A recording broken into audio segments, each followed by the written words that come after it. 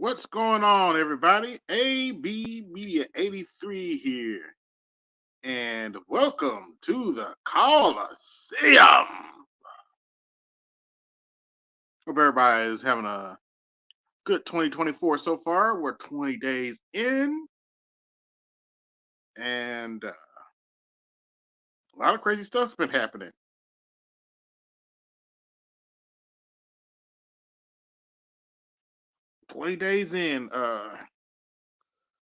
Turns out the brick lady's on the run, still, as far as I know.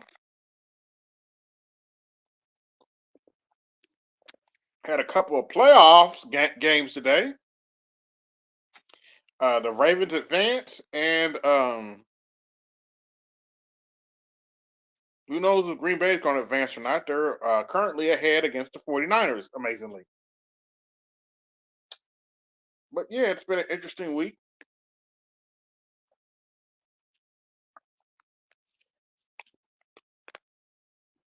This past Monday, we had the Iowa caucuses for the Republican Party.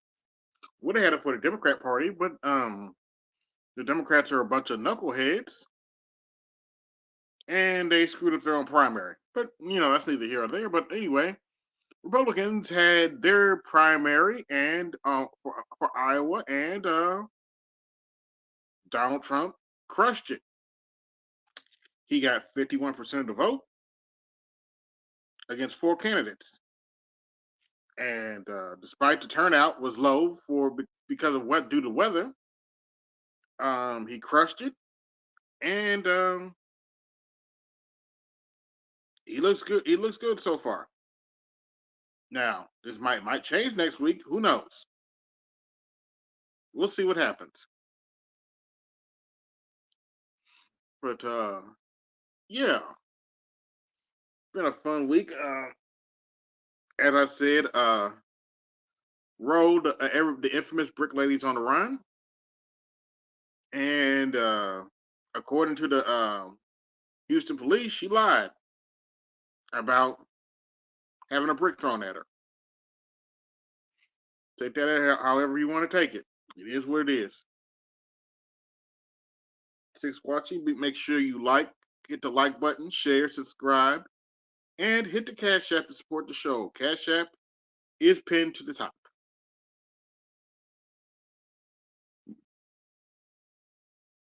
But yeah, been a fun week.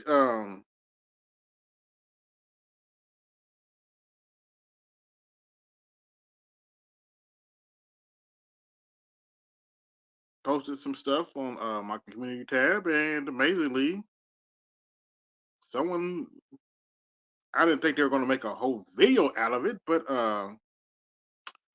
they made a whole video out of it. So I posted it just to clear the air. I posted it on my community tab. I told the Black Brain Trust, Mike and them, you think I'm hard on Joe Biden? Listen to some real lefties. And apparently they took offense to it, and they made a whole stream about it. Can't make this stuff up. Hey, what's going on, Silk D, otherwise known as Namer? How's it going? Links in the chat if you want to come up.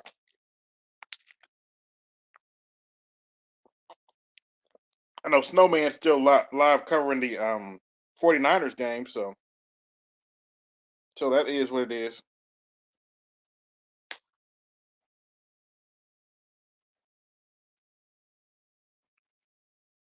Make sure you support the Snowman. Subscribe to Snowman. But yeah, that's pretty much the news for the week.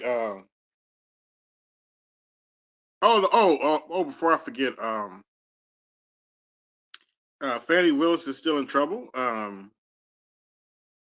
Now, granted, hearing from some experts, the fact that Fannie Willis is in trouble is probably not going to stop the trial, but I do think she probably needs to recuse herself.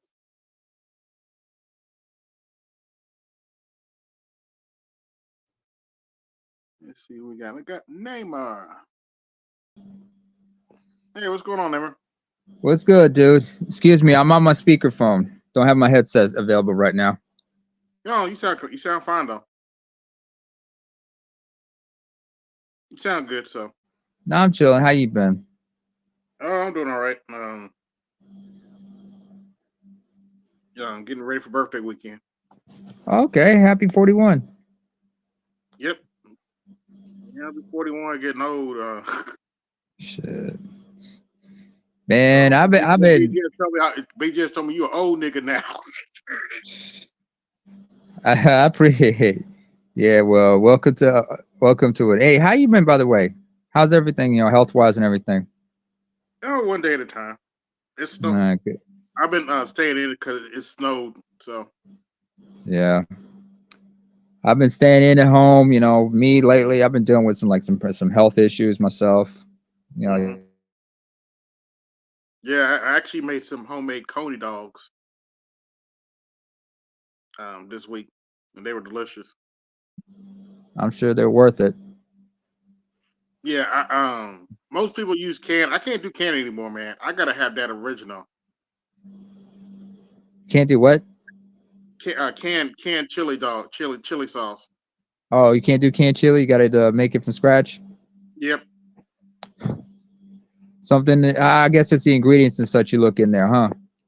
Yeah, I looked it up. Pretty much garlic powder, onion powder, chili powder, canned tomato sauce, and some beef broth, and you pretty much got your chili sauce. All right, cool. Yeah, that sounds right. If you got the right beans and such for it as well. No, you don't. You don't put beans on conies. Oh, okay. Oh, okay. Right. Oh, okay, Yeah, okay. All some right. people do, but Hey, whatever floats your boat, man.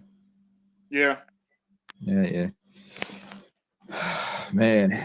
But other than that, trying to keep up with these games and stuff. I'm sure my mother trucker is a little disappointed after the Ravens crushed his Texans. Now, y'all don't be hard on L. L's a man, and he own up. He take that L like he take a W. But he Hey, okay, it was what it was. But Lamar was a bad motherfucker in this game. CJ and everything, they gotta be proud of themselves because they made thus far. But this is gonna be something they're gonna build on next season. we'll see. Yeah. I should be doing that. I should be going to jail for that. I should not be doing impressions of AL like that. I can't get Don't the voice down. nobody say shit. Yeah. I'm too tall and too weird. That's all I'm gonna say about it. Because AL's 5'7", but he Mhm. straight up dude about it. I'm 6'3", and makes absolutely no sense for me to be doing that. But on the flip side, me personally, I've been like spending the whole day just contacting relatives Mhm. because today is yesterday and today has been a religious holiday back home Okay. because it's a Epiphany where we commemorate the Christ's baptism on the River Jordan. Okay. So I had to call home and let them know, say happy and everything. It's good to hear from mom and everybody. And I've just been sending messages left, right, and center. I just got a chance to chop it up with some cousins I hadn't heard in a while. Okay. And it's good to just chop it up with them, because a lot of them we talk about some shit about our generation understands and shit. Mhm. And we just break it down and we have some good laughs and shit. Like That's good. one of my cousins, we were talking about the whole Cat Williams thing. Oh yeah. And Yeah, I've been and I watching was the news. Apparently, some people have been complaining that I don't talk enough shit about Republicans. Okay, here you go. Nimrata keeps putting her foot in her mouth, and when I say she keeps Nimarata. putting her foot in her mouth, she put a Shaq size shoes in her mouth. If you ask me, talking about, I appreciate you use her first name, not her middle name. huh? I Oh appreciate yeah, that you use Nimrata. her first name. Yeah, Naranta says there's no racism in the country. Nimarata. Oh, is that why most people don't know your first name, Nikki? Oops, did I say that out loud? Naranta? Is that why people don't know your first name, Naranta? And Nikki is not like short for Nicole or thing like that. Nikki is like based on the Sanskrit name. It's actually Yeah, you bored out there for a little bit. Namer? Hello? Yeah, you Yep. bored out for bored out for a minute. Oh yeah, sorry about that. Like I said, a lot of people don't know Nikki's actually, it's not short for Nicole. It's actually a Punjabi name because her Oh, mother tongue is in Punjabi. Nimrata Nikki Randwana. And I appreciate using her first name, but a lot of people don't know she's actually East Asian. She's like, she's Indian. Indian, but yeah, but she one of them passe blanc. She's one of them, one of them light skinned Asians because they got colorism in South Asia, just like there's colorism in Africa, folks. Yeah, well, what else is new? Yeah, I didn't talk about it. I didn't talk about it a week. I thought because it's kind of boring. I'm like, okay, another Republican sticking their foot in their mouth. What else is new? That's easy to talk about. Yeah, and saying she's gonna, if she becomes elected president, she'll give Trump a pardon. Well, first Whatever. of all, you're not. Let me first of all. Here's my question, because I've said this before. Trump or Biden. You're talking about two geriatrics here. Yep, pretty much. Because how do we know neither of the? How do we know they're gonna be around by November? Anybody could kick the bucket. Hmm. Yeah, I don't like to go there. Even with Joe Biden, even though Joe Biden ain't my cup of tea, I don't like to go there. So, Oh, that's why you got Kamala there. That's you make sure like, oh, he better not kick the bucket. mm, yeah, no comment. So I'm just look. It's all political theater. Yeah, you bored out again.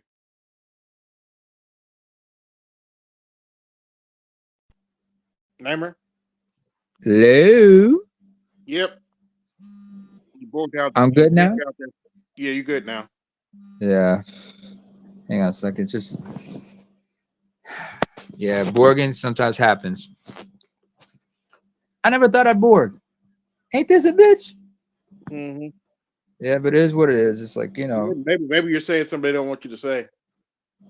uh, that's the Come on, story of my life. yeah, we ain't picking on the old man that badly. Uh, that's the story of my life. I say some things Interesting that I story. shouldn't be saying. Interesting story though. Hmm. Biden might really be in trouble because I heard something today I never thought I would hear out of an individual's mouth. Uh-huh. Guess who called him Genocide Joe? A term I've barely used yet. Who would that be? Mark Lemoyce Hill called him Genocide Joe in a speech. When was this and where? It was at I gotta look it up. It was on Savvy Sab's screen. I don't remember where it was, but it was over the Palestinian issue, and he was pissed off that he went to that church in South Carolina where Dylan Roof did that shooting, and there was that incident where the Palestinian protesters came there and said ceasefire now, and then you heard them scream 4 more years, 4 more years. This is all political theater. As far as the pro-Palestinian protesters, Yeah. I'm taking neither side in that conversation I've explained my position on that. Yep. On the What's real going for on? real. Oh, it's Dr. Jermaine.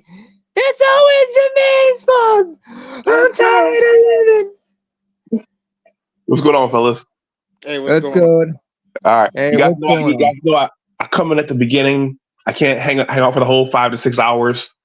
That's So cool. Okay. I'm gonna come up and I get tired around midnight. What's going on? So AB, I had a question for you. So what did you say about Uncle Joe that inspired the Brain Trust to do a whole stream on it?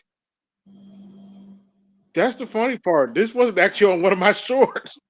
This was something I actually posted in my community tab, and all I said was, "You think I'm hard on Joe Biden? Let's go listen to some real lefties." Okay. Okay. I mean, And if you Biden. listen to the real lefties like RBN, they're much harder on Joe Biden than I am, and they talk about much more than I do. I got other things to talk So- about. I ain't gonna focus on Joe Biden all week. I got other things to focus on. So the brain trust, they are hardcore Democrats then. Yeah, they claim they're not, but listen for yourself and judge for Okay. yourself. I think this is one big clown show, man. I mean, the more I'm learning about Some of them are everything. conservative. Some of them are conservative and independent. I'll give them that. But Yeah. you listen to the rhetoric, they lean toward the Democrats. They spend a lot of time bashing Republicans. Mm. And granted, sometimes Republicans deserve to be bashed. Yeah. I mean, the more I'm As seeing. I said earlier, bashing Republicans really isn't that hard. No. Nah. Well, I was gonna say, yeah. The more I'm seeing, this is just one big clown show. I mean, ultimately, what's happening for the good of the country. Well, I mean, they're doing all these things. They're not explaining why they're leaving the border open and why they're letting all these people in. That's what I don't like. I don't like the fact that they're. I haven't even gone over how Biden is fighting with literally fighting with Texas to keep the border open. Yeah, well, yeah. I mean, it's like, dude. I mean, you're at least say something. Don't bullshit everybody. Tell them why you're doing it. Tell them. At least tell everybody you need workers, or tell her. Yeah, talk you need about have the balls to talk about the population. Have the balls to tell everybody what you're doing and why you're doing it. Just don't do it. And I forgot. You also need to replacement group to replace black folk at the voting block. Oops, did I say that out loud? Yeah. Well, yeah. Let's not forget, a lot of Republicans also benefit from the open borders, but it's just that, Greg Abbott, he's just like faking the funk about closing it. Mm-hmm. Yeah. But, because both sides understand. They're still going to import white people. Like they imported a whole bunch of Ukrainians that nobody noticed well because they're white. What do you expect? Ukrainians, other Eastern Europeans and whatnot. Typical white supremacy procedure. I got accused. We don't talk about white supremacy over here. Okay, whatever. I mean, there's so much. What do you do? Talk about it? You're gonna drive yourself crazy trying to talk about it every day. Good Lord. Yeah. To say we're oversaturated with white supremacy even now is an understatement. So what do you want me to do? Talk about it every day? I'm like, okay, whatever. Nothing against the Black Brain Trust, but I just think just leave them be. Sometimes it's not worth talking to them or talking about them. Well, I mean they do what they gotta do. They gotta just do their thing. Wait a minute. I was knocked out when they made that stream, man. I didn't even comment on it. I found out about it later when I woke up. Mm-hmm. So it is what it is. I'll tell you what, though, man. This Fanny thing, man. This is intriguing, dude. It's like, okay. Look, now let's set the record straight. So they don't claim I'm misinforming anybody. They still have a case against Trump. I've heard this from professionals. I've listened to some professionals. They still have a case against Trump. With that being said, I do think Fanny needs to step down because what she did was clearly very unprofessional. She needs to let somebody else handle that case. Yeah, I mean, how many black eyes can that sorority take?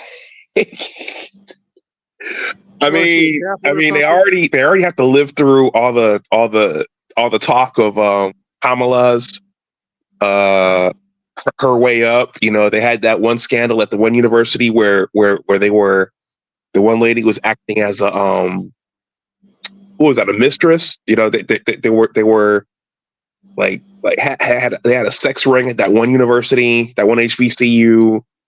Oh, madam! I didn't know all that. Yeah, the madam. Yeah, I mean, what is up with Alpha Kappa Alpha, man? don't know, don't care. I'll let those ladies handle it because they don't care what I think anyway. So Yeah, yeah. I'm glad I didn't go to college in the U.S. That's all I'm gonna say. look, part of me wishes I'd join a sorority, but You I mean a was kind of, fraternity? yeah, fraternity. I mean, yeah, not sorority, a fraternity. I was turned off when I was around 18. I saw this video came out of this fraternity throwing feces on to I guess as a prank or something. Like, no, On we're the fighting afterwards. pledges? Yeah, for the pledges, and I'm like, no, motherfucker, we're fighting afterwards. Yeah, the hazing That's shit you also and punch in your shit. Yeah. face. You're not gonna throw that shit on me. You're not gonna throw fertilizer on me and think we're gonna be cool and that. Nah, bro. That's a punch in the face, Nah. and that kind of turned me off to fraternities and all that. Now, do they have their benefits? Of course, and certainly good brother Art Stalls in the fraternity. There's not, and then there's fraternity, and there's nothing wrong with that. And I that's mean, Kevin Samuels was in a fraternity when he was in college. right. Yeah, he was a Kappa. Yeah, He I was a mean, cap. it looks like they have a lot of fun. I mean, you got to pay your dues Yeah, every year. You got to go to but you meetings. also get eyeballs and access. That's right. Yep. Get connections with those kind of fraternities. So I'm not totally bashing them, but I got a bad taste in my mouth when I was younger, so that's the only reason I didn't join one. I Hmm. mean, I kind of wish I frat had. houses. I probably would have got some more connection. I wish I had. Kind of wish I had now, but because I probably could have got some more connections. But it is what it is. I never I claimed to be mean, perfect. one of my cousins graduated, and he was part of a black fraternity. Okay. Not sure which one, By the way, but 15 watching, like, share, subscribe, hit the Cash App, support the show. The Cash App is pinned to the top of the chat. But yeah, I'll just get the like. I'll get the like later on. So, AB, But so you're pretty well versed on the politics, man. What do you like? What do you see, man? If Trump it looks like he's gonna get back out there and be the candidate. They try to take him down, and no matter what, most likely he's going to be the nominee. Whether or not he was the presidency, I can't tell you. I have to wait. I have to wait and see. dude. There are so many people who would lose it if he got back in. I mean, just mentally. Yeah, yeah, Some of them are in my family. I mean, they just yeah. wow. Trump. Unfortunately, Trump derangement syndrome is very real. you'd be I mean, surprised how many when I say people. it's real, I really do think it's on the spiritual level because there's some Christians I want to go to. I'm like, okay, the Bible says, "Fear not the one that harm the body, but fear the one that harm the spirit." My question to you is, why are you letting Donald Trump harm your spirit? Yes, we know he's a total prick. I've never denied that. Yes, he's had some racist tendencies in the past. He wrote that article about the five brothers in New York. So I've never The denied Central Park Five. Central Park Five. I've never denied that. So what's the issue?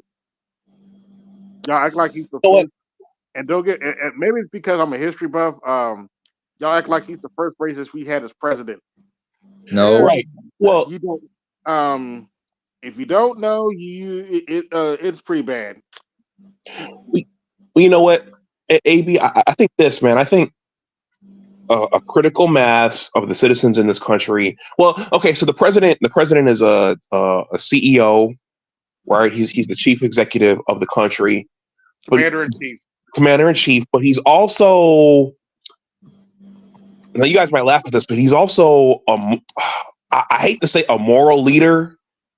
I hate to say that he's a He's not Moral a compass. pastor. But people look to the president for moral leadership, He's the face of the right? country. So He's the face of the country, no matter how ugly it is. right, Yeah. and so And look, trust and believe, it was ugly when Trump was in office, but that was the face of the country. Yeah. right. But what I'm saying is, a lot of people don't really care about the policies as long as the president is presidential, as long as he's suave and he speaks well. And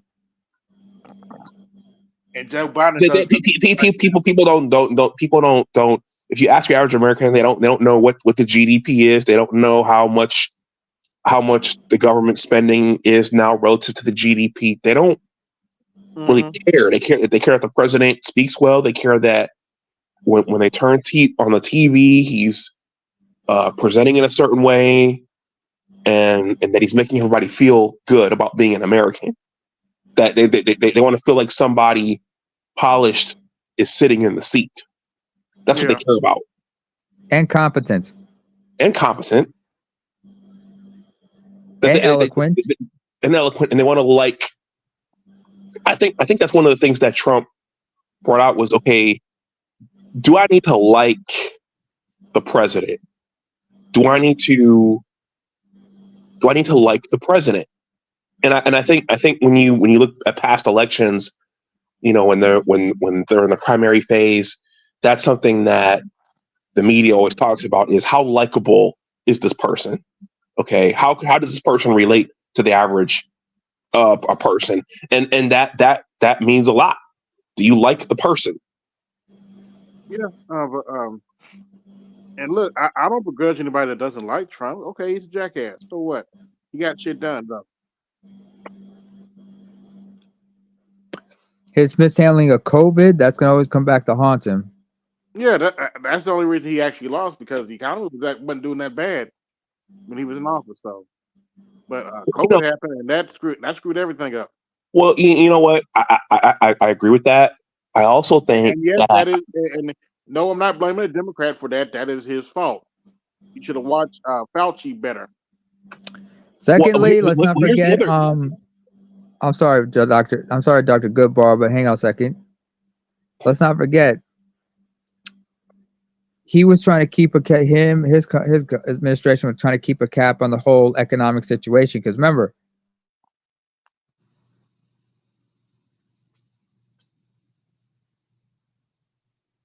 Oh, he cut out again. Wait for it.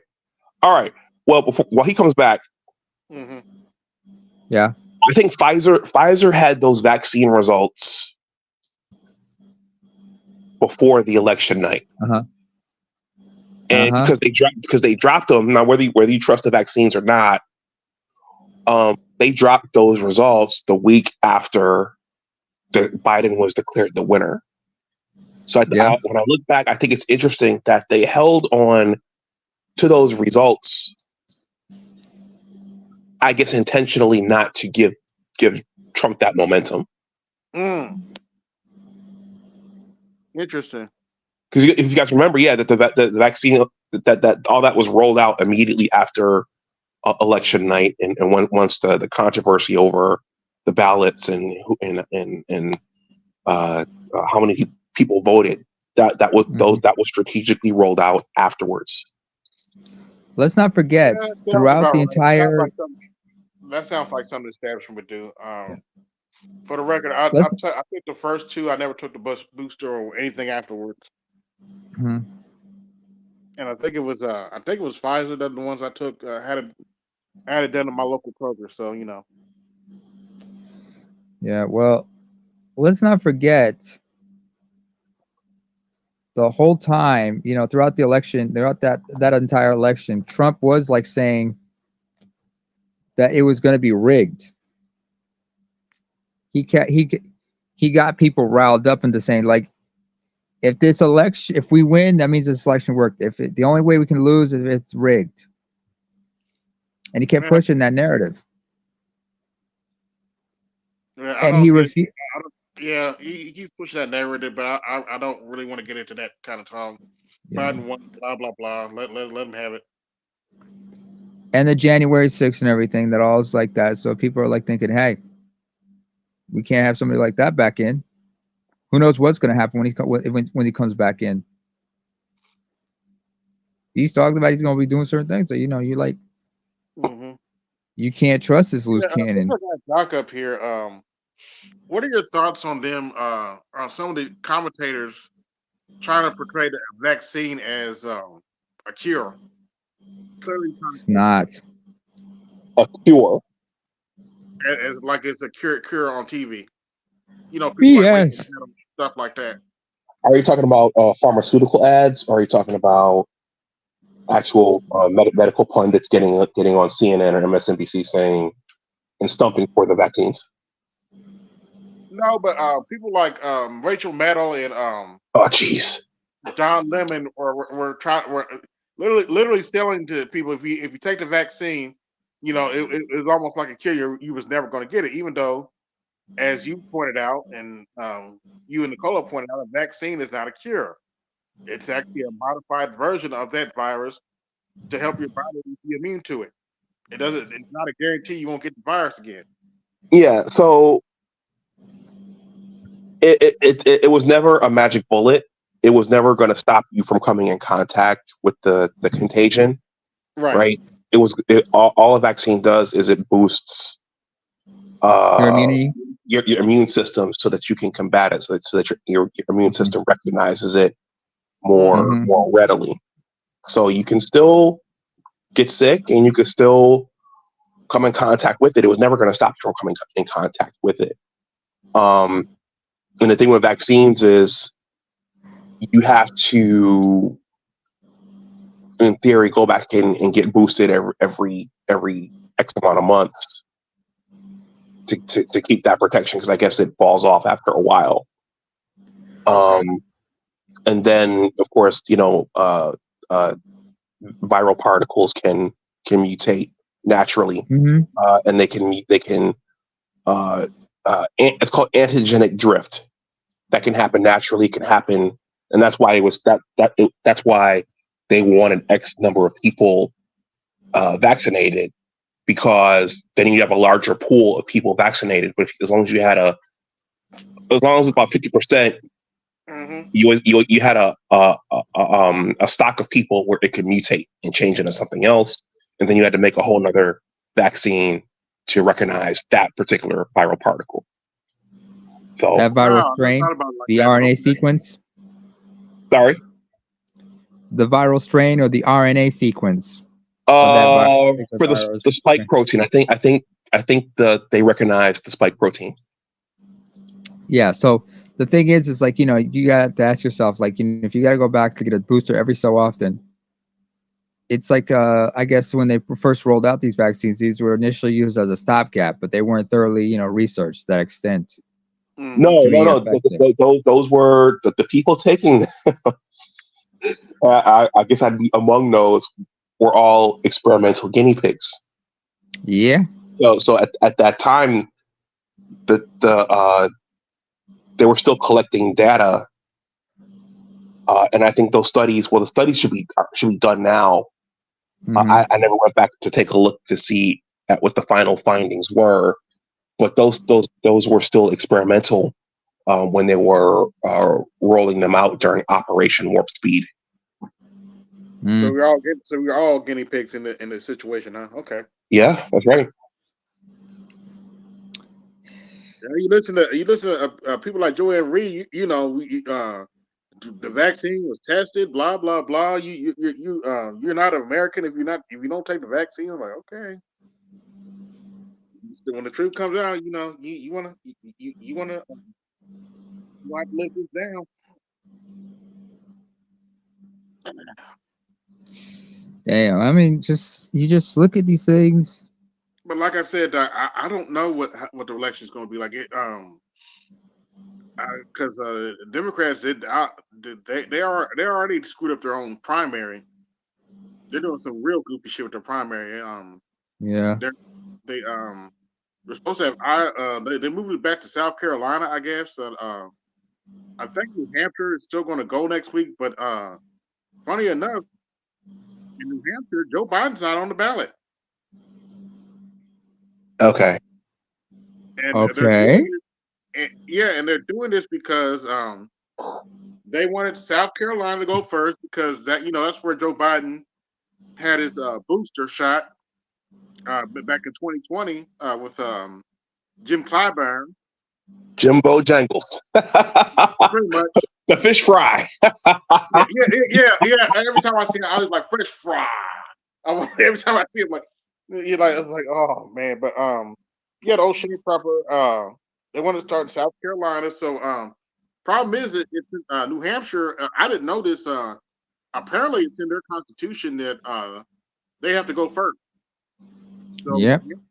Democrats said, okay. And you have to remember, New Hampshire is run by Republicans, so it's like, okay, we can't change this date, so we're going to go ahead with our primary. So the DNC came out and said, pretty much,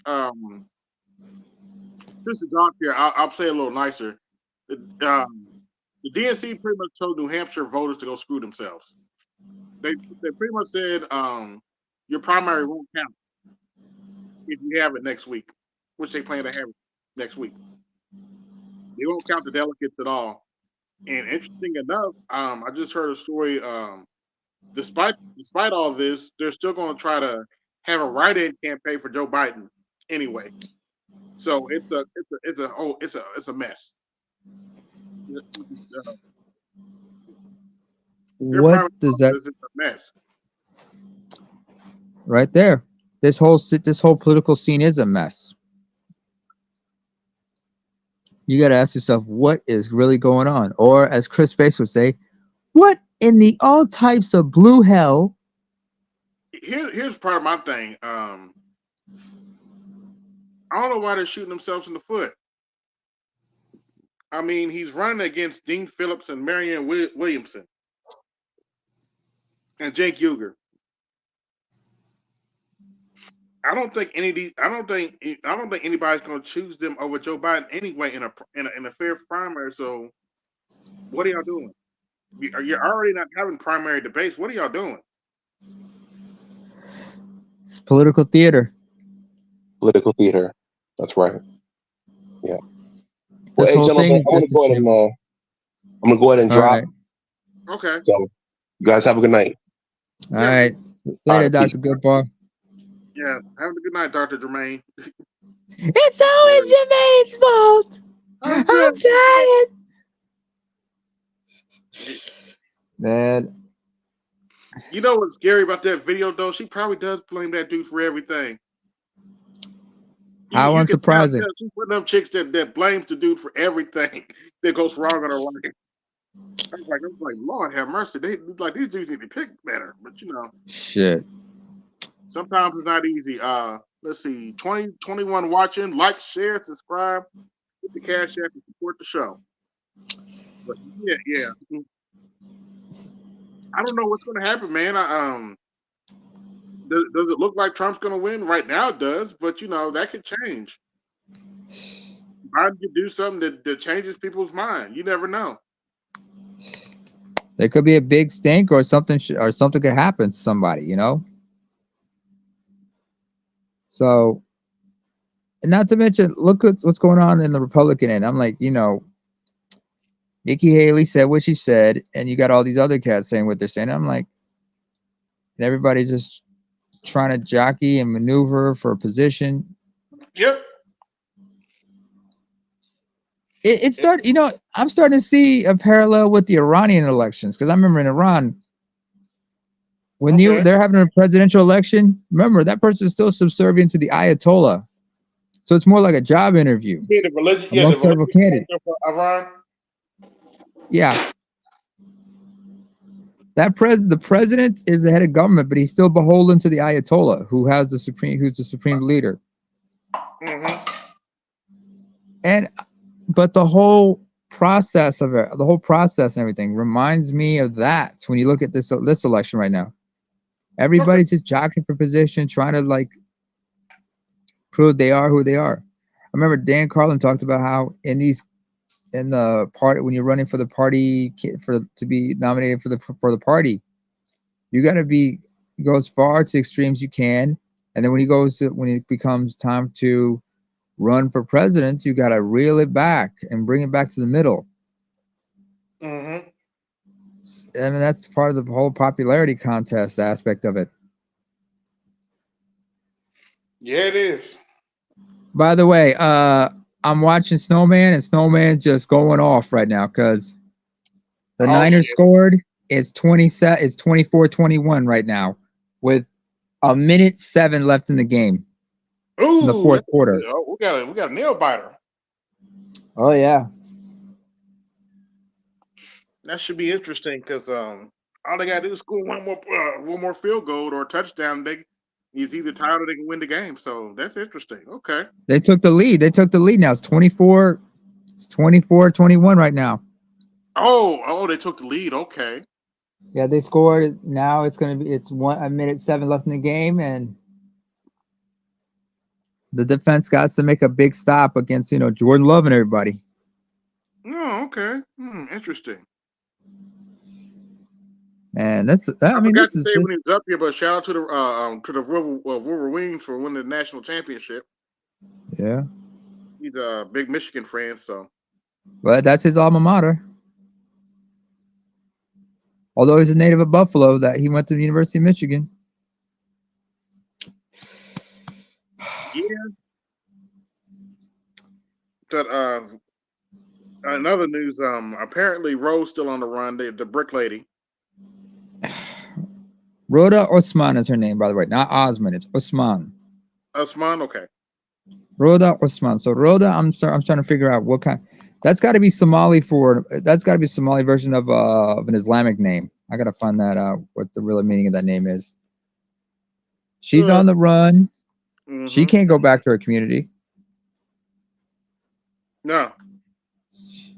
She bad news. The scam artists like Danielle was this. talking about her. He's seen her in real life, and he said she's crazy. She's always she's the kind of chick that's always starting fights and stuff. Them drama heifers. Yeah. I don't even look at them kind of chicks, man. I just walk the other way. Like, nah, I ain't talking to you. You been got me in trouble.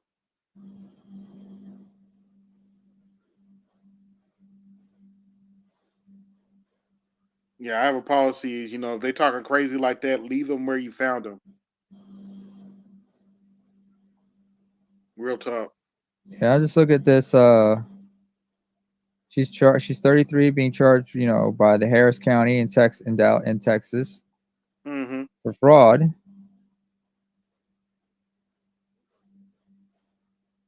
It says that according to Fox, it says here that she's a University of Texas PhD student in African American Studies. Oh, She's okay. a PhD student at the University of Texas. Okay. University of Texas at Austin. That's where where she's a student in African American Diaspora Studies Department. Oh. Okay. That's interesting. Doesn't change the fact that she's a scammer and probably half crazy, but Rhoda. I'm trying to figure out what kind of a name is Rhoda.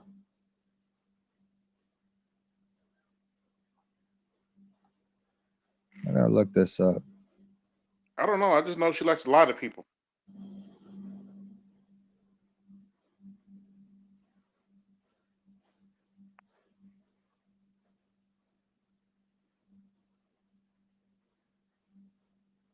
Be sure to like, share, and subscribe. Hit the cash app, support the show.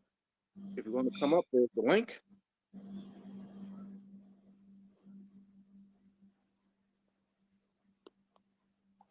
I was looking this up. Looking up the meaning of her name. Rhoda.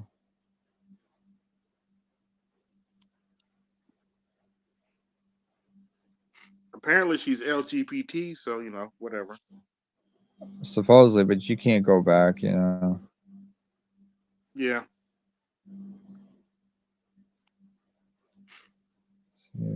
No.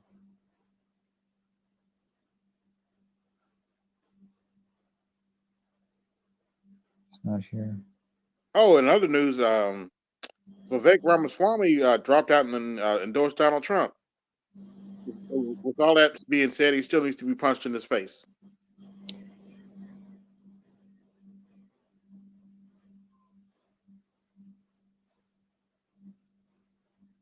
It looks like Zelensky's going to. Oh, by the way, it's 30, 34 seconds left in the game. Niners regained possession. Got possession of the ball. Oh, the game's over. Because Yeah. all they got to do is take a knee. So the game's over. 49ers. Because the clock, the play clock's only 40 seconds, so the game's over. Yeah.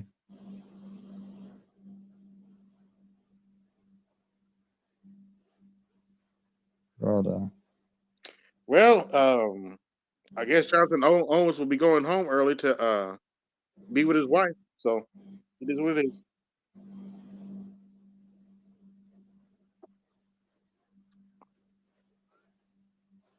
I'm sure Simone will cheer him up.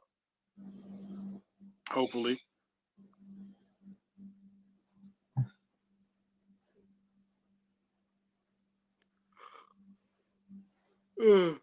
Is Charles still alive? Huh? Charles? Charles? No, he's not. Okay. He was for a while ago, but I think he had shut down because he had to go to work. Oh, okay. Yeah. Yeah, I know I Brother. know he stays busy. He usually stays busy. It's been snowing here, Yeah. so I've been inside for the last for today. I had to go to, of course, I had to go to dialysis yesterday, but Yeah.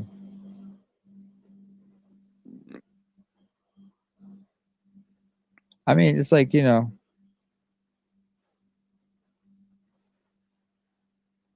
yeah, this woman is the brick lady. She running. She's on the run.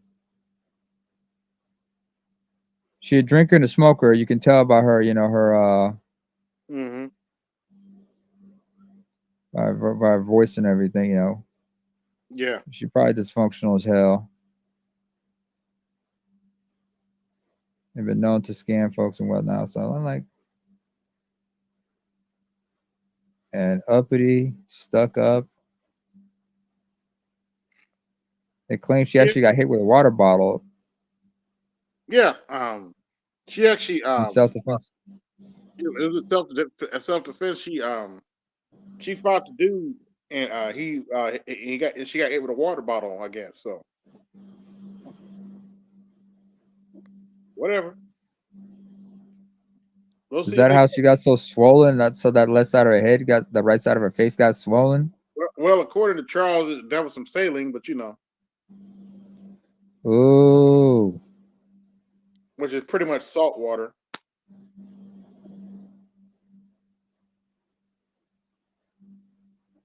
You couldn't possibly be crying like that, if you had saline and whatnot on your face like that.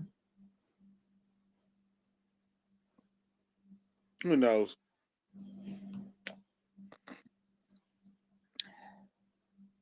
Man, I'm just glad she was Somali. I mean, if she was Ethiopian, Eritrean, I would have been like, oh shit, here we go. Mm-hmm. Here we go. Now everybody got to look at me like, yo, what's wrong with your peoples, Nema? I'm like, What you said? We don't claim her. She don't belong we to don't us. claim her. We don't claim her. I mean, I don't claim. There's people who's Eritrean. I don't claim them Mm-hmm. because I don't need them to represent me. Hang on a second. Got to switch to my Bluetooth.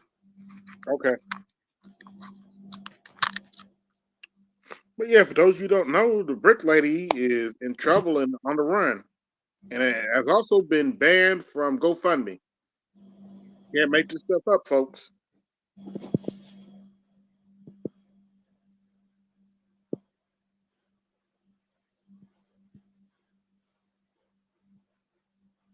Waiting for neighbor to switch Yeah, out hold on a here. second. Just making adjustments to my settings.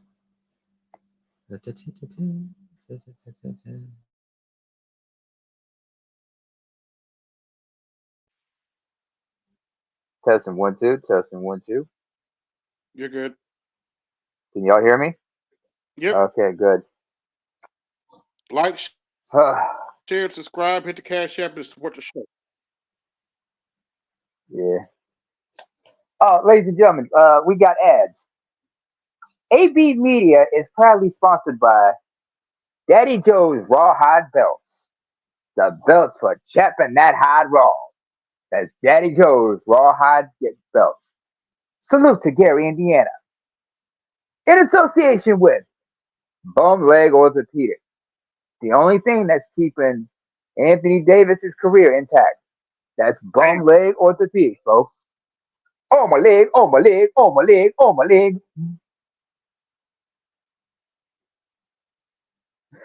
Man, you got it's a lot of fun when you do like dropping ads in the show and whatnot. Mm-hmm. I know Snowman's a happy Oh man my because God, old I game can't over believe I now. forgot this picture. You Uh huh. remember Do you? I just have one question for you, Namer. Do you remember Uh-huh. Uncle Lori? Ah, that's it. I'm dead. I'm dead. I'm dead like Ryan McCarthy. Ooh, that's correct Uncle looking. Foot as Uncle Foot as Brian as Chris Bates will call her. Uncle Foot. Yes. It, it's been a year since she left. She left office, and we got to bring her ugly ass up. Uncle Foot. I'm just glad you don't got to worry about her stinking Mm-hmm. ass. Yeah, I Yeah, just I'm knew just you were going through nasty. my. Oh, we got a visitor, Oh, who we got here? Brother Jules. Hey, what's going on, brother? Hey, Julesy. Unmute yourself. Hey guys, what's going on? How y'all doing? Oh, not Well, we're much. good. Just recapping the NFL. Uh, what'd I miss? Let's see. Looks like the Texans Niners are lost moving to the forward. Ravens. Niners beat the Niners just beat the Packers. They came from behind to win. Solid. Yeah, yeah. And the big and the happiest person right now regarding the Niners win is Snowman because he was doing the play just now. Yeah. Nice. It's nice. It's nice. How you been, man? How's the 6 foot it's slick back, by the way? What's up? How's the 6 foot slick back? I don't know what you're talking about. You gotta You clarify. talking about you got a certain slick back that's 6 foot tall? No. That was years ago. Okay. No. Oh, okay. The last lady I was seeing, she might be 5'6". Oh, okay. Yeah. Oh, okay. No, I haven't seen her in a couple months. I've been focusing more on the studies. Get my skills and resources right. How's Theo's classes going? Speaking of which. It's good. I would say, well, I haven't been in the field on this type of, skill set, but Mm-hmm. from the guys I know who do this type of work, I've described what I'm going in. They're like, yeah, this is pretty much what you're going to do if you're going to be an architect or an engineer. But the Okay. work itself it's rigorous, and Theo does not pull punches. He puts you on it, and then gives you homework that is complex. But if you get the concepts and you can apply them and work with your team, and I mean, you could do it. All right. Cool. That's cool. Sounds All the best. All the best to you, man. Yeah. I mean, that's the only thing that is the only thing that is constant in this world is change, and everything that I've seen as far as God, I wish Dr. Dunbar was still up here. I wanted to ask him about the Biden White House released this list of tech cities that they're going to be investing in, or tech regions over the next few years. I know it's more like Department of, oh man, I can't remember if it's Department of Interior or Department of Ed or combination of them, but they're going to invest all this stuff from like pharmaceuticals to agriculture, all this type of stuff. And they did have a section on actual like IT stuff, cybersecurity, Mm-hmm. cloud stuff. I mean, they look, if you're going to be really moving in the next, let's say 20 to 50 years, you're going to have to be Mm-hmm. in those areas. I'll drop the link to it in the back chat, but I mean, it was a pretty good press release of like what the focus is going to be, and it looked like that White House is only the spokesperson for it, so it's more. This has been in the pipeline, and now we're getting it onto the table, so everyone can see what's coming up. Okay, cool. Sounds good. And this depends on what happens come November. But it sounds like it's already a done deal what happens November. This is why. That's why you have this old adage: presidents are selected, not elected. But hey, what do I know? Yeah, is what it is. We'll see what happens. Like I said, I don't have a And crystal ball. I, I can't tell you. I can't tell you. Um, I can't think of the word right now. I can't tell. I can't tell you definitively who's going to win or who's going to lose. Got to wait and see. can't give a Don't even worry prediction. about it. I'm not.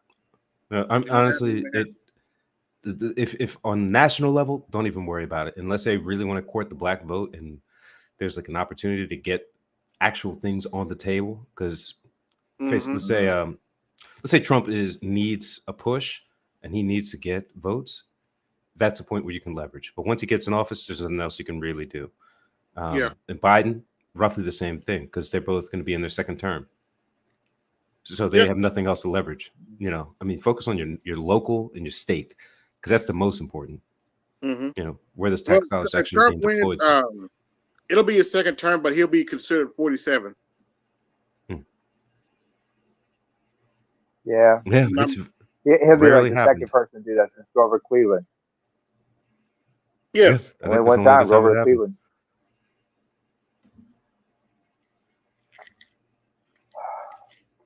Apparently, Tim Scott Redneck. endorsed Trump today too. So Oh, good for him. I mean, it's not a bad idea if you want to get favored in to wind up heading the department. yeah, You plant your foot. everybody was talking about Naranta being his vice president, but she keeps putting her foot in her mouth. Yeah. That sounds about right. Yeah, I mean, if I were her, she has to appeal like she doesn't know that she's second place. Like she could still win it, and she still wants to get something if she doesn't win it. So what do? And she's just not. She's at the right age for a president. Like I think you want to be at least 45 years old, really like 50 years old, Yeah, just she's because in her you've had at 50s. least. And she has like the pedigree, and she's been an executive of a state level, so Yeah. she has experience in it. But Yeah. as far as Former like the state public relations governor, portion, former ambassador.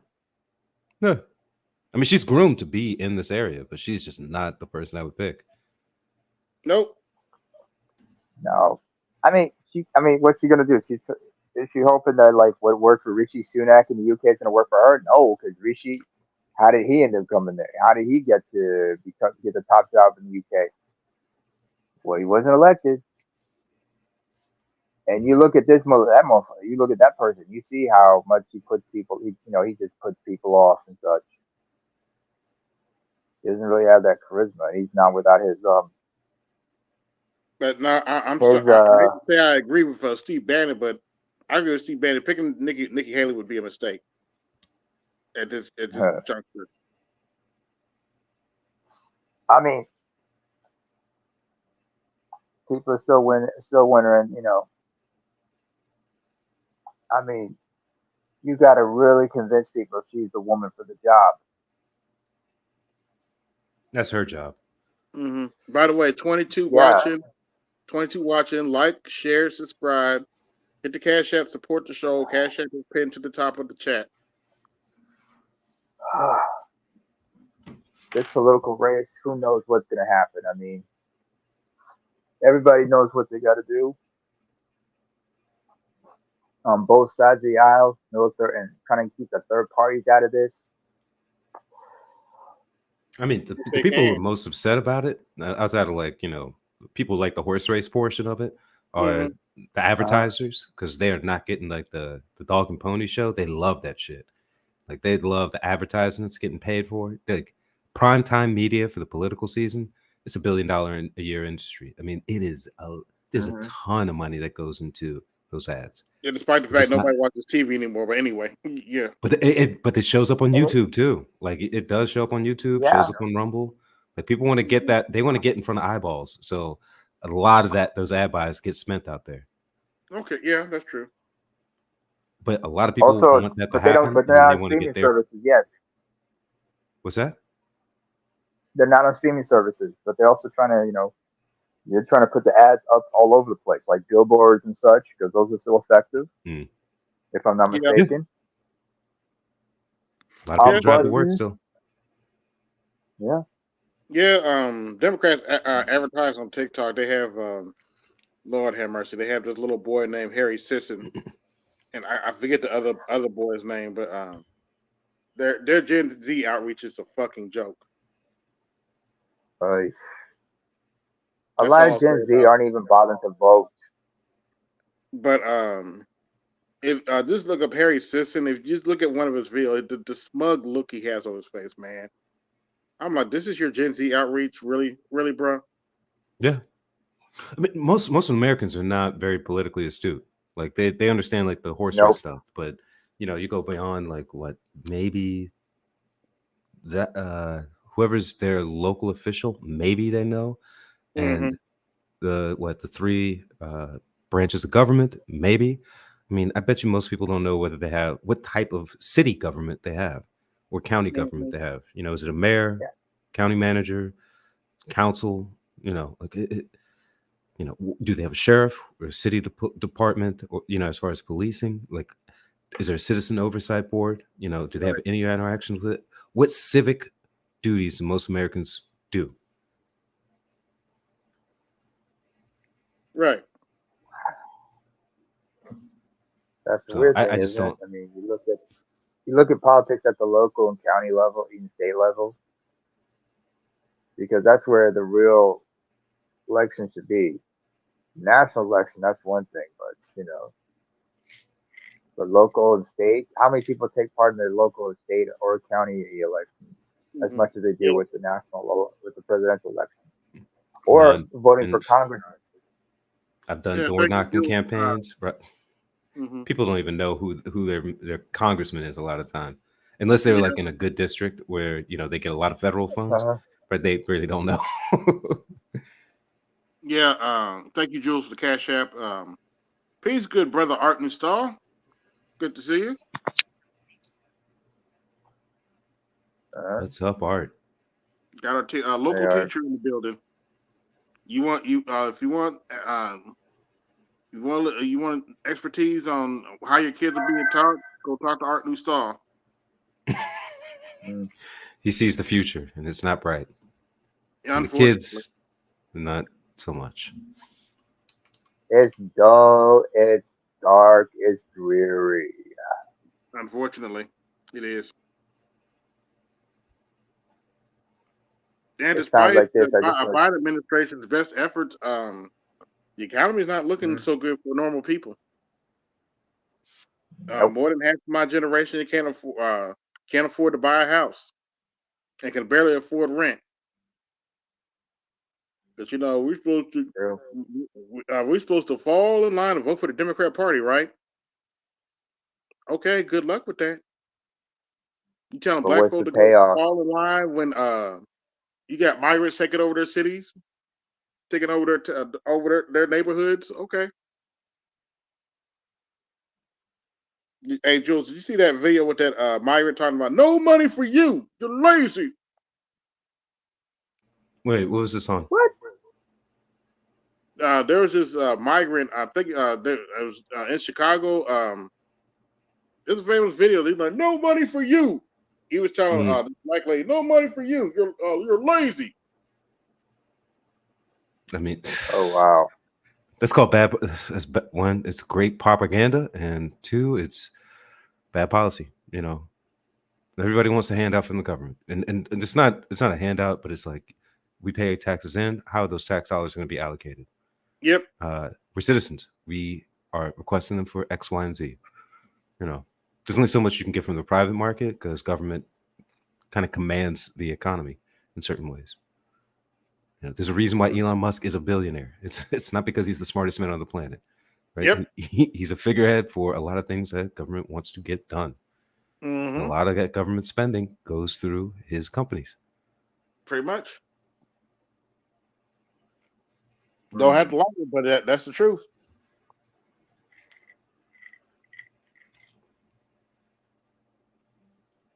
Let me drop this video in the back. I'll show you this. This is great. This kid is lazy, and his dad was trying to. You can share it. Let me see. Okay. All right, Yeah, it's on Twitter, so I don't know. That's what I was like. The comments look safe. Hold on. Let me see. As long as it's not any movie or anything, man. I should be able to share it. I dropped the link in the back, but if you want me to share it from my thing, I can as well. Okay, let me try that. Share slides. Oh, I know what I could do. Give me a second. All right, take your time. Yeah, because I'll be sharing BGS stuff when it comes up, and you know.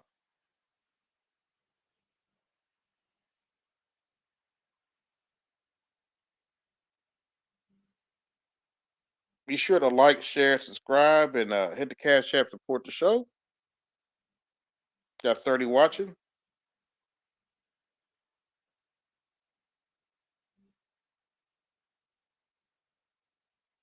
But yeah, anyway, what were we talking about? I'm sorry. Yours? We'll just wait on him. If you want to All right. come up and mix in the chat. Yeah. In the meantime, I'm sure Snowman is celebrating. That come from behind victory. Yep. Yeah. Oh, there he is. Okay, we got him. I got you. Y'all want to hear something crazy? They don't want to hear nothing crazy. I'm not going out and shoveling nobody's snow. You can take all the Instagram stories you want to. My son just said that I'm treating him like a slave because I'm making him shovel the front of the house, number one. I didn't say you treat me like a slave You because you're did. making me shovel. I said shoveling like a slave. Okay, same difference. No, it's not. And No, it's not. he doesn't think it's a good idea to go around the neighborhood and shovel people's fronts out for money. Because who's doing that? Who's doing that? It's 2024. Did somebody want their house shovel to get up and shovel for themselves? And then you already made me shovel once, and you want me to do it again? No. Yo, this new generation, boy. This is the new generation. Go home. We used to go get money out here. I have a job. We used to. I That's have cool. a job. So you double up. No, not shoveling nobody's white lady snow. No, You supposed to see this no, opportunity and this is not seize an it. opportunity. No, that's more work for me. Why would I do that? This is an off day at school for me. I want to lay home and lay in my bed with no clothes on all day. I'm not going out shoveling nobody else's snow. No, I'm going to shovel your snow. No. Wait. Hold up. Was he raised by his mama or something? Yeah, that's exact. Look at it, all his gestures. With like, it looked like his mama's gestures. The eyes bugging out, the head nodding and bobbing back and forth. Like you could see the dad picked him up and was just like, "What the fuck? I don't have any influence over this child." It's crazy. Yeah, that's what I was wondering. I wanted to ask about that. Does he raise that for it? That's what I want to know. And because when y'all were growing up, used to guys get paid doing yard work and shit, right? Yeah. That's how you were able to make money growing up. Yeah, cutting grass, cutting hedges, shoveling snow. Like you can get carrying groceries, all that type of stuff. There's a bunch of old ladies who need your help for something like that. Oh yeah. Yeah. And they'll pay you. Some 70-year-old lady's not going to be carrying her groceries all around. Right. That's crazy. I mean, yeah, but That's Play that's it that's one. what Art Newstall has to deal with. That's the kid. That's the nice version of it. Yeah, play that one more time though.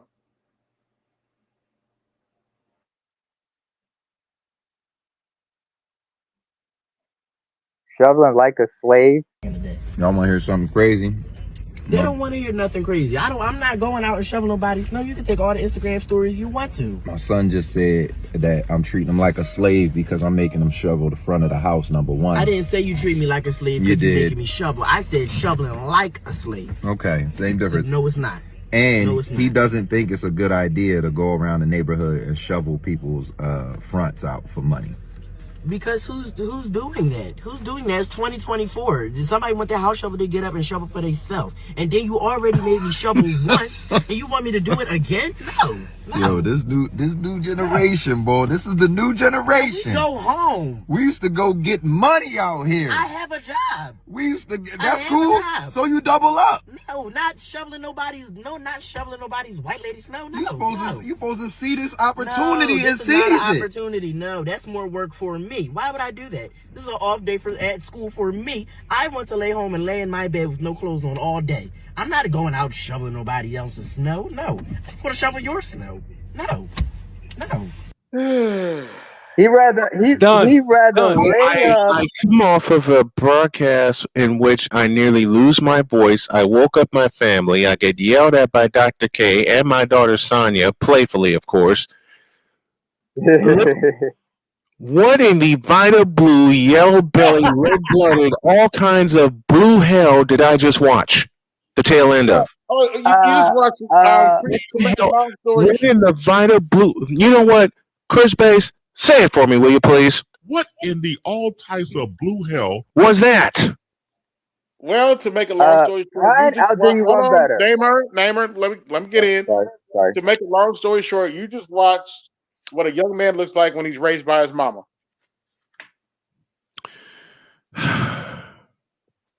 Applause. And Kevin? God damn it! You can't make this shit up. And I say that because there's no way I would talk to my father like that. You know what? Without ducking, without at least ducking at least twice, 3 or 4 times. You know, I wouldn't even duck. I wouldn't even. I wouldn't. God love you, William Otis Snow Jr. and George Edward Downs, my pop and my grandpa. God love you both. If I even formed a syllable in any of those sentences, I wouldn't have the chance. I wouldn't have the chance or the time to duck. Yep. That's all. Nope. I wouldn't have the chance or the time to duck because I'd have been out cold and a shovel would have been placed in my hand when I woke up. Like, now get out there and do what I told you to do. Like, Exactly. And there there would would be be no talk back. I'm like, yeah, I would just shut up. Like, yes, sir. exactly. Go look. Dude, half the time you learn to cut the grass. Pop would tell me all the time, "Go shovel that snow." Yes, sir. Mm-hmm. I didn't even think of making a smart aleck comment. Go shovel. Yes, sir. Period. End of ball game. Don't forget the rock salt. Yep. Second, don't forget what? Don't forget the rock salt, like Chris Bass would mention. Man, if I back in Chicago had I seen or heard any inkling of the salt bastard, I'd have been in jail for beating the piss out of him. Mm-hmm. Yeah, that's the salt bastard. Oh, by the way, So, real quick, talking about sports. So the Niners pulled it out, huh? Wow. Brock Purdy got his Joe Montana on in the fourth quarter. They pulled it out, 24-21. So y'all already know I'm gonna get another tongue lashing from my wife for waking her up. Uh-oh. Y'all already know. Y'all, please keep it down. it's gonna sick. It's gonna be that. Yeah. With about 15 cuss words. Mister, would you please keep Oh, it down? okay. Daggone it. Yeah, that and my wife's new favorite phrase around me just to mess with me, goes, and I quote, "What the fuck, man? What the fuck?" I'm going to record that. That's what a friend of mine says. I'm going to record That's what a that. friend of mine says about me. I'm going to record that. I'm going to put it here in my soundboard, and it will be only for the Coliseum. I will not use that button during the morning show. Don't do it. Or I can't. Don't do it. I Don't press can't do that it. button. If I hit the button during my morning show, man, Jody will not stop yelling at me, and I wouldn't blame her. The master teacher's in the house. What up, BGS? Hey, by the hairs of your chinny chin chin, Snowman. Man, the skin. Look, I said at the end of the broadcast. They didn't deserve to win that, but they No, they did not. We kept shooting ourselves in the foot. 7 penalties, 95 yards, missed opportunities. Green Bay only got penalized twice. Yeah. In the game. Yeah. They only got penalized twice. And Green Bay dropped about 3 interceptions. Just dropped them. Yeah. And I my booth producer Shane Lake and Jody also reminded me of this. When we played Dallas in the NFC Championship in '81, we turned the ball over 6 times. We turned the ball. You may as well say we turned the ball over 6 times tonight. I mean, 4 of them wound up being punts. But what turned the game around was the Niners stopping Green Bay on a 4th and 1, and then scooting down the field and turning it into a touchdown. Yeah. Oh yeah, they had to have some luck. Missed field goal, all kinds of stuff, man. They had to have some luck. So, but hey, you got to take it. And that interception. Let's not forget that interception. Both of them by Dre Greenlaw. Both of them. Yeah. Oh, by the way, Snowman. Yes, sir. I don't know if you caught it when I was on Chris Bates' show earlier today, but I think I topped his "What in the All Types of Blue Hell" by saying, "What in the all types of Sammy Sosa fading from black to white hell is this not?" I saw that and laughed my head off. That's look. That was the first time I woke my wife up this morning. When I saw that, I tried burying my face in my pillow, laughing, and of course Jody just leans over, gives me a massage, and says, "All right, show me what happened." Hey, BGS, you actually missed. Hold on, wait a minute. You actually missed. Dr. Goodbar came on a little bit earlier. Oh, did he? Okay. All right. Yeah. Well, my grandson had a birthday party, so I just came back. I was just. Oh, how was that? I was watching, with the in-laws watching the football game, so we had to wait till the end. So, how old is your grandson? How old is the birthday kid? That particular grandson, he just turned 10. So. Nice. Okay. Well, both of mine are half his age, and I had a chance to see one of them last weekend when I spent time with Braylon. When I went to see Carmen and the kids. Braylon tackled me. Of course, I let him, but Braylon tackled me. That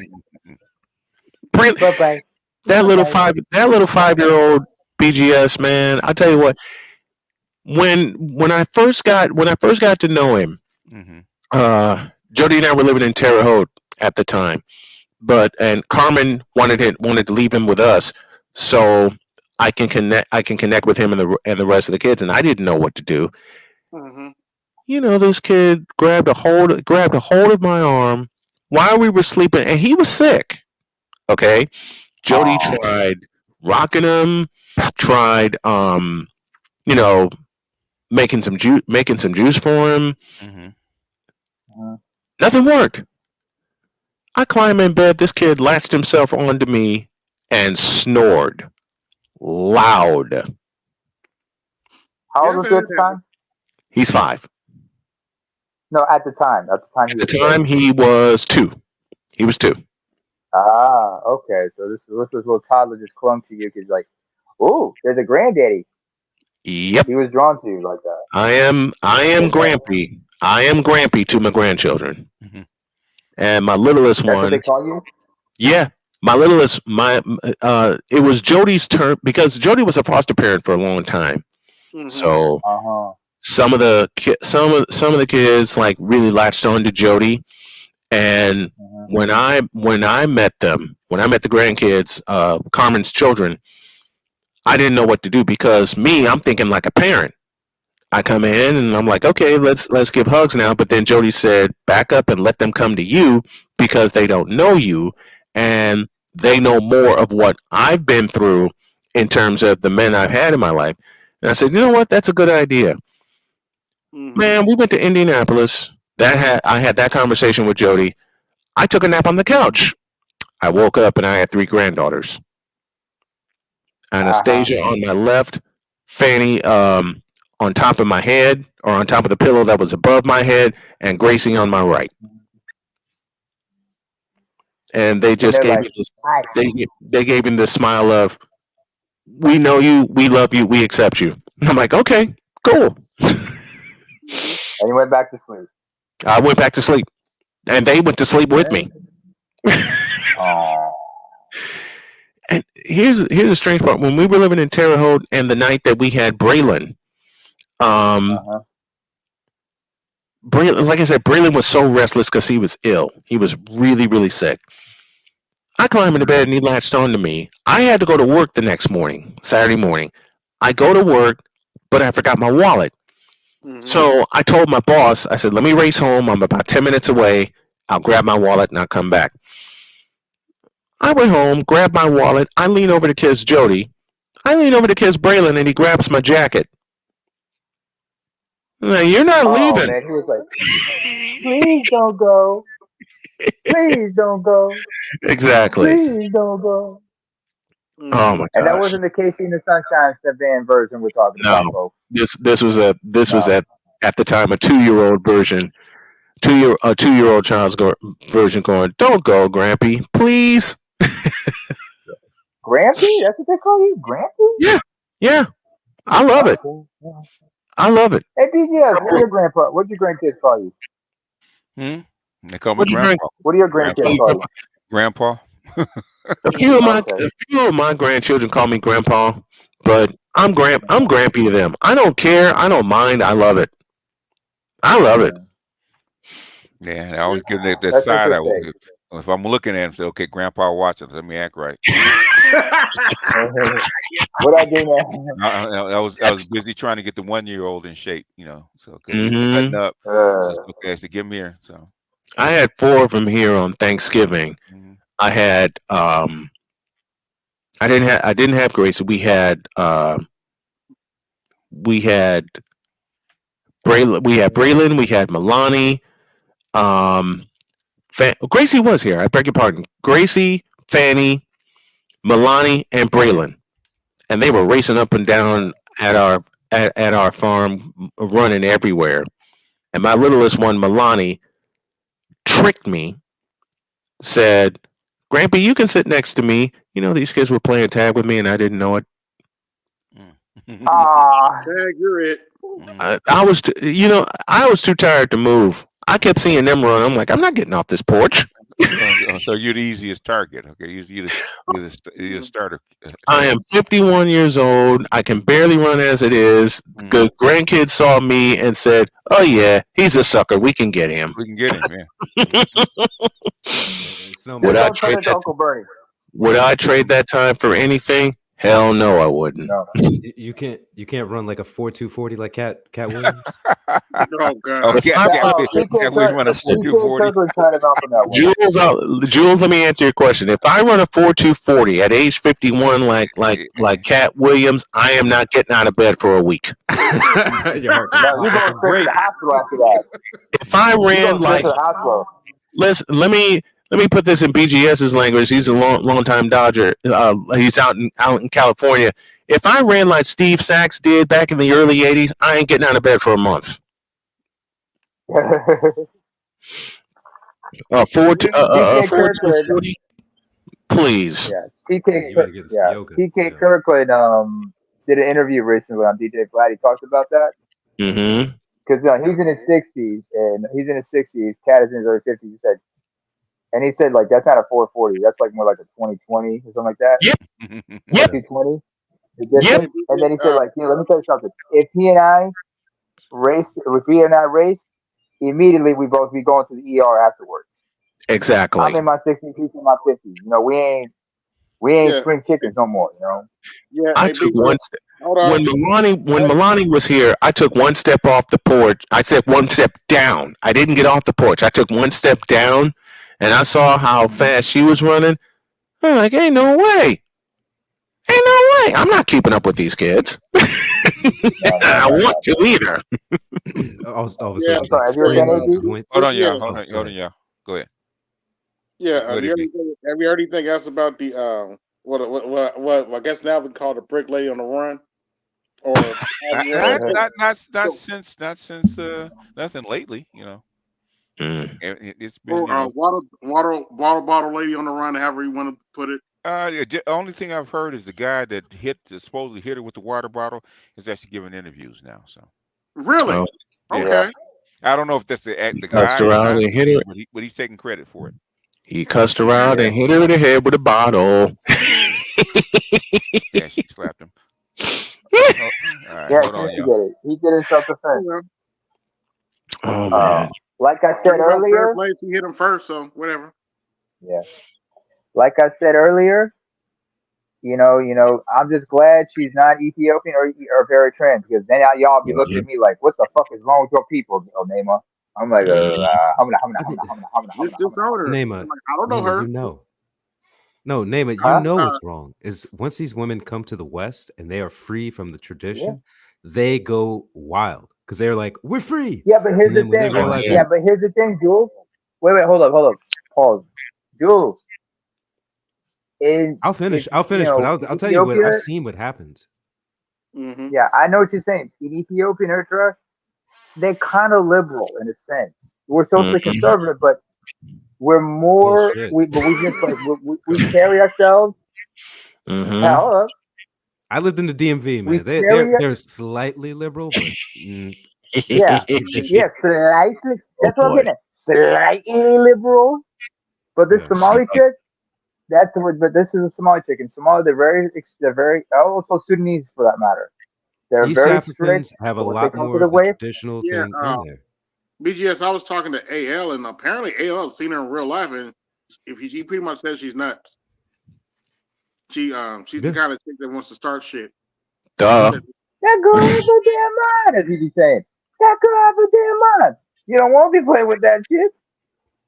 Don't be playing with that shit. I can't do his voice. I've seen that. I've seen similar situation happen with girls who are East Asian, Southeast Asian, South Asian, Middle Eastern, East African, Central African, and they come over to the West and they're like, we're free from tradition, and then they go out and they run that number up. They get smutted out, and then when none of those guys take them up on like marriage or long-term partnership, then they go back and try to sell purity in their home community. They try to do arranged marriage when they hit like 28, 29, 30, 31, 30, and those guys are like, what were you doing while you were at Harvard, while you were at Johns Hopkins, while you were at UC Berkeley? Get my cheeks like, explain it.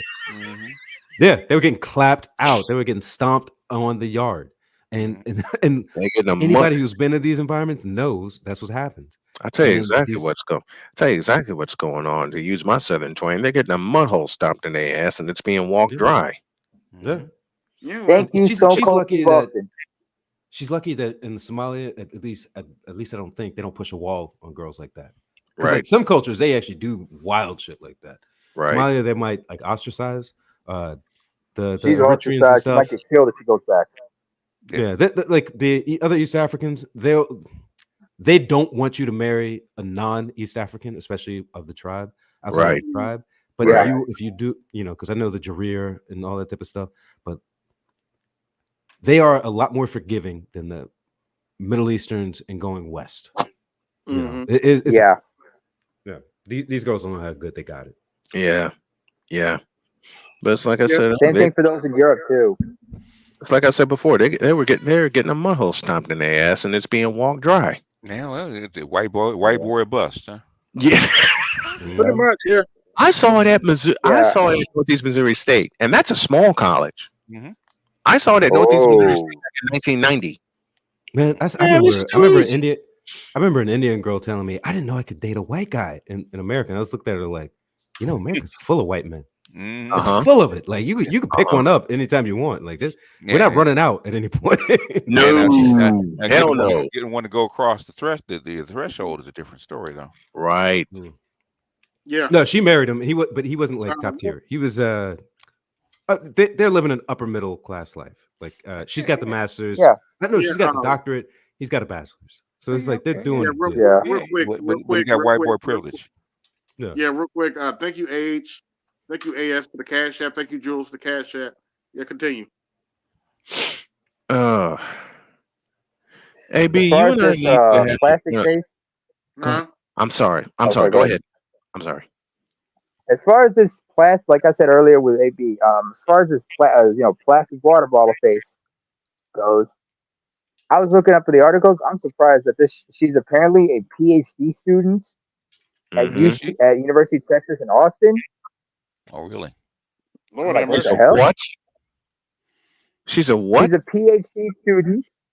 She's a PhD student in African American Studies, diaspora department at the University of Texas at Austin. And they didn't bother to check her records? I'm sorry. Did I say that aloud? God damn, Mrs. Z, if Mrs. Z had said it. I mean, has anybody checked her and see if it's verified? Just checking that shit out. If she's a PhD student, she should have published something. Yep. Yep, because that's one thing Jody's working on. She's working on her dissertation to get her PhD and get her PhD. Okay. Cool. What's her PhD gonna be in? She's changing it. Okay. Because the program she was in at Indiana State was dropped. So, yeah, I think public health and administration, or public administration, I beg your pardon, is going to be where she's going to go next. But, all right. But it's gonna be somewhere else. It's not gonna be Indiana State, because I was so looking forward to her to getting her PhD from Indiana State, and she flat out told me, whenever I get it, you better be the first ones up and screaming and up in the first row. I said, baby, why do you have to tell me that when you know I'm going to be there? That's one of the things she jokes with me about. But I had a challenger. AB, I got a story for you. I had a challenge earlier this week. Okay. I had a B-Dub challenge me. Uh-oh. Hold on to your seats, folks. I had a B-Dub challenge me because when I was talking about my wife and a bunch of my friends were around, this B-Dub walked up to me and said, you cannot in any way prove that you are married to that kind of woman.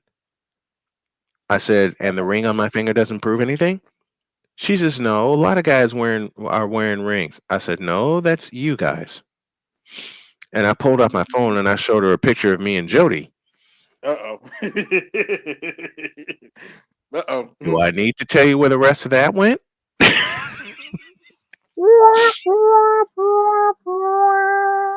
Matter of fact, let's have some fun here.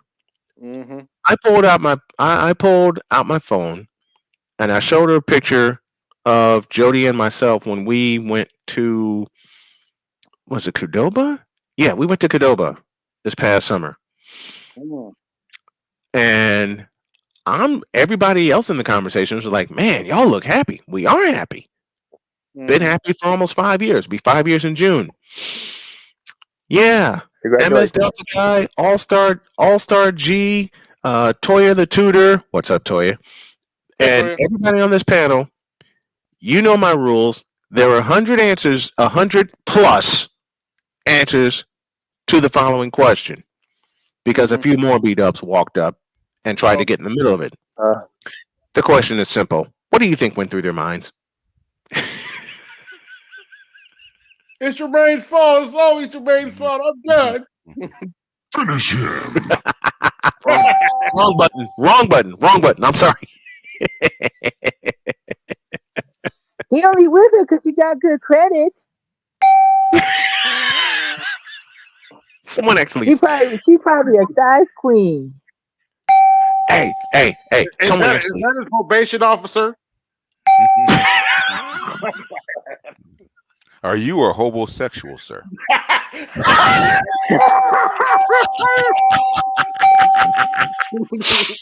He Hey, took the cake on that one. Hey, BGS, the side eye I got from her asked that particular question. Matter of fact, let me throw an answer myself, and I'll use the voice of the great Al Michaels. He did what?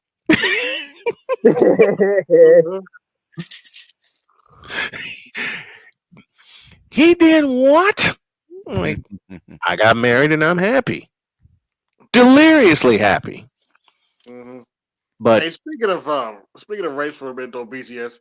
Apparently, Nevada said that there's no. This is not a racist country. What are your thoughts? Who said that? Nimbrata. yeah, who said that? Who's Nimbrata? Nikki There's your Haley. answer. There's your answer. Who's Nikki Nimrata? Haley's first name is actually Nimrata. Oh, Nimrata. Okay. Mm-hmm. Nimrata. Her birth name is Nimrata Nikki Radwana, but she took her husband's name Haley. Yeah, she after lies marrying well. him. She lies well. Yeah. Let me turn this down. I'm sorry about that, folks. But of course, with some people, I don't talk about the Republicans. Like, okay, Nimrata keeps putting her foot in her mouth. Talking about there's no racism. Like, oh, is that why that's why I had to look up that your first name was Nimrata? Oops. Hey, give me my props, motherfucker. Give me my props, because I did bring it up. I mean, Al Michaels, one more time. Wait, my button got stuck. Let me try it again. Al Michaels, one more time. He did what? Here's the thing, BGS. I don't always make fun of Republicans because, quite frankly, that's easy. You just took the thought out of my head, AB. You just took the thought out of my head. It's too easy. You need to add a word to that sentence. It's too easy. All I got to do is look at Marjorie Taylor Greene every week. It's like I said, it's too easy. Damn. Or Lauren Boebert. No, seriously, every week she's doing something crazy. I'm like, okay, whatever. Mm-hmm. Which is the prevailing look on AB's head when the Republicans decide to open their mouth, and conversely, and on the opposite side of that, insert the foot. Oh wait, I take that back. They were talking about Democrats. I'm sorry. Did I say that? Just be thankful you weren't here earlier, Snowman, because why am I thankful I wasn't here earlier? What happened? Because I was subjected to a summoning by AB Media. Oh dear. Did he tell you to go to hell? No. He brought the picture up and I was like, oh, I'm dead like Ryan McCarthy. Oh no. oh yeah, I had to lay it on me, AB. Lay it on me, AB. Lay it on. I'm gonna hate myself in the morning, and I got an early tip tomorrow. Yourself in the morning, Like I don't have my glasses on, so I can have some kind of shield. I'll give you a hint. I would call it Uncle Fester, but quite frankly, it would be an insult to Uncle Fester. Oh, it's Uncle Foot. As Chris Baker tell you, Uncle Foot. Oh. I'm dead. I know she had a been for that was one rough ass looking woman, man. In the immortal words of Bugs Bunny, as voiced by the late great Mel Blanc, me and my big fat mouth. Oh, Margaret. Oh, Margaret. Oh, Harry, here we go again. Yeah, but Dr. Good part was on earlier, asked me who I thought was going to win the election, and I was honest with him. I don't know.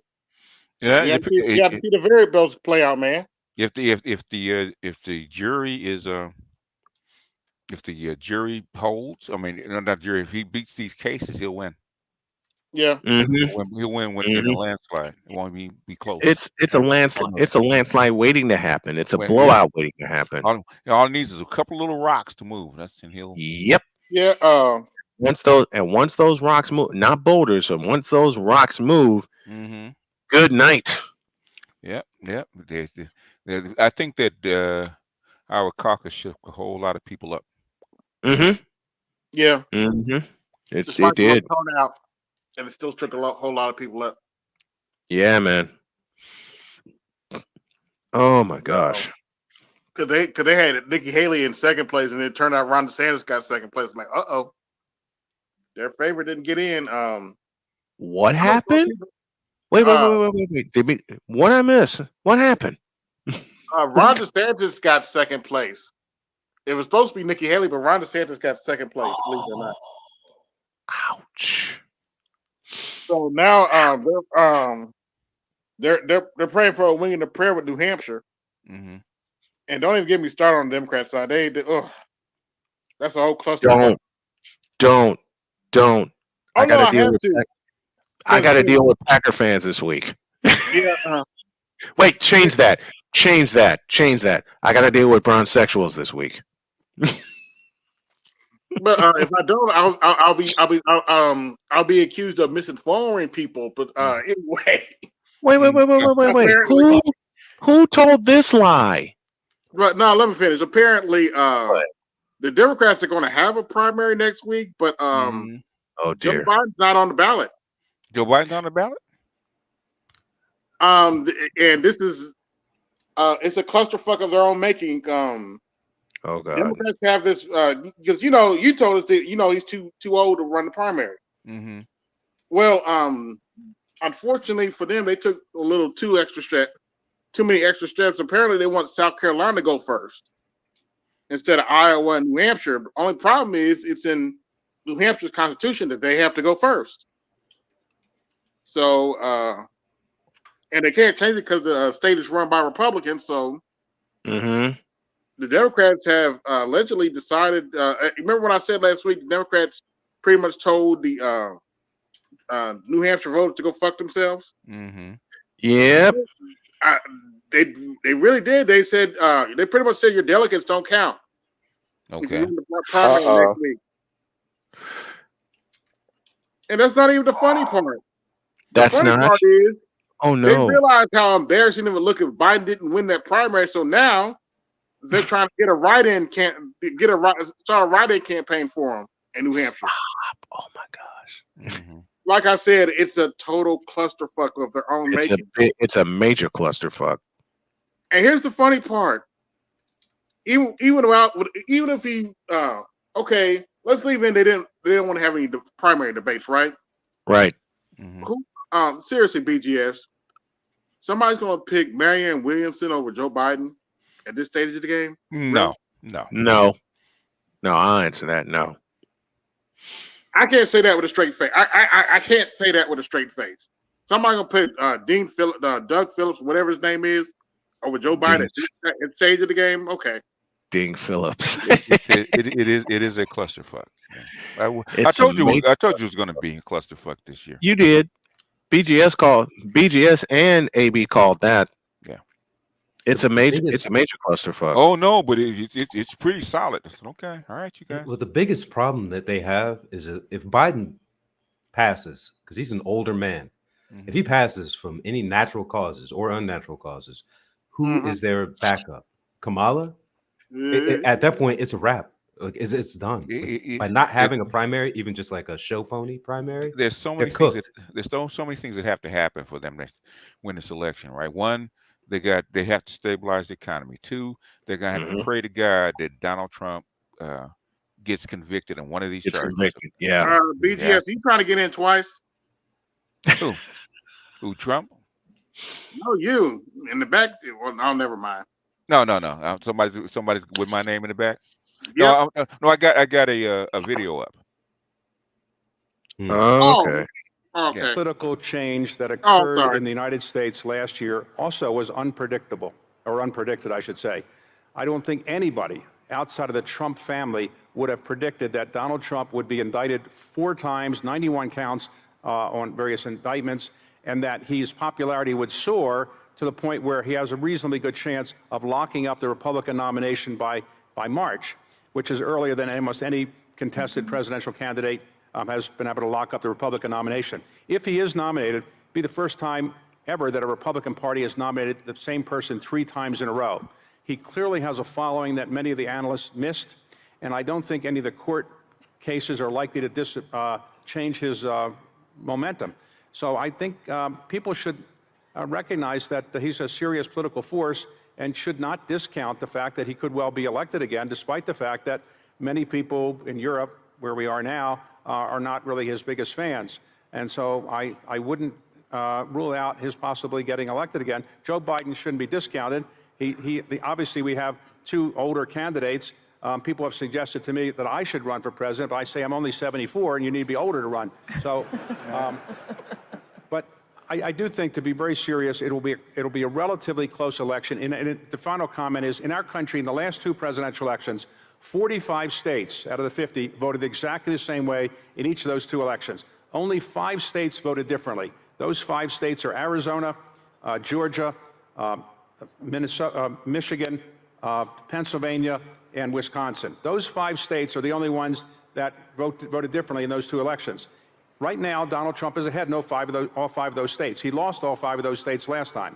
Hillary Clinton lost those 5 states as well. Biden won them last time. So everything will get down to those 5 states, and right now, if the election were held today, it would be difficult to see how Trump would lose that election today, but it's a long way away.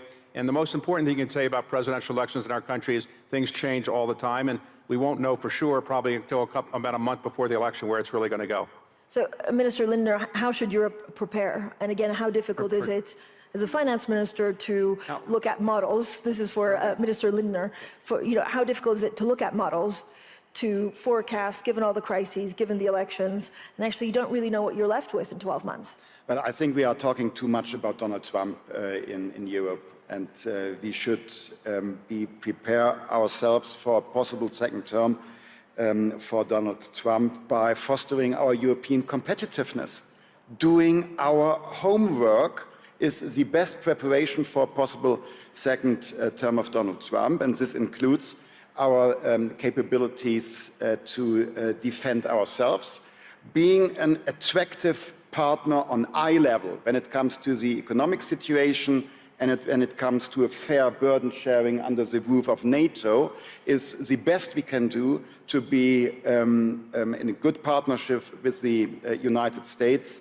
And then it doesn't matter which administration, if we are attractive, if we do not have to ask others because we have capabilities ourselves, it's the best way to cooperate. And this is completely for both possible outcomes of the election in the United States, doing our homework. Madame Lagarde? I'd love to follow up on what Christian is saying. I think the best defense, if that's the way we want to look at it, is attack. And to attack properly, you need to be strong at home. So being strong means having a strong, deep market, having a real single market, and we should be expecting some suggestions by Enrico Letta, former Prime Minister of Italy, who is in charge of producing this report on how we can deepen and improve the functioning of that single market, which is a huge economic zone in the world, but which is not completely a single market yet, as many CEOs, I'm sure, experience on a daily basis. And we should, more importantly, make sure that the money that is saved in Europe, or the money that is associated with pension, is actually invested in a capital market union that actually functions efficiently to rally the investment that we badly need for the transition towards a greener economy, which relies certainly for a period of time on fossil fuel, but less so, as was indicated in the last COP28, and moves towards renewable, where investment is badly needed. May I add just one little aspect, because I'm grateful that Christine has mentioned the Capital Markets Union. I'm concerned that some policymakers in the European Union tend to follow the United States. But what they said about Donald Trump, they're worried about him. So, yeah. Did you see that clip with Jamie Dimon. Jamie Dimon came out and said, pretty much told the Democrats, look, y'all need to shut up about MAGA and call them deplorables because, quite frankly, it's childish. And Trump was right on some certain things on the economy. Yeah, he was. Of course, he was. Yeah. And basically, Biden was not about the local economy, even the local politics, more about global politics and facing off on China. That's what Biden is about. And hell, the rest of the United States be damned. So it seems we'll patch it up as we go along, but his focus is not here in the United States for the most part. Obviously. Yeah, you can tell. Which is why they're worried about Trump, because Trump wants to end NATO. Okay, and that's what they're worried about. So no, Trump wants to pull America back away from Europe. So that's why they're worried about him. And with him in a second term and not being able to run again, he won't care. So that's why they're worried. He's unpredictable. Ending NATO would probably be it'd be great for America, but horrible for Europe. Like the Europeans, they cannot stop fighting each other if they don't have anyone interceding on them. Intervening. They're gonna have to learn, right? It took 500, 1,000, 1,500 years, and they just never stopped fighting. It took 2 world wars to actually, and American intervention actually stopped them from fighting each other. Yeah, not to mention, and the threat of the threat of the Soviet Union on top of that. Yeah. Yeah, I mean, like Charlemagne to, the Holy Roman Empire and Napoleon, like they just, and to Hitler, they just never stopped fighting each other. Yeah, but but it would be great. It would be America. It would be good for America. On the Duran, they were talking about how if Trump gets in, he might hand Europe over to Putin. I was like, that would be interesting. Putin, oh dear, he's not interested in Europe, because Putin's Russia economically cannot take on any task outside of Russia right now. So okay, all right. What they're afraid of is the Belt and Road from Shanghai all the way up until London. That's what they're afraid of. You think Russia is? No, not Russia. I'm talking about Europe. Oh, okay. Oh, no. Well, I mean, there were a lot of those. Russia's already. I've been telling you, Russia's been signed on to China, man, for 30 years. They're not. Yeah. I mean, they want more roads. I mean, like that Trans-Siberian Railroad. They love that, but it's not enough for the industry that they want to get out. They need to get a lot of their materials, their commodities out of the country to trade. Like that. Russia does well enough, but I mean, they need a lot. They need a warm water port, hence Ukraine, and they need to get more commodities into Europe, into other markets like China, Southeast Asia, all that stuff, and they can do pretty well. What they're trying to develop is, got to remember the West has maybe a little over about like 1.5 billion people. So, if that. About wait. What are we counting? The EU's on was about 700 million people. The United States and Canada and maybe Australia, some places like that, probably like 1.5 billion people. Yeah. I think you're overshooting on that one, but I get what you're saying. Yeah, roughly, right? But got to remember, the other 7 billion people are in the global South. Okay, that's a way if it's developed, and that's what they're shooting for now. Yeah, I mean, was 70% of the country, 70% of the world's population is in Eurasia and Africa, and Latin America. Yeah. Well, because Latin America is about 700 million people, North America is about 360, 380, somewhere in that neighborhood. Yeah, and then about Australia is like 20 million. North America is about 40 million people. Yeah.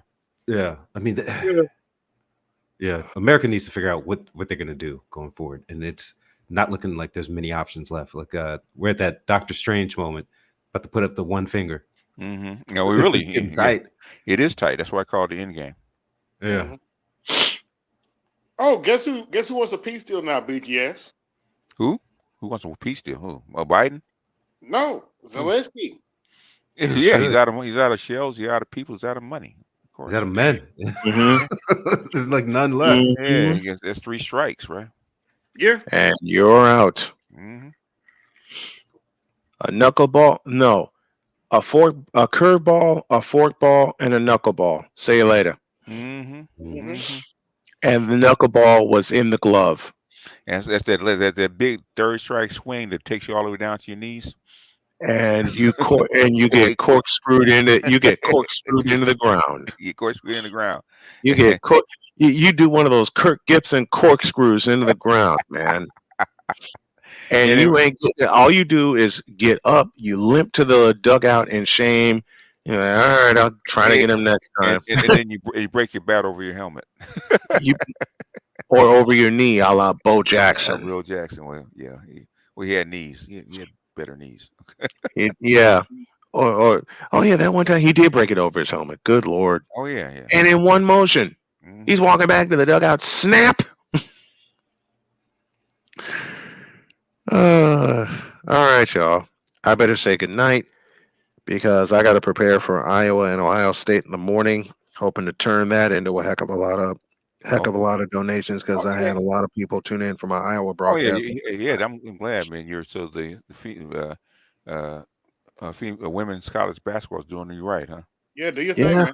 Okay, do your thing. Yeah, I had the number is I had 2,300 viewers. Okay. Nice. When I did Iowa Purdue, and the live viewers was like I think 2,050. Oh, okay. Do your thing.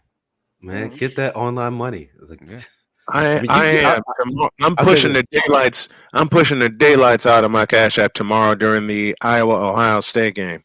Okay. Yeah, I don't watch as much football as I used to for a couple of reasons, but you are a great game caller. You know, Thank you. Move the audience, get people's attention, focus where they need to be, and your voice is clear, and I can tell exactly where you're pointing to. It's like HD for audio listeners. Yeah. Thank you. I appreciate it. You got to find your niche. Once you And find women's sports period, because I'm planning volleyball next year. Okay. Is gonna be the niche because someone asked me a very important question: who covers in alternative play-by-play style? Who covers women's volleyball? The answer to that would be no one. No one. Yeah. Snowman, you better get Pearly Things up on your channel. Come on. Bullshit. Get that white she devil up. She might. Hey, bring She's a volleyballer. Yeah. She got 1.7 million. I'll trust. I will. Listen. Let me answer that joke with this true statement. I'll trust my wife before I trust just frumpy things. Okay. All right. Hey, get some shine. It doesn't matter. I trust. I'm trying to get some eyeballs on your channel. Get your eyeballs. Yeah. I appreciate it. Yeah, I appreciate it. I truly appreciate it. I think I'm gonna have a big audience tomorrow. Okay. Yeah. 11:45 Eastern for the pregame. High noon tip off from Ohio State. Okay. And now I gotta go kiss my wife and say goodnight and apologize for waking her up. All this is sponsored by Bumwag Orthopedics. Y'all already know she's gonna give me shit when I get to bed anyway. No, tell that little black woman I said hello, okay? Stop fussing like a sapphire, okay? By the time she starts laughing, she'll probably forgive you. Listen, that line you said last year, BGS, like sent everybody into a fit of giggles, and that's how you guys like really came to know her, because someone actually asked me about that, and I said, "Have you seen Jody?" And they say, "Yeah." I said, "Do you not get the joke?" Because as I've mentioned a whole bunch of times before, if there's two things Jody and I talk about a lot, to be serious, one is race, and two, how we're surviving in it. And the second thing, when BGS made that joke and she heard it, she went in the bedroom and fell out laughing. Don't show my dirty ass house. And every time I repeated, we're both in a fit of giggles. we're both in a fit. As you know, as a matter of fact, I told all of my daughters what happened, and Sonny just smiled and said, "Perfect." And Cheyenne said that fits. Dakota said, "Yep, that's mom." and and Carmen bless and Carmen bless her heart looked at me and said, "Why are you surprised that she'd say such a thing?" And every response, I'm in a fit of giggles. I love these kids and I love my family because they don't see. They just see me and they know I'm a nutball. They knew that from day one. But when that happened and BGS responded in kind and she heard it, you know, if y'all didn't hear Jody laughing that night, we have laughed every time since.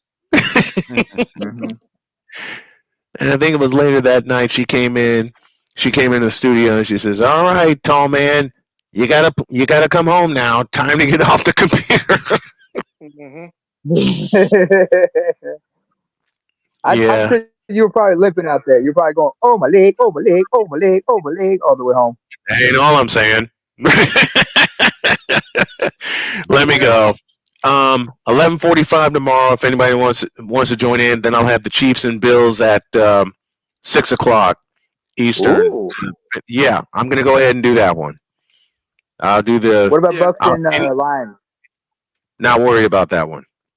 I want Okay. the more.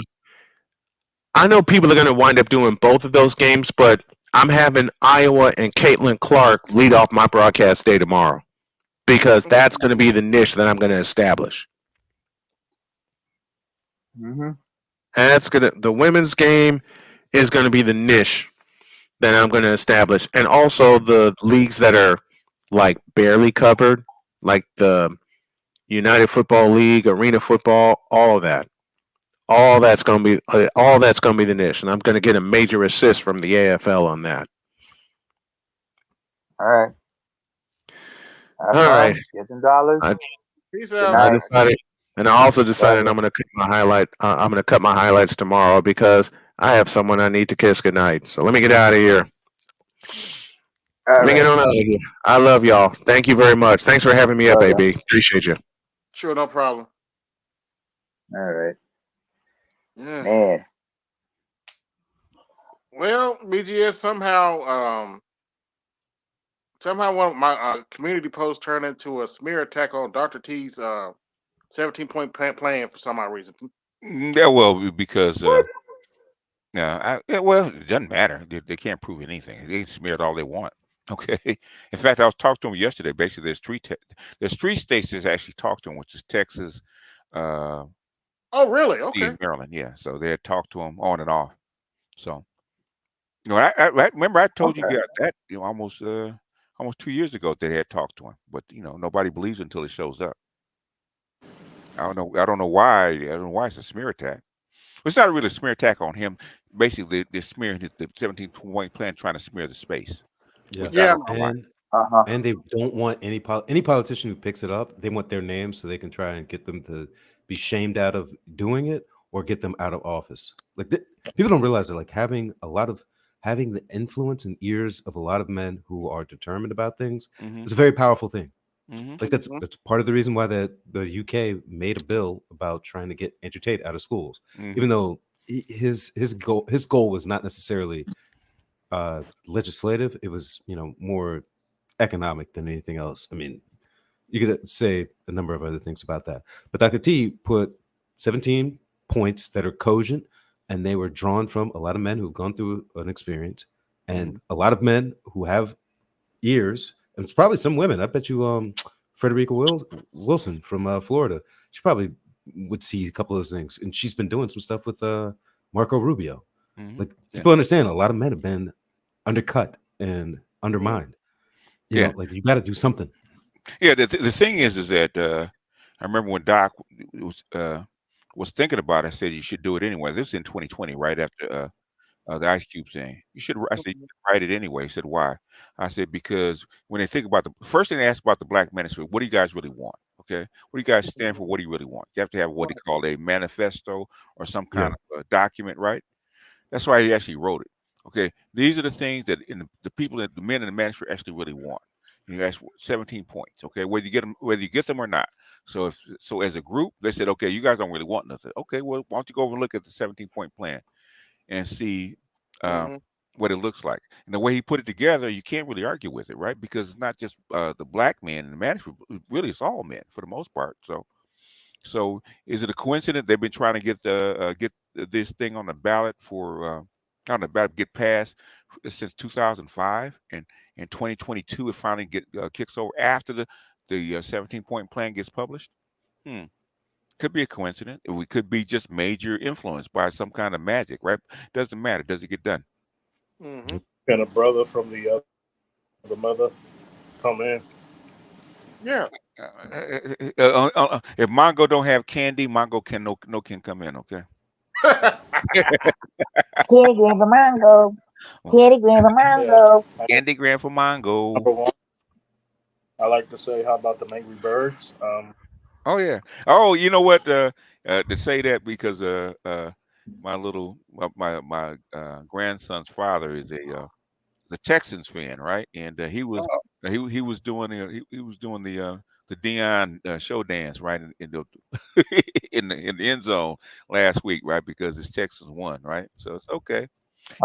He said talk to me next week. So and this week comes and I look at the score and he doesn't call, right? I said okay. So I had my son call him. I said, "Are you okay, man? We're doing a wellness check on you." Right. BGS, you ain't shit.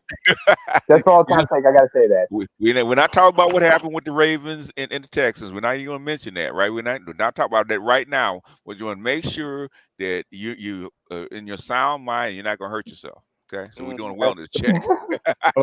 Because he was another shit talker. Yeah.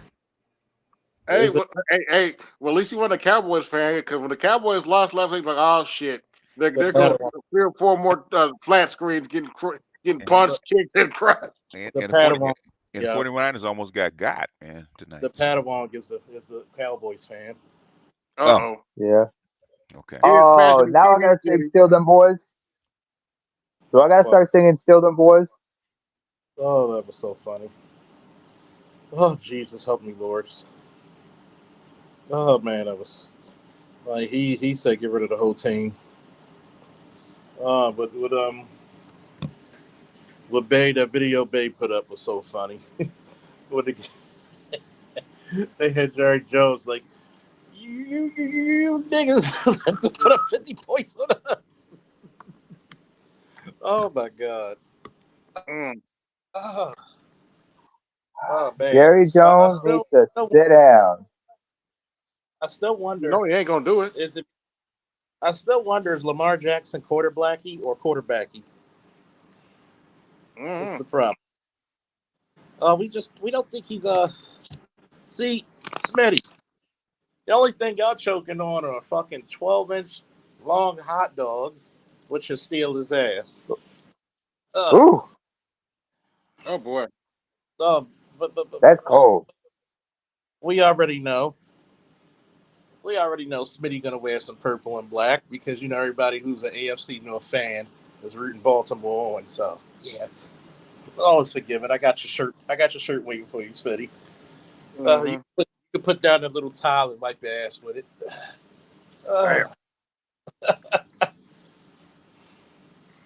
Oh, yeah, I just had a couple conies a little bit ago. Homemade. Oh my goodness. You gotta love it. I can't do the canned chili sauce no more. I have to make that stuff from scratch. Yeah, they call it chili. You only be renting that chili if you did. And your shit be like bubbling up on you. How's it best describe that chili? How Cole Johnson describe that chili? Whoa. If you eat certain chilies, say that chili beat. You eat certain chilies, man, you're gonna need you're gonna need a prayer. Well, I mean, the key to good chili is you have to have you have to good ingredients, right? So good beans, let them soak so that you don't get people that are gassy later that night or whatever. Good spices so that you have a lot of good flavor.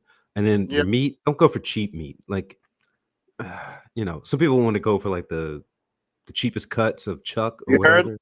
You don't And go I for think you got to. cheap. You usually do. Pay for the trannies the right way. Yeah. But take your time with it, because chili is a low and slow type of concoction, and you get your vegetables that you're going to go in there, get them in at the right time. It's not a bad thing. It's one of those things. You can't do it fast. Like I remember this episode of Family Matters from decades back, where the daughter wanted to cook a cake faster, and it was like you could put it in at 250 for 4 hours, and she was like, "Well, why don't I just speed it up and put it in at 475 for 1 hour?" No, no, don't And do that. Don't do that. Don't yeah, do that. but it's like a lot of those things, like I've been ribs, cooking long enough to know that's a chili. no-no. Yeah, it has its time and patience, and set the thermometer nearby, and you just check it every hour or so, and you should be at least very edible, if not pretty good. I also learned if you got something like a turkey, you take that sucker out of the freezer the night before and let it thaw out. Yeah. Well, with turkey, I spatchcock it and then get a bunch of butter and herbs and seasonings to go in there underneath the skin over the muscle, and then you can get like a good flavor with it. Because turkey's just really dry. It just doesn't have a lot of flavor in it. I mean, the neck is good for certain things, but outside of that, you really have to add flavor to it. Right. Yeah, it's true. Oh my goodness. I love it. Wait till we face competition. What the fuck you been doing for 18 games? Oh, like the Steelers, what competition did y'all have? You barely got past second stringers. Oh my goodness. Oh man. Oh. BGS, I ain't been keeping up with your Lakers. How they doing? I haven't been keeping up with them either. Not too well though. They you can't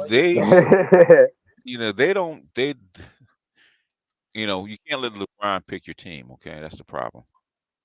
Oh. And low managing again. They made mistakes about how a team fits. You can't just go by just put any player and stick them in a spot. Okay, team has to be formatted. What they should have done is keep the team together that they had when they won the championship, and that's what you normally do, but they didn't. And what they're really missing is a big man. You need a center, and they don't have one. Because you're not going to win a championship without a center anyway. There's no way you're going to get through Jokic in Denver without a center, without a decent center. Need a big man. Yeah. At least 7 foot tall. Well, the thing is, he can be 6'10", but the thing he's got to have some kind of weight. He has to be a real center. You got to have some weight on you. He can't be a beanpole. Or a wet noodle like some weight, also some. Oh, go ahead. You can't be a big or wet noodle like Rick Smith. Oops, I said that out loud. Rick Smith or like Wemba, right? From Wemba from Wembanyama from San Antonio, right? San Antonio. He's a good center, but the thing is, he's not. When it comes to crunch time, man, especially in the playoffs, he doesn't have enough, in his back pocket, so it's not gonna work. Yeah. So when the Lakers beat Denver, they had two big centers that could actually handle Jokic. Jokic was neutralized, but you're not gonna win a championship without a good center. Jokic is just gonna run through you. Yeah. Sure. Because come on, BGS, you know who I am. You know who I am. You know I'm so big and so dominant. You know that I need to bounce the ball from Sesame Street to understand what the word coming from my mouth. So I am. Well, if Shaq, if you can bring back Shaq, a 30-year-old Shaq, yeah, you probably won a championship with this team. But now, without him, no. You can't even compete. And they've been trying to juggle that lineup without a decent center, and it doesn't work. Yeah. I think, even though I'm not a basketball fan, I think that they ought to. Why did he? I just had to ask this question. Why did they allow him to actually pick the guys? Is it because the coaches really don't know what the fuck they're doing or something? No. Okay, got to remember, and I said this about actually on a Wheel of Time, right? Talking about actually talking about Cat Williams, I think on Short Bus, right? There's two components to show business, right? And sports business is show business, and your thing is bring in eyeballs, make money. Especially with the Lakers, especially with Jeannie Buss, right? It's about putting eyeballs, putting butts in the seats, and having a drawing card to actually make that money. Okay, Right. so that your investors will be happy. And how much did they pay? How much did the investors pay? Mm-hmm. I think the investors, I think they get. I think when they actually invested in the team, I think the contract was like 20 years for like $4.5 billion or something like that. Damn. And so the Lakers get like 300 million from the Spectrum contract every year. Wow. And then you got the TV deal. Then you have the what do you call it? The merchandise. Yeah. Beer sales, like refreshments, and all that stuff. Parking. Yeah. And you have ordinances around that, so like BGS can't have people parking in his at his house and walking over to the stadium. Right?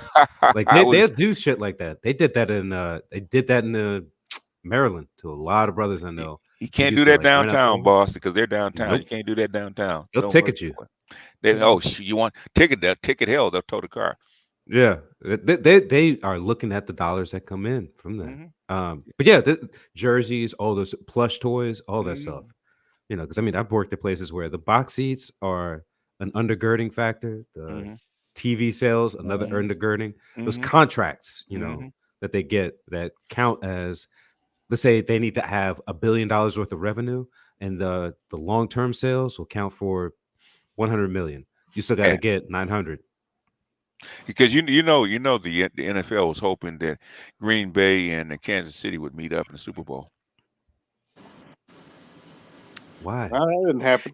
Because of Taylor Swift and Simone Biles and the female audience comes in, right? It is entertainment, so that makes sense. Yeah, if it don't make dollars, it don't make sense, right? Yeah. That's why people don't think of it that way. That's a component most people in sports don't think about. They don't think about the economics of it. Yeah. Oh, that's the first thing I look at. But I know what you're talking about. Like it does take a lot more people to see it beyond just like the men on the field and they're going toe to toe type of stuff. Yeah. It's just like Russell Wilson going to Denver. It didn't make sense on paper until you look at the economics. Yeah. And why they would pay him so much to come there, even though he hasn't produced, and that's the problem. You forgot you still got to play, man. Yep. Just football. You ain't there to smooth with the muckety bucks, okay? Yep. Because Denver has a lot of elite, and they drew a lot of people there, especially with the remote work stuff. Like I know a lot of people who were in San Francisco, some in Los Angeles, but mostly that Bay Area, who moved to Denver because it was relatively affordable compared to San Fran, and he was not performing enough for them to make those tickets worthwhile. Yeah, that's the problem. Yeah, you got to sell those seats to. If you're working at Facebook's going to have box seats at multiple arenas, right? They're just going to have it because they want to have business. They want to have those people in the room, being able to talk to each other. Yeah, that's why they paid Deion Sanders so much money. Speaking of tech, they're making a big fuss because Google has laid off 1,000 people. Yeah. Oh yeah. Well, we told you it was coming. They've laid off more quietly, but they don't count in the layoffs.fyi numbers. Like it's a lot more complicated because they've forced a lot of people. Amazon has been cutting heads, man. They've been like, you cannot find a remote position at Amazon unless you are that man at that company. And I know a couple people that got laid off from Google. Google's a lot better about it than other companies, but they've been trimming the fat. Yeah, Google had a lot of fat though. They had a lot of fat.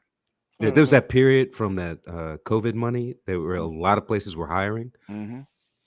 There are still a lot of IT jobs out there where you could do software dev, cloud, even especially like AI, ML. People think that's going to be like the next thing. Yeah, machine learning. Yeah, ML. Yeah, but you're gonna find it not there, but you're gonna find it like Macy's or Home Depot. Nissan. You know, like these companies have, like, think of HEB. They have an IT department to make sure that they run efficient systems. Mm-hmm. They have IT departments that do all that because they have huge logistic chains that need to be operating and securing that their money comes through from credit cards, transactions, whatever.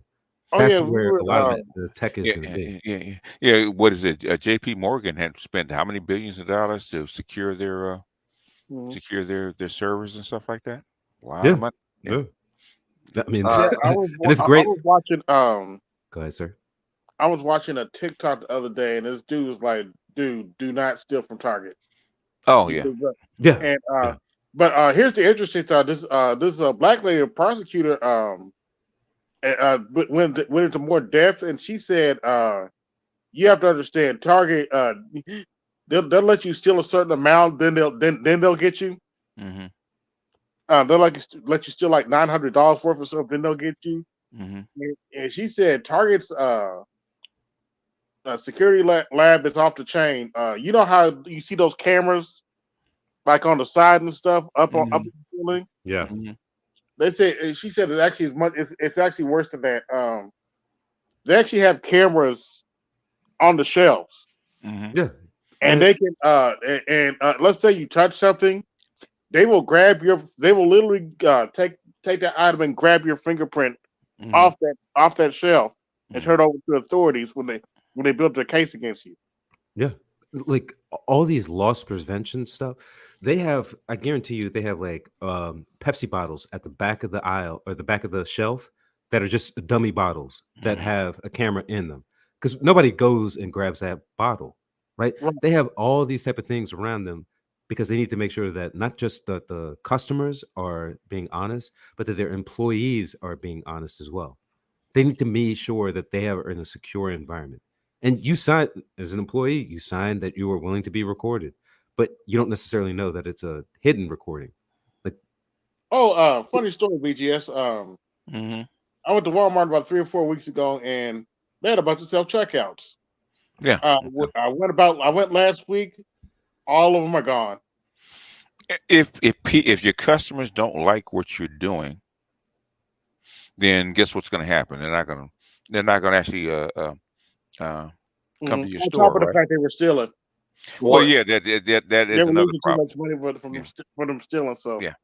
About that, like AB, I got a question for you and for the panel. For Walmart in the States, for Walmart in the States, do you guys have the same like what they do over here? Basically, like like when you double scan some shit, like at Walmart or self checkout, you double scan some shit, and like it's asking for like an employee to come over to like fix the problem. Like it's a little bit long winded. My apologies, but basically, like when they come over to fix the problem. In other words, you double scan something to turn up, it'll come out as an error.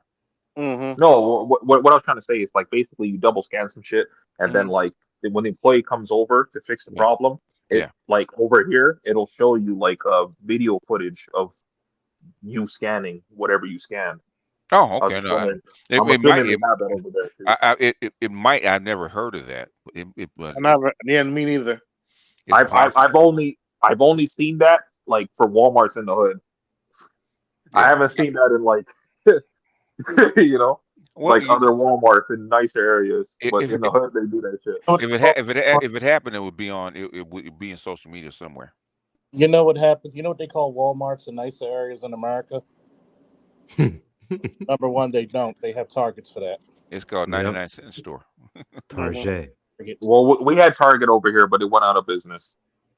I mean, there used to be a dollar store index where they would track where dollar stores were being built, and then tracking the crimes and the crime levels per index, and it was much higher wherever those were located. Dollar store, Dollar General, whatever. And I remember a couple of stores in DC were closed after they had petitioned for years ago in that area because they just had too many people stealing from them. Yeah, like speaking on that, Joel. My apologies. No, they made good revenue, but they just couldn't have the loss prevention up to enough level.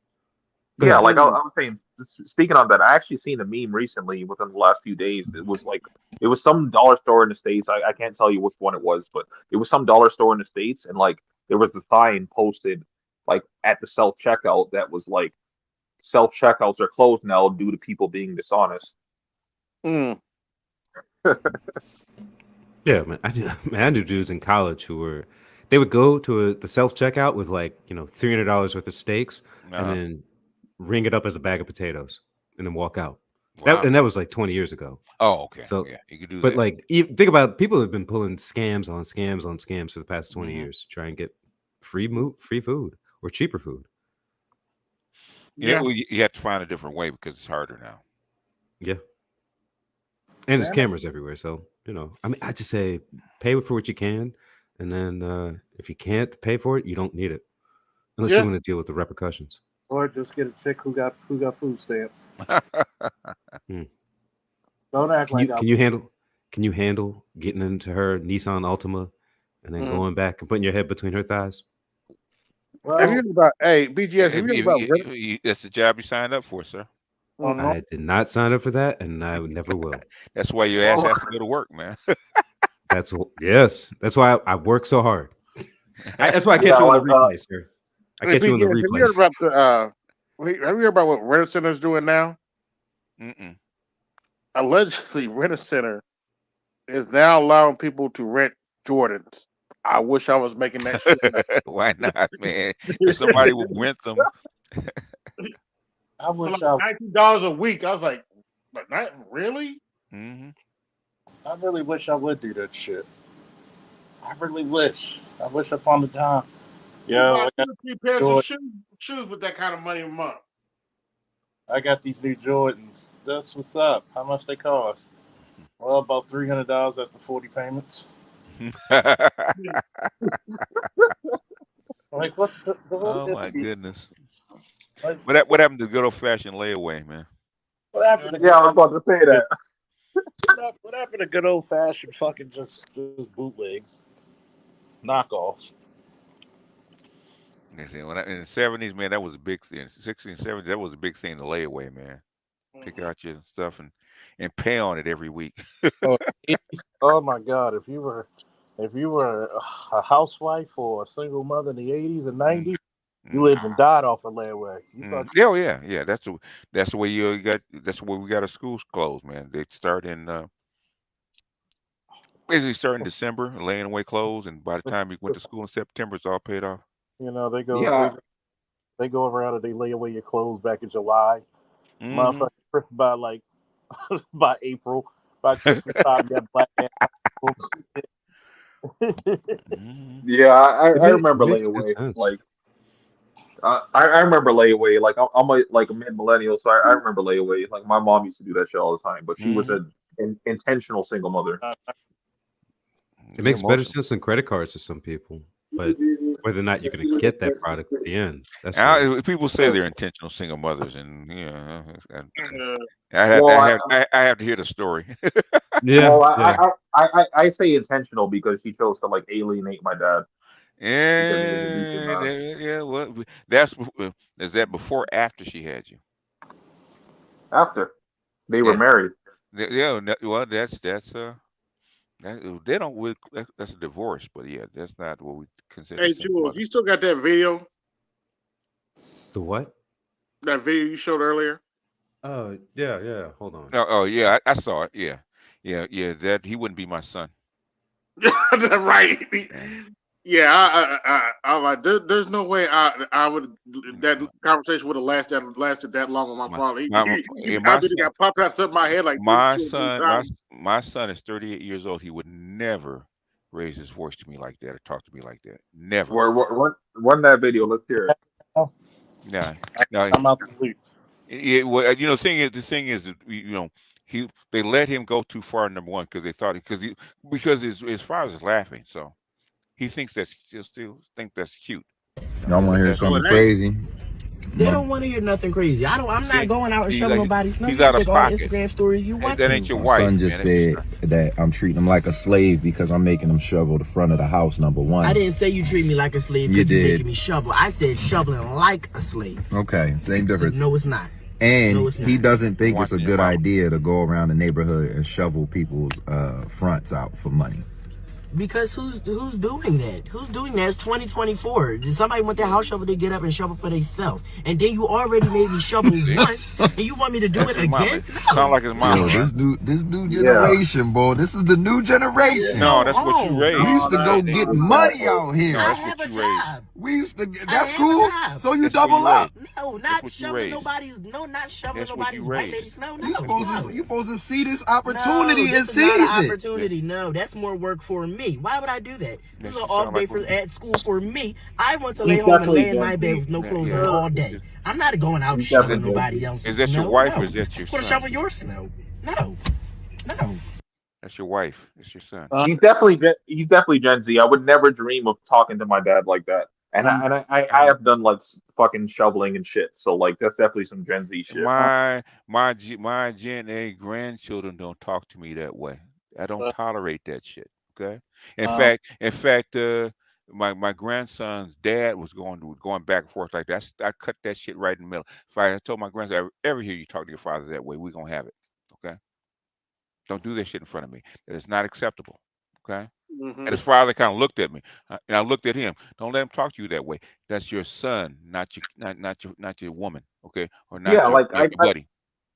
I completely agree with you on that because like that's definitely the way that he raised him. That's Like my dad, that's like my dad, like I when I was younger, I couldn't even like talk to him without saying like like hello dad or good morning dad, good evening dad, good afternoon dad. Like if you don't say that shit, like it's a problem. So like the fact that that kid wouldn't shut the fuck up, like it's crazy. Would y'all like my Sergeant Charles Faulkner's opinion on that? Beside the backhand, or putting dents in the trunk. Well, go ahead.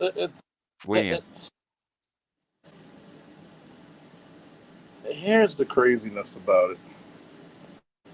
I don't even let my son say yeah to me. And that dude, that little boy, he's about a teenager. He sounds like he has a boyfriend. Yep. I hope not. I hope to God not. You already know. I wish I was that. I wish that would be the case, man. There's so many dudes. That's when they call sassy, and those kind of dudes women like. Believe it or not. They actually call men sassy. I almost hit a chick for calling me that shit. Mm-hmm. I said, let me ask you this question. If you didn't know me from a can of paint, if I really was enraged, would you call me sassy? Well, no. I said, because I would probably slap the shit out of you. Mm-hmm. And in this case here, my son listens a lot to me. Even my godson, the Padawan, listens to me. I don't have to say much to get my way. Mm-hmm. Because I would just tell him, look, it could be worse. Mm-hmm. It could be a lot fucking worse. You think it's hard now? And of course, you raised that little bastard to be a hellion. You can't just say, well, it's just the new generation now. Nigga, that's you. Nah, it's you. I would argue it's a bit of both. You would just. Let me put it to you this way. I had to tell people this. When you're a father, right? Especially when you're a father, you are a benevolent dictator. I had to really bring this out to both of them. I said, you do know your parents are basically your God, right? If they don't feed you, they don't take care of you, where are you going to stay? Mm-hmm. Yeah. I'm like, why would you try to go back and forth with me? And if I tell you, hey, go out there and put this trash out, go up there and clean up. Yeah. It's not a request. It's not. I'm not asking you any different. There's one rule I tell people all the time when it comes to coaching, especially. I will never ask you to do anything I'm not willing to do or haven't done. Even when we go to certain places, I said, look, my feet hurt, my back hurt. My everything hurts sometimes. You know what the trick is? You'll never know it. The difference is that you put this little child, if that's what he is, a child. Mm-hmm. He's not so little anymore. In this, well, let me put it to you this way: most of us are above 40 on this panel, right? Mm-hmm. We used to lift weights. These kids, these boys are scared of getting bigger. I don't want to get bigger. Because they want to be, but they'll. They want to look feminine. Yeah, they want to be that what is it? Soy boys, right? The metrosexual. Oh boy. Yeah. Well, I can't even blame metrosexuals. At least they're fucking neat. These guys want to be damn near. They want to look like the cover of Hall and Oates with the makeup. Damn. And I'm just like, you could tell from his voice, he's been around women too fucking long. Yeah. That's actually the first time I said that his mama raised him. Good lord. Yeah. Well, you and the fact he was talking to his dad like that too. Yeah. And the dad was laughing. You know, like it's like. Now, I've had kids at my church try to talk to me like that. I snatch them up in front of their uncles. I'm like, nope, you ain't gonna be talking to me like that. Yeah. I don't put a hand. They say, excuse. My thing is look down. You know, tilt the glasses down. Excuse me. Oh, sorry. Like I just don't tolerate disrespect. And there's times even when they have their girlfriends over, and the girlfriend will listen to my live stream and she's upset about something, Mm-hmm. and I'll ask this question: what are you upset about? Well, you were saying this. I said, did I lie? Well, no.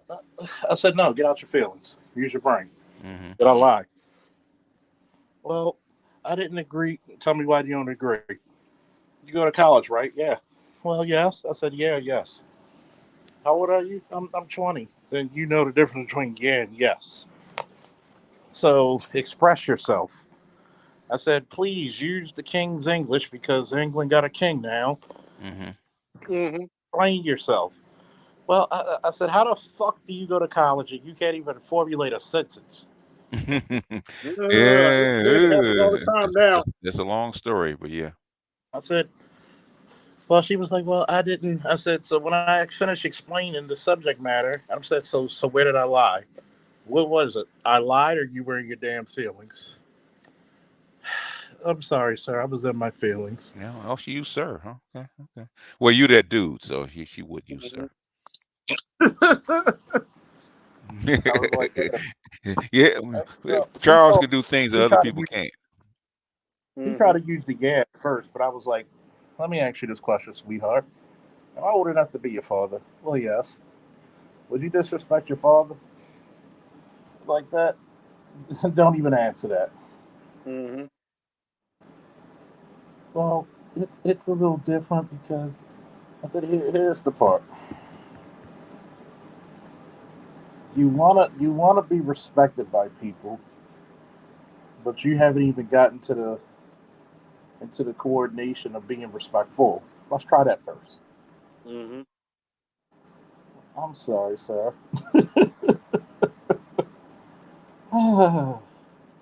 It's beautiful out here. Mm-hmm. Yeah. Yeah. You can tell. You can tell by number one. There's no way in hell I would be on live on social media filming my son disrespecting me like that. No way in hell. No, That's number one. I've Okay. never ever. I'll tell you, BGS. You probably agree with me on this. Mm-hmm. I would never discipline or have any serious talks with my son online. No. No. I think that's so trashy. I think that's some womanly shit. It is some womanly shit. Yeah. And Yeah. yeah, I was doing a live stream yesterday, and I had to like pause it. Thank you for PK and I think Namer was there and Dre and AL. I get a call from my son because his grandmother on his mother's side was flipping out, and I'm thinking to myself, what happened? And I'm like, okay. Me and his mom on three-way, and they're like, well, Peanut's being grown, getting in grown folks' business. I said, what did he do? Well, he told my mother's boyfriend that if she's being disrespectful, she's not the one. Mm-hmm. I said, yeah, he being grown, but is he wrong? I said, yeah, he's 16, he should stay at a 16-year-old's place, but at the same time, let's talk about your mother. Why did your mother start trying to hit this guy and throw food and all kinds of shit at this guy in front of Mm-hmm. him? What Well, was the answer? she didn't have one. I said, Nah, I make him answer. I don't know. I don't. You can't just get quiet. I want to answer. You know, I even if was it's so, wrong. I was so, huh? Even if it's wrong, I make them answer because because they have an answer. They're embarrassed. So I want to hear it. Yeah, There's a because reason you believe I what you asked her, believe. she was like, but I said, no, was he wrong? She got quiet and she was like, well, no, but he just needed to stay in the child. I said, we already established that. So, do you want him to be a liar?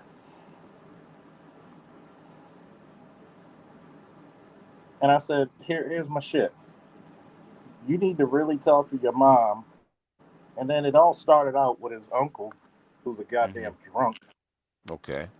Peanut saying, well, you can't box. You just trying to work out to make it look like you can box. He's like, well, I already boxed several times. I don't need to prove it to anybody. And I had to tell Peanut, don't argue with drug addicts or drunks. No. Because you'll look stupid just alone. And I'm thinking to myself, I said, this is what you need to do. Be in the lobby. I'm going to pick you up. And your grandmother coming. I'm picking you up. Get the fuck in the car. I don't give a fuck. Let her know. Let your grandmother know. I don't even want to speak to her. Let her know. Like going back to the topic of like that video there, like Mm-hmm. it resonates with me. Like Why? I'll share I'll share a personal story. Like I would never dream of talking to my dad like that Mm-hmm. because I like the whole fucking gynocracy fucking Mm-hmm. you're being indoctrinated to fucking do whatever, right? Basically, like the point that I'm trying to make is so like I spoke reckless to my dad at one point, right? And like this was before like he's a pastor now, and like like living like he's walking the path and like he's in the church and shit like that, right? But I spoke reckless to him, and this guy pulled out an SMG with a stock on me, and he was like, "Yeah, you threatened me, right?" So I'm like, "Yeah,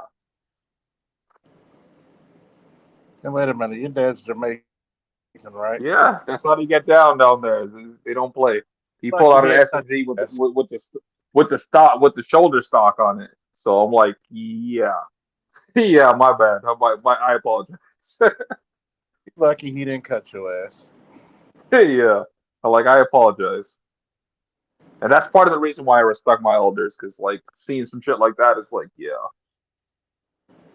You gotta look at it. A lot of young people. A lot of people look at their parents as peers. And I was told a long time ago by my parents, I'm your parent, not your peer. Nope. I gotta love you yeah, because everybody else is not everybody else is not gonna be there when you fuck up. And you're gonna fuck up. That's Mm-hmm. just the way of life. But I gotta still love your ass. Yeah. Yeah. Yeah. I got to pick you up when you fall. I got to take the bullet. I don't care if I'm 90. I have to take the bullet for you. Okay. Yeah. That's why I always said a man's vulnerable two times in his life. When he loses his father and when he becomes one. Yep. Any problems with what I said about that with anybody? I think that was Nope. spot on. Nope. A2 watching. Like, share, subscribe. Hit the cash app, support the show. BGS tax and effects. I'm not looking We'll add forward to that that. in.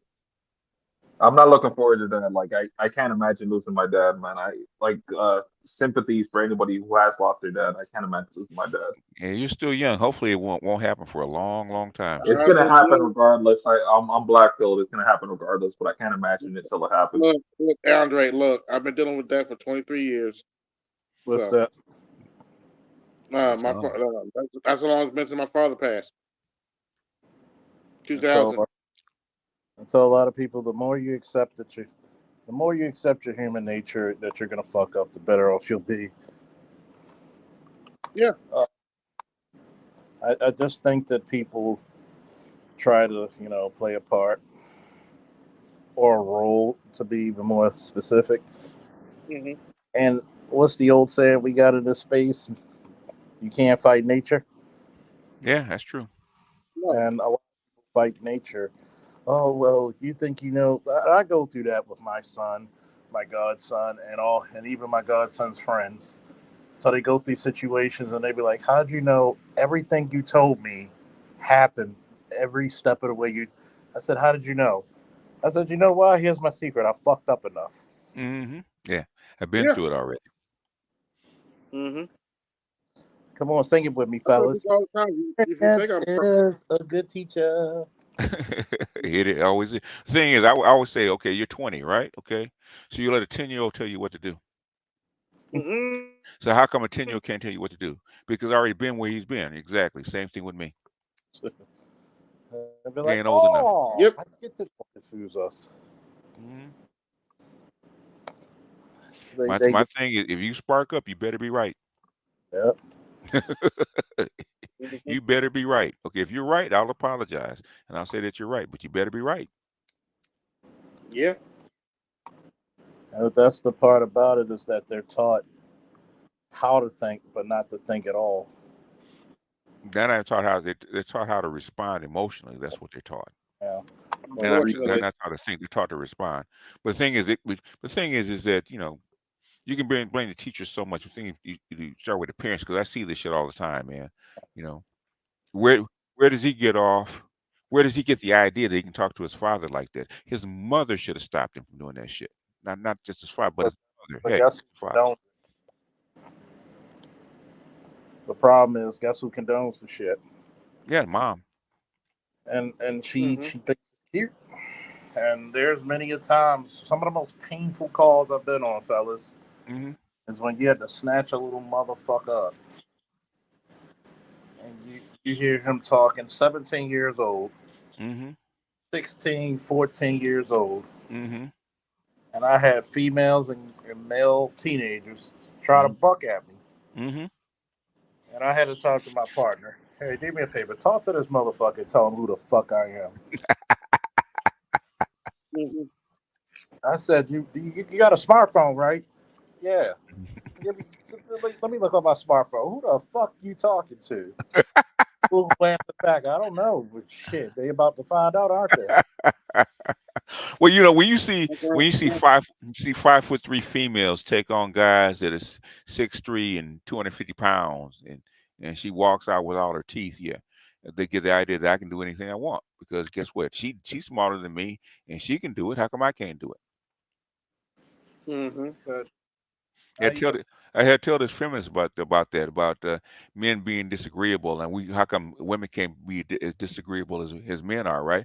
I said you can be that, but the thing about men, okay, uh, we're open to a punch in the mouth if we get too disagreeable, and Right. you guys aren't, so you guys aren't men. If you want to accept a punch in the mouth, you can be as disagreeable as you want to. Okay, if you're that dude, okay, like Charles can be that dude, okay. What's up? He's not, but he can be that dude. Okay. I'm very respectful You because are. Yeah. even if you, this is the one thing I tell people. Even if you could beat up everybody in the room, do you really want that fight? You can beat up everybody in the room one at a time. Yeah, when they come, If they all come for you, you ain't got a shit. You ain't got a snowball's chance in hell. Okay. you might get one, you might You get might two, get two. you might even luck up and get three. Yeah, But numbers are numbers for a reason, right, Soji? yeah. The big ass lion can get hunted down by a pack of wild dogs because there's more of them. Yeah. Yeah. And eventually you're gonna get tired. Yeah, you get tired, and they what's it? Death by 1,000 cuts. And they all got teeth. And Yep. they don't. And guess what? They get more emboldened. So Yeah, yeah. I had to Yep. tell a couple kids stop. Like I have to tamp my son down. He's a Leo. Stop shit talking so much. Like he's like, come on, Dada. Like he was like telling my nephew who's in Texas on active duty, come on, aren't you a better boxer than my dad? He's like, shit. He said, you never saw the shit your dad could do in a boxing. He's like, the thing that amazed me is the shit he could do in a wrestling match in a boxing ring. Mm-hmm. And he could just see somebody do it and he could copy it.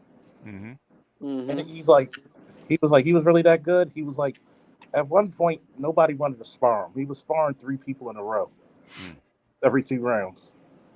He's like, yeah, go ahead, try it. So one time, he thought he was doing something slick.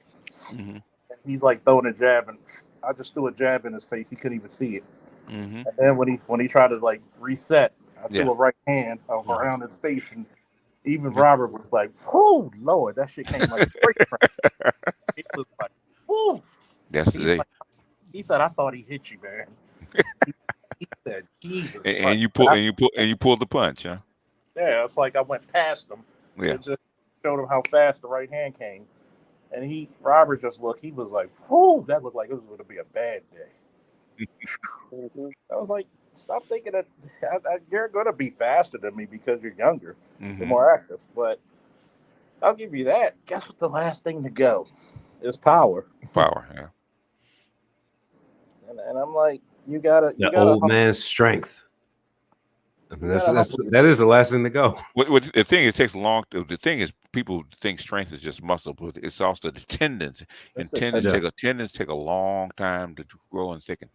It takes a long time to develop because for those of you who are science geeks, you can build your muscles up, but there's a reason why your muscles you might not be able to lift as much because your tendons can't support it. Can't support it, yeah. Yeah.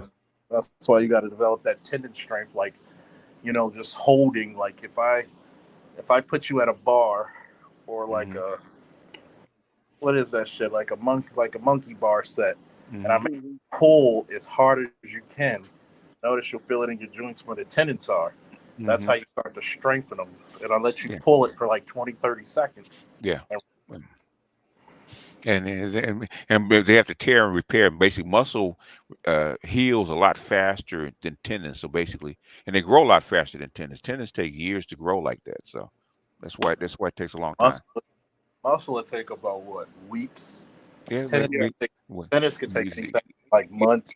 Months to years. Yeah, that's like football players still look the same pretty much when they retire because those tendons are still there. If they're in good health, yes. Yeah. Don't shake Ray Lewis' hand. No, don't. Yeah. I've heard about that. Him and what's the running back's name? They said don't shake his hand. It's funny because Ray Lewis, one of the few people that I shook his hand. He reminded me of my wrestling coach who would crush your goddamn hand. Yeah. I mean, I met Lawrence Taylor. I met Bo Jackson. I met a bunch of people that were before that era too, like the 70s, 60s players, and it's a different level. Like those guys you don't realize how big these people actually are till you see them.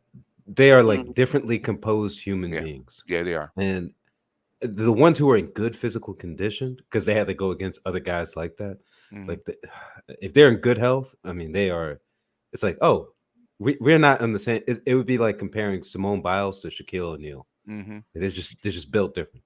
Yeah, from the ground up. Yeah. If you ever see Shaquille O'Neal in person, man, it's like somebody blocked out the sun. That's how big he is. Yeah, he's enormous. You don't want to shake Simone Biles' hand either. She's strong. Yeah. Strong little motherfucker. Yeah, I was just saying that as like a size difference. Yeah. But she's an exceptional athlete on her own. Like, she's like, you ever see the triceps of that motherfucker? Yep. Yeah. For her size, her core strength. Yeah. Alone. Everything strength. Good God. 2 people I had the hardest time fighting, and both of them were gymnasts. There you go. Oh wow. I mean, I'm strong, but I had to do their type of workouts to catch up with them. Strong motherfuckers, man. And I mean, the one thing about it, if you're in combat sports, you get humble real quick and just acknowledge that there's different levels of strength. There's people who think they're strong, and there's people who are actually strong. Yeah, it depends on what level that you compete at, man. You know, like you compete anywhere near the pro level, that's a different level. Yeah, you can tell. I think it's the percentage of people who make it from the high school level to the pro is 0.26%. Something like that. Yeah. And then you got to think about the people who make it beyond that, like, you know, more than the rookie contract Mhm. is what, 50% of that, maybe even less than that. Yeah. So you're talking about the 0.005% of people in this world. Yeah, as a gym rat, I used to play with some of these guys, man. You cannot believe how big and fast these people actually are. Fast. They're fast. It's like a blur. Yeah, like LeBron is like, I'm not a big LeBron fan, you know, just like out of fandom, whatever. But to see him play, it is impressive to see him. He's a physical specimen. Yes, He what, yeah. 6'8", and then 270 pounds, 250 pounds, somewhere around there. He's about And 270, and he probably has what 8% body fat. Yeah, and he moves like a panther. Like it's crazy to watch it. Let me tell you, I'm gonna give you this name, right? If you're on your phone or you're on a computer, look up Alexander Karelin. Yeah, the Russian. Yeah, that dude he would pick up men bigger than Charles, laying flat on their belly on the mat, and lift them over his head and slam them back to the ground. And Believe it or these are not, guys who are that's called the 6'2". Or he's about 6'3", Yeah. 285. He probably Yeah. cuts to 85. He's probably walking around 300. And lifting a man is not easy. Like it is just it's not easy at all. I have no experience in doing that, sir. Yeah. No. It's dead. Even if they're like an active wrestling partner, it's literally almost like dead weight. It's impossible to lift someone. I used to I had a girlfriend who I was impressed by bench pressing her. She was only like 130 pounds, so it wasn't that difficult. But it's still very difficult to do that. It's because unbalanced. Even like I'd get my hand under her ass and hand under her lower back, and it was still very difficult to do. But it is still add 200 pounds and make that person a foot taller. It's just No, Ruski. You gotta understand. I'm not Charles Faulkner. Not that big of a guy, Ruski. No, not that big. Yeah, well, yeah. If you compare him to the Wall, no. No, not that big guy. It's funny in my mind. I think I'm normal sized. Yeah. Yeah. Well, I used to think I was short His when I mind, played yeah. basketball. I thought I was short. It's And I'm the 6'1", fact of the 6'1". matter. It's believe it or not, this is how funny shit is in your brain. I never thought I was that strong of a guy for a very long time. nah, but compared to the rest of the world, you are. And even and it's funny because a friend of mine broke this down. He's like, go look up the percentage of people who can lift 500 pounds.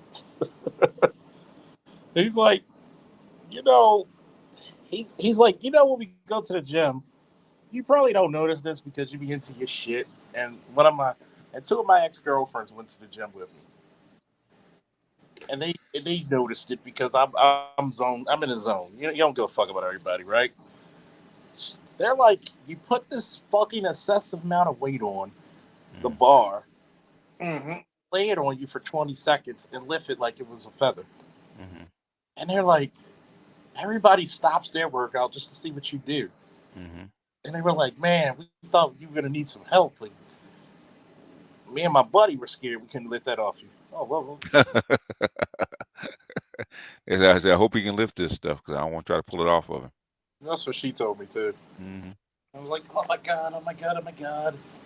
And like you said, when you wrestle or do judo, And you got to lift them. And when you can stop a human being in their tracks moving away, that's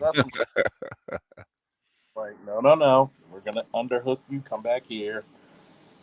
And everybody think curls are show muscles. Like, no, that's how you get your underhook. Like, man, I've seen some amazing people on this earth. Like, even doing it internationally, I've seen some amazing athletes. Like, you know what? You motherfuckers are like, if evolution just said, you know what, we're gonna skip 10,000 years and we're gonna show you what human beings gonna look like in the future. That's what I think when I see Bo Jackson. Like, good God, like, what type of laboratory did you make this nigga from? Like, some of that shit he, huh? Yeah, it's genetics, man. Born different. Born different. Yeah, my dad played opposite the ball with Lawrence Taylor back in high school. Okay. And he was not known as a fantastic high school player, but he was a big guy. But I met him when I was a teenager, or like 11, 12, like that preteen teenager. And he was a much bigger person than my father. It was like, oh, there's a reason why my dad went to D2, D3, and this guy went D1 professional. Nice guy, but he was a monster of a person physically. Like, he was just a physically impressive human being. But, like, shook his hand as a kid, and I was like, oh my God, I thought my hand was gonna be turned into dust. Just because that grip was just grip and them huge hands. Yeah. Imagine going to a guy that's 5'8", 185, 190 pounds, with a handlebar mustache, black dude, and he could take pliers and break them. Good hand strength. There's some black martial artists who could do that.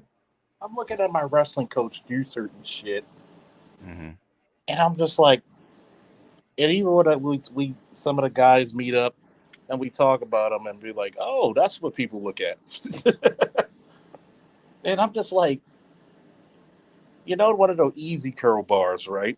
And we were in the weight because he had 2 rooms because he was a technology and printing teacher, like computers and technology. So he had a little room set aside for his weights. And on the easy curl bar, he put a 45, a 35, a 25, and a 10 on both sides. And he's carrying a conversation about curling this shit. And we're just looking at him like, like, but you know who his boy was too, right? Lee Haney. Oh. Of course, you'll know who Lee Haney is. Yeah. Go look up Lee Haney if you don't know who the fuck he is. Old school. Shit. Hey, Slap the pay bells, let him go. No. Huh? He was one of those guys who slapped the plates on the barbells and then move. It's like he a monster of a man as far as size. Yeah. He's probably wider than he was tall. Yeah. What's his name? What's his name? God, not Lee Haney, but there was the other guy who known as the Shield. Ronnie Coleman. He has a channel on YouTube. He's like 600,000 or 700,000. He might be closing in on 1 million. Yeah, he's a legend. Yeah, but he has broken his body from lifting, but he is still he's still a wide man, but he can't move like as a normal human being. Like he has pins and rods and shit all over his back and stuff. Just because he's lifting that heavy. Like it's impressive what the human body can get to at the top. How old is he now? He's almost 70, right? He should be close to that. He's almost. He's about late 50s. At least 60. At least 60. No, he's got to be older than that. Yeah. Yeah. But he apparently he was a cop in Texas. I remember that. Yeah. Peak of his power. I remember that. I could not imagine him pulling me over and just stepping out of a squad car. Yeah, and just like rolling up. They actually showed some of that, man. His arm actually took up the whole window. Yeah, I mean that he was like a Ronnie mountain of a man.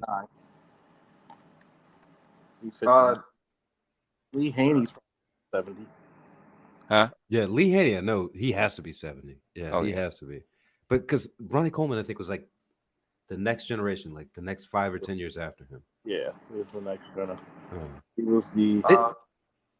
You know who doesn't get any shine is the guy who kept Arnold from winning, who won the I'll put it this way. He won the Mr. Olympia before Arnold did, because he had He's the only better person. specs all around. You talk the about Cuban gang. Sergio Oliva.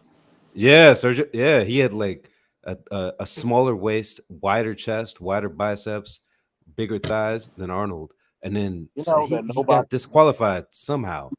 Nobody Somehow, ever- miraculously. Nobody still to this day ever had that ratio that he had for his waist. Like he's just a very freaky human, man. Yeah, he said Ronnie Yeah. 59. Okay. Okay. So what did I miss?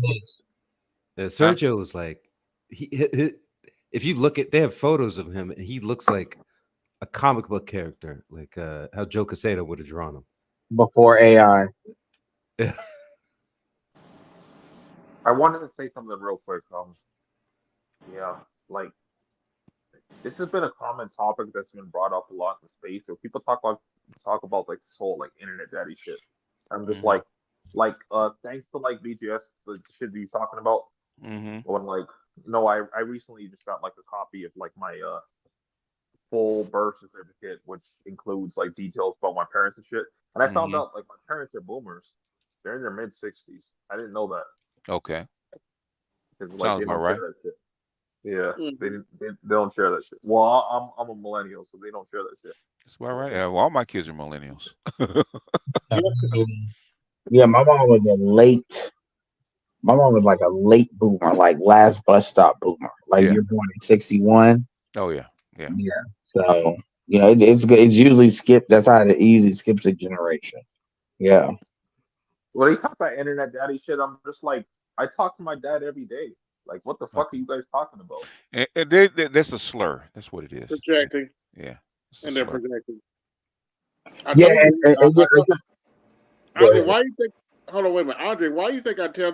Why you think I tell BGS all the time? You know what these problems are.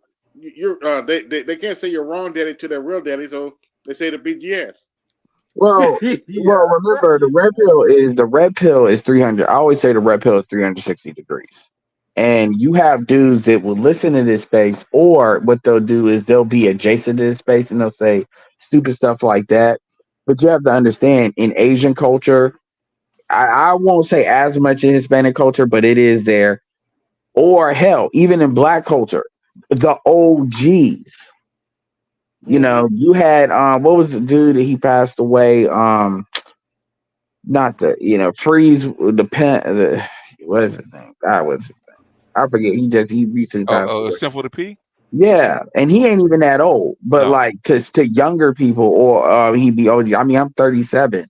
To somebody that's teenage. You know what I'm saying? You're an OG, yeah. Yeah, they would try to say that, or whatever. The point is, you have that in different spots, and so even in our culture, it'll be accepted on certain terms, but like that shit is normal in other cultures. Like, well, outside of the West, I won't even put it just on Black people. But in the West, you see that a lot. But even amongst like Eastern culture, elders are definitely respected. Arab culture, definitely. Middle East, Muslim culture. So like when dudes say stupid stuff like that, they really, I'm not trying to call them a bitch, but they really show the gynocratical programming that dudes. Just because you're in this space does not mean you haven't done the work to exercise that demon. Hell, a lot of people don't even acknowledge that shit. And so they go to like game spaces or whatever spaces and try to act like that shit ain't real. And yeah, man, it's just retarded. Well, like the reason why I was giving like BGS some credit for that was like I thought my parents were like late Gen Xers, but Okay. like come to find out they're mid boomers. Okay. But but like Ed, did you get a chance to look at that stream that I was talking about? Because like I was talking to like somebody else at the time. He No, said he would check it out. I've had other stuff I've been looking at. Yeah, I've been when you seeing. send that stuff out, y'all have to start putting in time markers, man. Nobody wants to look at the whole stream. Yeah, so what you do is you put in like the number one, you can right click and then Yeah, YouTube will click. ask you to do it at the timestamp, Yeah, or in the comment section, yeah, what you do is you put in like the time colon the time and yeah. it'll link it. Or do a clip or clip it. You know. Yeah, with your phones. I mean, all y'all got iPhones or Android, it all got an automatic screen record, or get an app and screen record it and then just I mean, these things can be, or hell, y'all got YouTube accounts, do a screen record and then just upload it on your phone via YouTube and then do it unlisted. Yeah. And then that way you link it. I mean, I keep telling you, I'm going to start doing tutorial. I keep telling y'all this over and over. If Yeah. y'all really want us to speak on something, Yeah. yeah. Because we don't have time. We don't have time to sit through a whole 2 hours of people watching. What stream was you talking about? Fantastic stream? Yeah, like I watched everything on 2 times. I mean, Grinch spoke on. I mean, honestly, Grinch. Like, I'll share Grinch's link. Grinch kind of spoke on that, and he was diplomatic about it, but he spoke on. Yeah, actually, no, he wasn't diplomatic. Yeah, he said a lot of you niggas. He said straight. He said straight up. I don't know why a lot of you niggas even are alive. Like y'all niggas act. What are you living for? Like based on some of the shit they were saying. Like he had that kind of Kevin Samuel. You remember Kevin Samuel stopped the show and had like a "You Matter" meeting. A lot of these dudes, but we've said it all the time. Women, a lot of black men don't know what their manhood is outside of a woman knighting them. I always think of the scene from Avengers Infinity War when Tony Stark, they was on that ship with Doctor Strange, and then they had to do something, and he knighted him on his left and right shoulder, said, "You are an Avenger now." And then Spider-Man was like looking at it, do, do, do, do. This is how black men view black women. They don't know who they are. And when you really understand the implications of that, like you all like niggas paper moving through the wind. This is why dudes don't understand their physical environment, their social environment. I'm talking about in their own hood. They may maybe know the street environment, but like they don't see like I don't mean to say real estate, but like just give a perfect example. There's a guy he wrote the book Commercial Real Estate for Dummies, black dude, really good dude for the for dummies people. And he does commercial real estate. 5 different types of commercial real estate. Storage, office space, apartments, storage space, obviously trailer parks in the places they're going to be, and then residential. And then he said strip malls. So office space, strip malls. So those are 5 types of commercial real estate. If you understand that, you'll have a better understanding, at least your physical environment, social environment. Most niggas, they don't know if they're in a patriarchy or matriarchy. You ask them, and trust me, I got into an argument last week with like a 50-something-year-old nigga talk about he got a PhD in criminality. I was like, oh my God, at the barbershop. These niggas don't know shit. That's my point. I would have been They're like, angry. "This is your." Here's the problem, right? When I looked at the scene, at least the clip of it from what I saw when I was doing my panel last night. When I guess those chicks say they 21, if so, that's the hardest looking 21 chick. I mean, they look like they fight the forces of evil, like fucking Skeletor looking bitches. Okay. I mean, but the point being is this: the conversation at some point has to stop when when Fantastic asked the question of what would happen if all the men on Earth disappeared, how would you handle it? Well, I got everything I need. Once that was stated, you already knew that this situation was. Hold on. Come on, wait. You already knew that you're not talking to enlightened people. It's like at some point, I think so many people in this space want to jump on the next female and just be like either prove themselves, like Ed just said. And there's times I tell people I feel nothing. It's perfect example. When I went to go check out the school for the guys wrestling, this guy said he could beat up all the coaches. Okay. I'm looking at him and I'm like, dude, Do you know who I am? You're not even worthy to talk to me yet. Talk to like win a match, win 4 matches in a row. Yeah. Then I'm even acknowledge you. like Charles, I would say it's Then not so have much a theory. I'm gonna speed it up with this last statement. That's what I think a lot of dudes really need to start doing. Like, you got to prove that you're actually intelligent enough to actually have this conversation. But go ahead, Aaron. I mean, right? Uh, I would say it's not so much of a theoretical example at this point because somebody I can't remember who, but somebody posted like it was a clip or video of like it was somewhere in Europe where like all the women they went on strike for a day. And do you know what happened when they went on strike for a day? Nothing. Like some of the CEOs were talking about the the country ran smoother. And it was less bullshit. I mean, yeah. That's But what like that's what the Big Tel's been talking about for a while.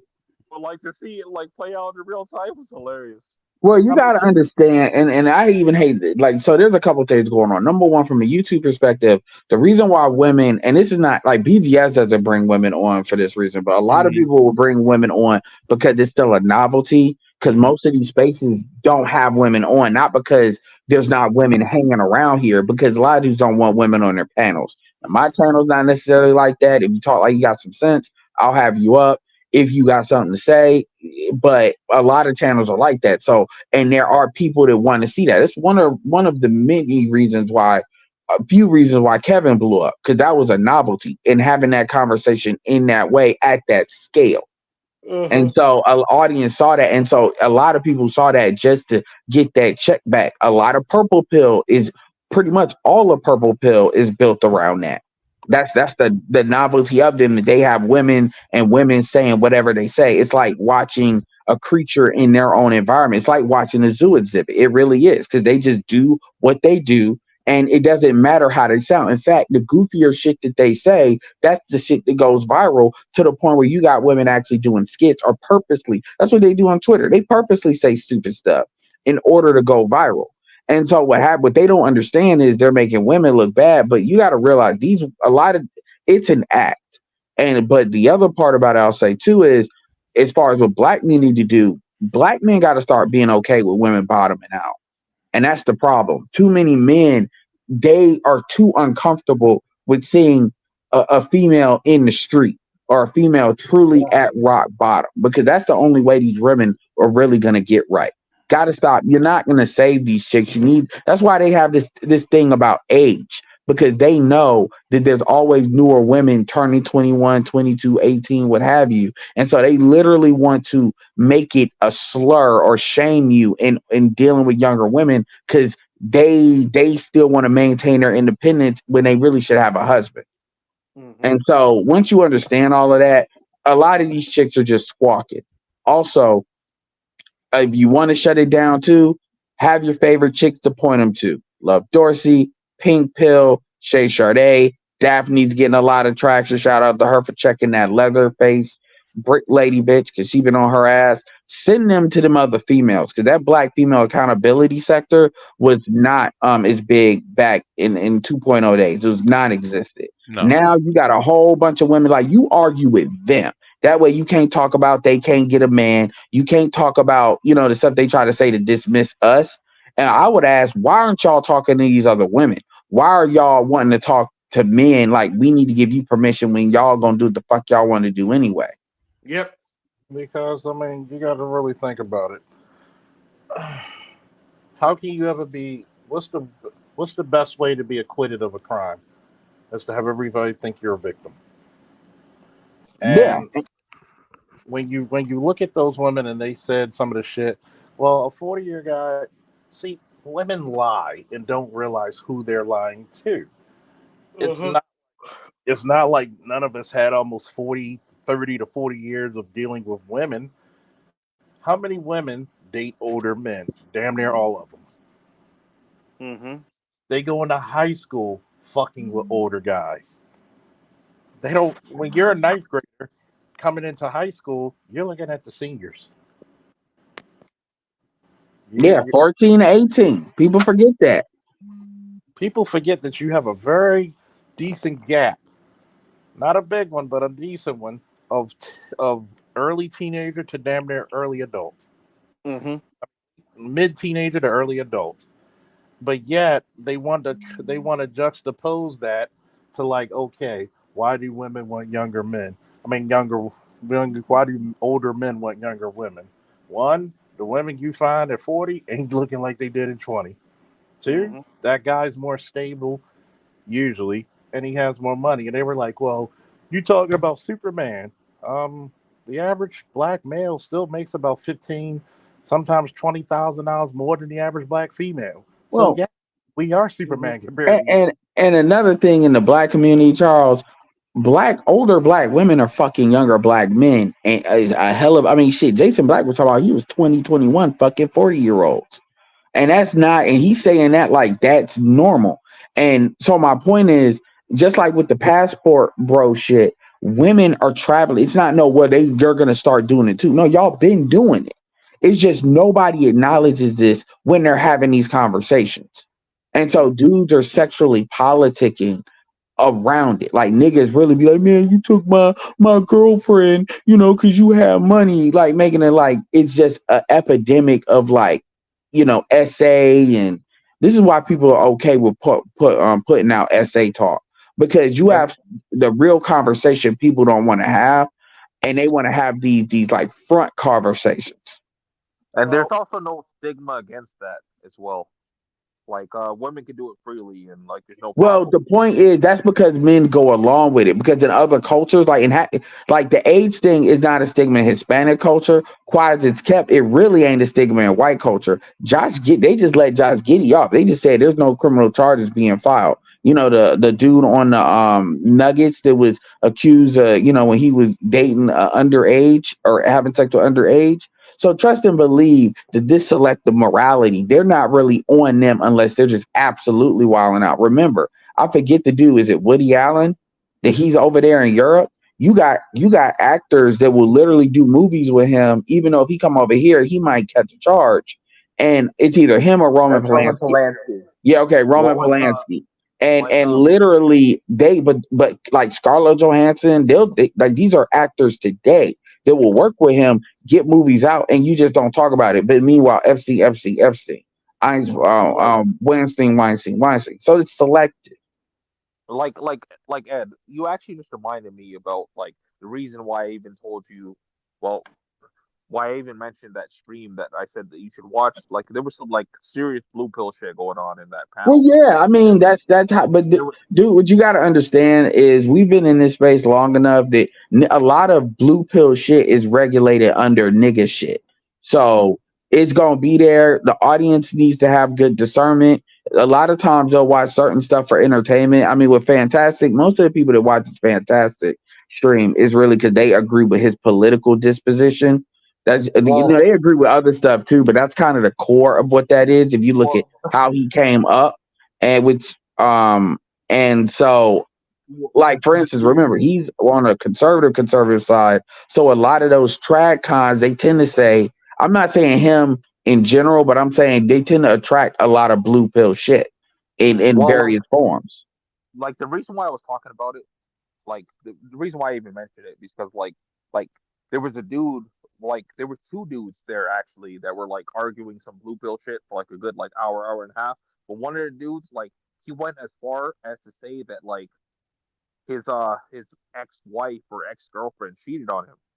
And like this guy said that like his ex-wife or ex-girlfriend enjoyed the dick that she got from this side dude.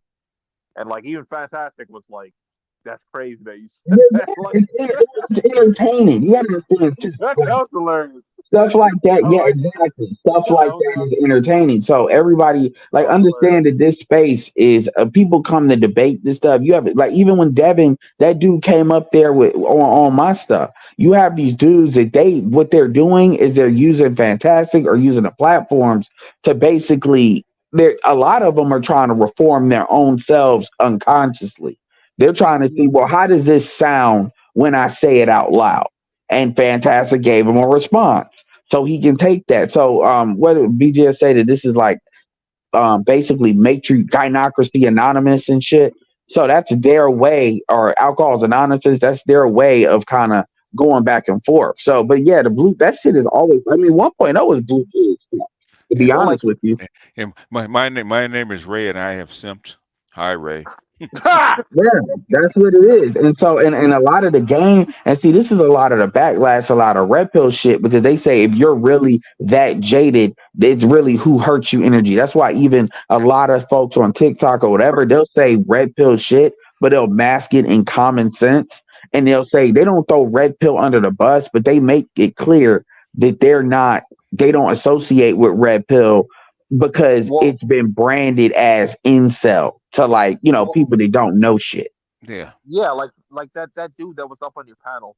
He was talking about like mainly like white MGTOW content creators, and like one of the Yeah, they content don't creators. delineate the difference and that's why Jason Black played on that when he did his thing, when he always goes after Fresh and Fit, Coach Greg Adams, Pearl. He associates that's what the white folks are. The black book is, which a lot of this stuff crosses, but that's what they'll try to do. Though and to some extent, it is white people shit. And black people have kind of a different brand on it, which is why we call it the black manosphere, because we have different problems than what white dudes have. Number one, we don't have the population thing. Number two, feminism is really class warfare, and they don't understand it. They have their own stuff to deal with, and there's streams that cross, but for the most part, there is different.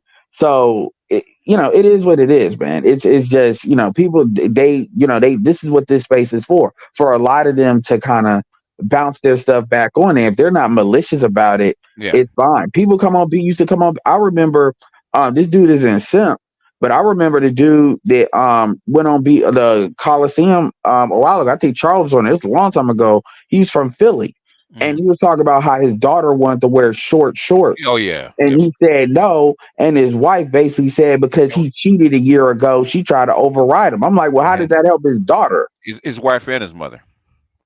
Yeah. And I'm like, okay, so when she out here like that, and then she's gonna have a Color Purple story, because understand, because look, I don't have kids, straight. So let me say that. But understand something. There is a difference between you want to wear what you wear, and there's a difference between you're trying to, as they say in the game community, look smacks. Meaning you're using sexuality in order to try to there's a boy you like, whether it's in your high school, same age, whatever, it's a boy you like, and you want to have all the tools in order to secure that boy. And SWP was just launching some videos too, which I don't agree with how he's approaching it. But yeah, shit like that. And it's like, if you want it anyway. And anybody says looks match to me is like automatically like you're from. Well, it's a good. I don't like the term, but it's good at communicating what I mean, and in a way that's not like explicit. It is an insult term though. Yeah, it looks nasty. Well, I didn't hear it from an incel. So let me say this. I heard that from Lucario, and I don't even listen to Lucario. It was like one fucking short he did. And he said, yeah, you try to look maxing is not the only thing that you need to do. Yeah, that's an insult term. Yeah. Well, I heard it from that nigga, so. Like that Devin dude that was on your panel, like he literally said looks max. I'm like, yeah.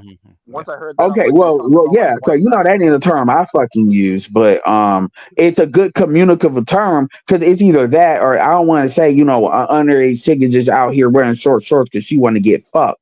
That's not very YouTube friendly. That's why I framed it that way from a female perspective. And that dude was talking about he listens to fucking like wheat waffles. I'm like, if you listen to wheat waffles, like, yeah, you're definitely in that incel. Devin's problem is Devin is listening to whatever content the algorithm gives him because this stuff is entertaining, it's thought provoking. But when I told him this, what you have to do is you need to fuck what I'm saying. You need to, because he almost got blocked because he was like saying, well, I don't fuck with BGS. And I told him, I said, you got one more time to say that, and I'm going to remove you and block you. And he did it. To his thing, he did it. People have a right to not like it. And he said it once, and he did it. And I'll give him credit because most black people don't got that kind of impulse control. And then we had a conversation. Okay. Well, hold on. And my main thing with Devin though is they absorb all this information, and then they don't really ponder it and think on it on their own. They don't read, but they don't just read. They don't look at, they don't back this against facts that they learn on their own, whether it's reading, whether it's having general information, whether it's doing an audio, whether it's researching stuff. See, stuff that BGS says, I'm either looking it up myself or I already know. So a lot of stuff he said, there was You already things know. that I knew, Yeah. but he clarified certain gaps. Yeah. So that's why I didn't question it. And then other stuff, not that I'm verifying what you say, but this is like in the Yeah, beginning. I always tell everybody verify. Don't believe me. I'll say check. This is Verify. in the beginning. This is why, and then but Jason Black too. This is why certain people, I kind of in the back of my mind, I kind of know. Okay, I don't agree with that. Let me see if what I'm saying is correct or what they saying is just something I don't know. See, most dudes don't have that because they remember our social media didn't always exist. At my age versus these young dudes, that's all exists. Because what did Devin say again too? He said, well, the young dudes are finding this stuff. Like the young dude, I saw some young brothers, talking about Andrew Tate. Well, I'm like, that's not really a bad thing. Andrew Tate is a very kind of pull yourself up, alpha your way through it, work out, be outside kind of thing. Andrew Tate is really not anti-bitch like that. So what did he have against Andrew Tate? Well, that's the point. He didn't say anything. He just said the fact they were listening to him was a problem. Like Ed, I think the point that you're missing, like he was talking about like white manosphere people. Okay. Oh yeah, I already know that they do that, and I said our stuff is different, but whatever. That's why I was saying he doesn't delineate the difference. So how did he wind up over here? I don't know. Because he's a street dude. He's a kind of a street dude. Basically, he said himself in the end. He said he ain't a thug, but he likes dressing like one because he likes it. Okay, so he's a black dude. So why does he listen to the white manosphere? Because the algorithm gave him the videos and it was interesting. That's what he said. It ain't the algorithm. That's not what's happening. Well, that's what he said. Okay, go ahead and finish, Andre. Make a point, Andre. I'm trying to get your point. BGS, he cammed up and like this was like we're talking about like a nigga with dreads and fucking like girls and shit. Yeah, like 1,000 other dudes. So what's exactly. And he was like talking like white manosphere talking points. I'm just like, okay, so if he's in the white manosphere, he's in the MGTOW sector, he's in that sector. Why is he over here arguing with it? I don't know. That's what I would ask. Okay, because I've been on both sides. My question is, why are you over here? Okay, bothering us because okay. So and that's what you're not getting, Andre. He is an African American man. That's why he's over here. The MGTOW stuff that I determined he was because he knows us. He's been listening to me for a long time. He don't like BGS. He was talking about Obsidian, with different stuff with Obsidian. And so he was, he did that in the chat where he's just questioning everything, talk about where's the solution. Y'all, this is not based in like real life. Like, and I'm like, everything we say, these are real life experiences. And then that's why you came up. That's it, so you saying BGS is just doing some YouTube shit? Because I gave him, because he was bringing up the kind of cornerstones of the manosphere. So O'Shea, Angry Man, and Obsidian. And so I went through, I said, all of these people, they either, other than, two of them got kids, one of them got grandkids. Obsidian has a girlfriend. O'Shea's been overseas and lives in California. I mean, these are all people with experiences. Mm-hmm. All these people, for the most part, you know what they look like, or they're verified in some way. What are you talking about? Our stuff isn't based in real life. Like, I don't. And I was asking them, like, trying to get to what the issue was in the chat, and he would just say, like, Passport Bros isn't a universal solution. Well, I said nobody said it was. Mm-hmm. Like, this is why I was tearing apart his arguments, right? Because he's just like, yeah, I might have dreads and I might have girls in my mouth, but like, I'm not doing it for women, but it would be nice if a woman would appreciate what I have. I'm just like, yeah. Like, are you fucking serious right now? So what? I mean, the thing is, he's a young dude. He's confused and he's questioning. as far as asking for answers, right? But Yeah. So, my thing is, okay, you don't like what we're saying because there's no answers. Make your own answer. What's your answer? well, yeah, and it wasn't. See, that's the thing. Like Andre's framing it like it's a debate because that's how he approaches it. Because early on, a lot of people on that. This was more of a conversation. It wasn't like he was coming at me like Big Triple X be coming Yeah, at you. He had questions. We were having a conversation. Andre was on there, but the problem, Andre, is you was approaching it like a debate. You were trying to make him wrong. and like I was telling him what this is what you think. This is what it is. You can take what you want to take with it because he wasn't coming at me at that kind of aggression. And so you were kind of going at him like he was when he wasn't. Okay. Immediately when I hear this type of shit, I gotta say something about it. But like once I heard you talking to him, I'm just like I understood like what BGS was saying. It's like he's a younger dude that's confused. So like I just was trying to set him on the right path, and like it seemed like he got the message. Like Well, yeah, but you gotta understand, Andre. Black men don't. A lot of times, black men are not gonna respond to you. Kind of if they perceive that you're just trying to directly do a blitz and break them down. See, he didn't respond bad to it, but a lot of dudes are gonna be a lot more aggressive in their pushback against that. Hence why you was on fantastic stuff, and they were like, "Oh, you one of them niggas. You like BTS. You this, you that." So you can get that. Now I get that too. Granted. But it depends on I'm in that mode, and it depends on how stupid people are really talking. But there's a difference between me having a conversation saying this is what I think, this is what you think, where is the gap here, and me trying to figure out the gap versus me saying I'm right, you wrong, I'm smart, you're not. And that's how it comes off with you. Yeah. I mean, but my question is, okay, you said you like BGS. Okay, what does that mean? Okay, you like BGS. Okay, what problem do you have with BGS? I want to ask people that questions that don't really have an answer. Well, BGS, you remind me of my father. No, Daddy. You just scorn me just like my father used to, and it rubbed me the wrong way, man. Yeah, I heard a clip from Melanie King that that was poignant. I had to give her credit. She said this was when she was on Pearl's thing. Oh shit.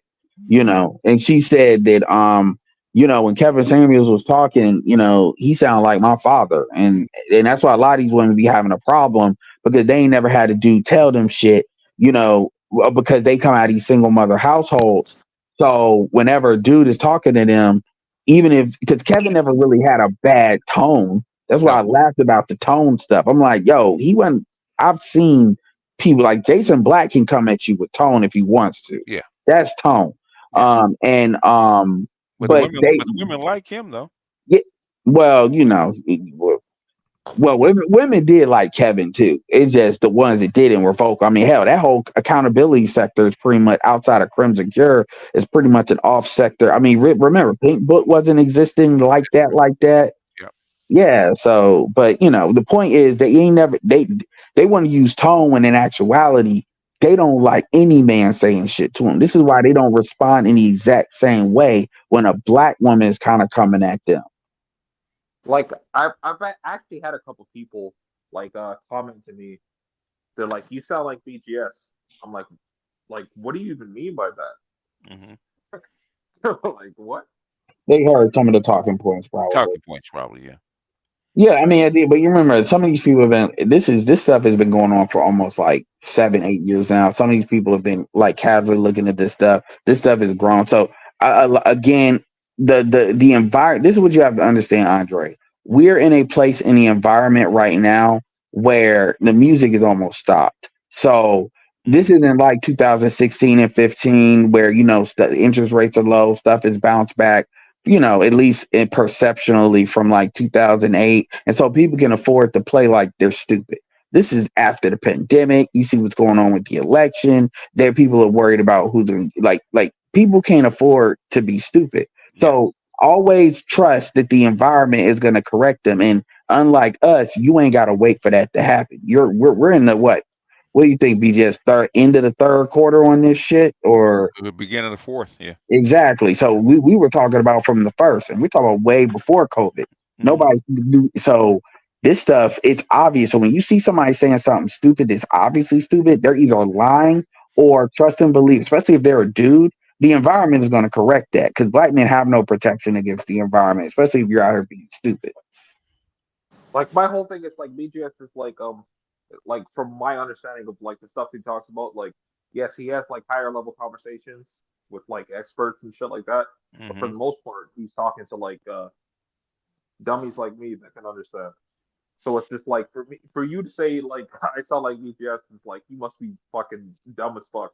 Another thing to ask them, Andre, is who do you listen to? So who do you like?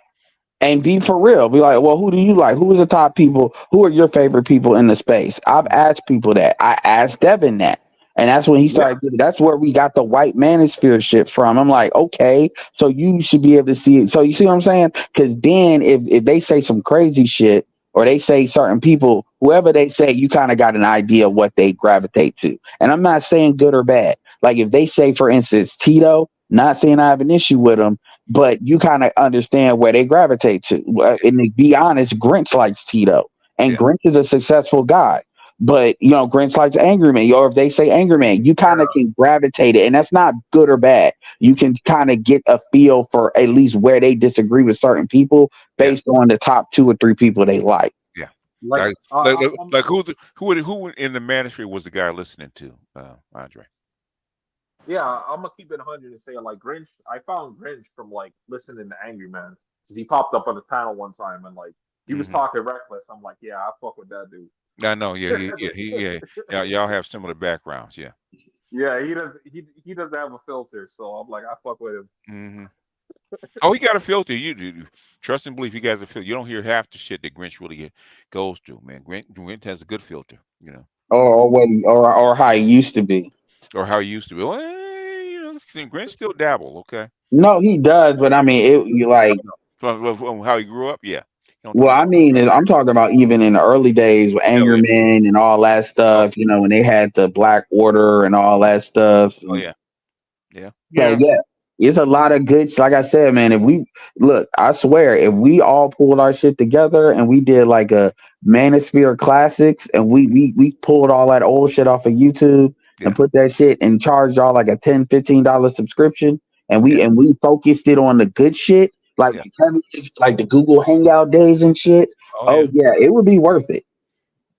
It would be worth that $15 because there was good ass conversations. Solo TB84, Kevin, this is back. You know, some of these people, you know, these people ain't around. Hell, with New Possibilities or Anthony Bryan Logan, you know, back when they thought this shit, they could hustle the Democratic Party over here, you know, the Hotep shit. Oh man, this is y'all have no idea. Y'all really don't. Anyway, so what about I want to ask y'all about some politics really quick before I hop off this shit. So so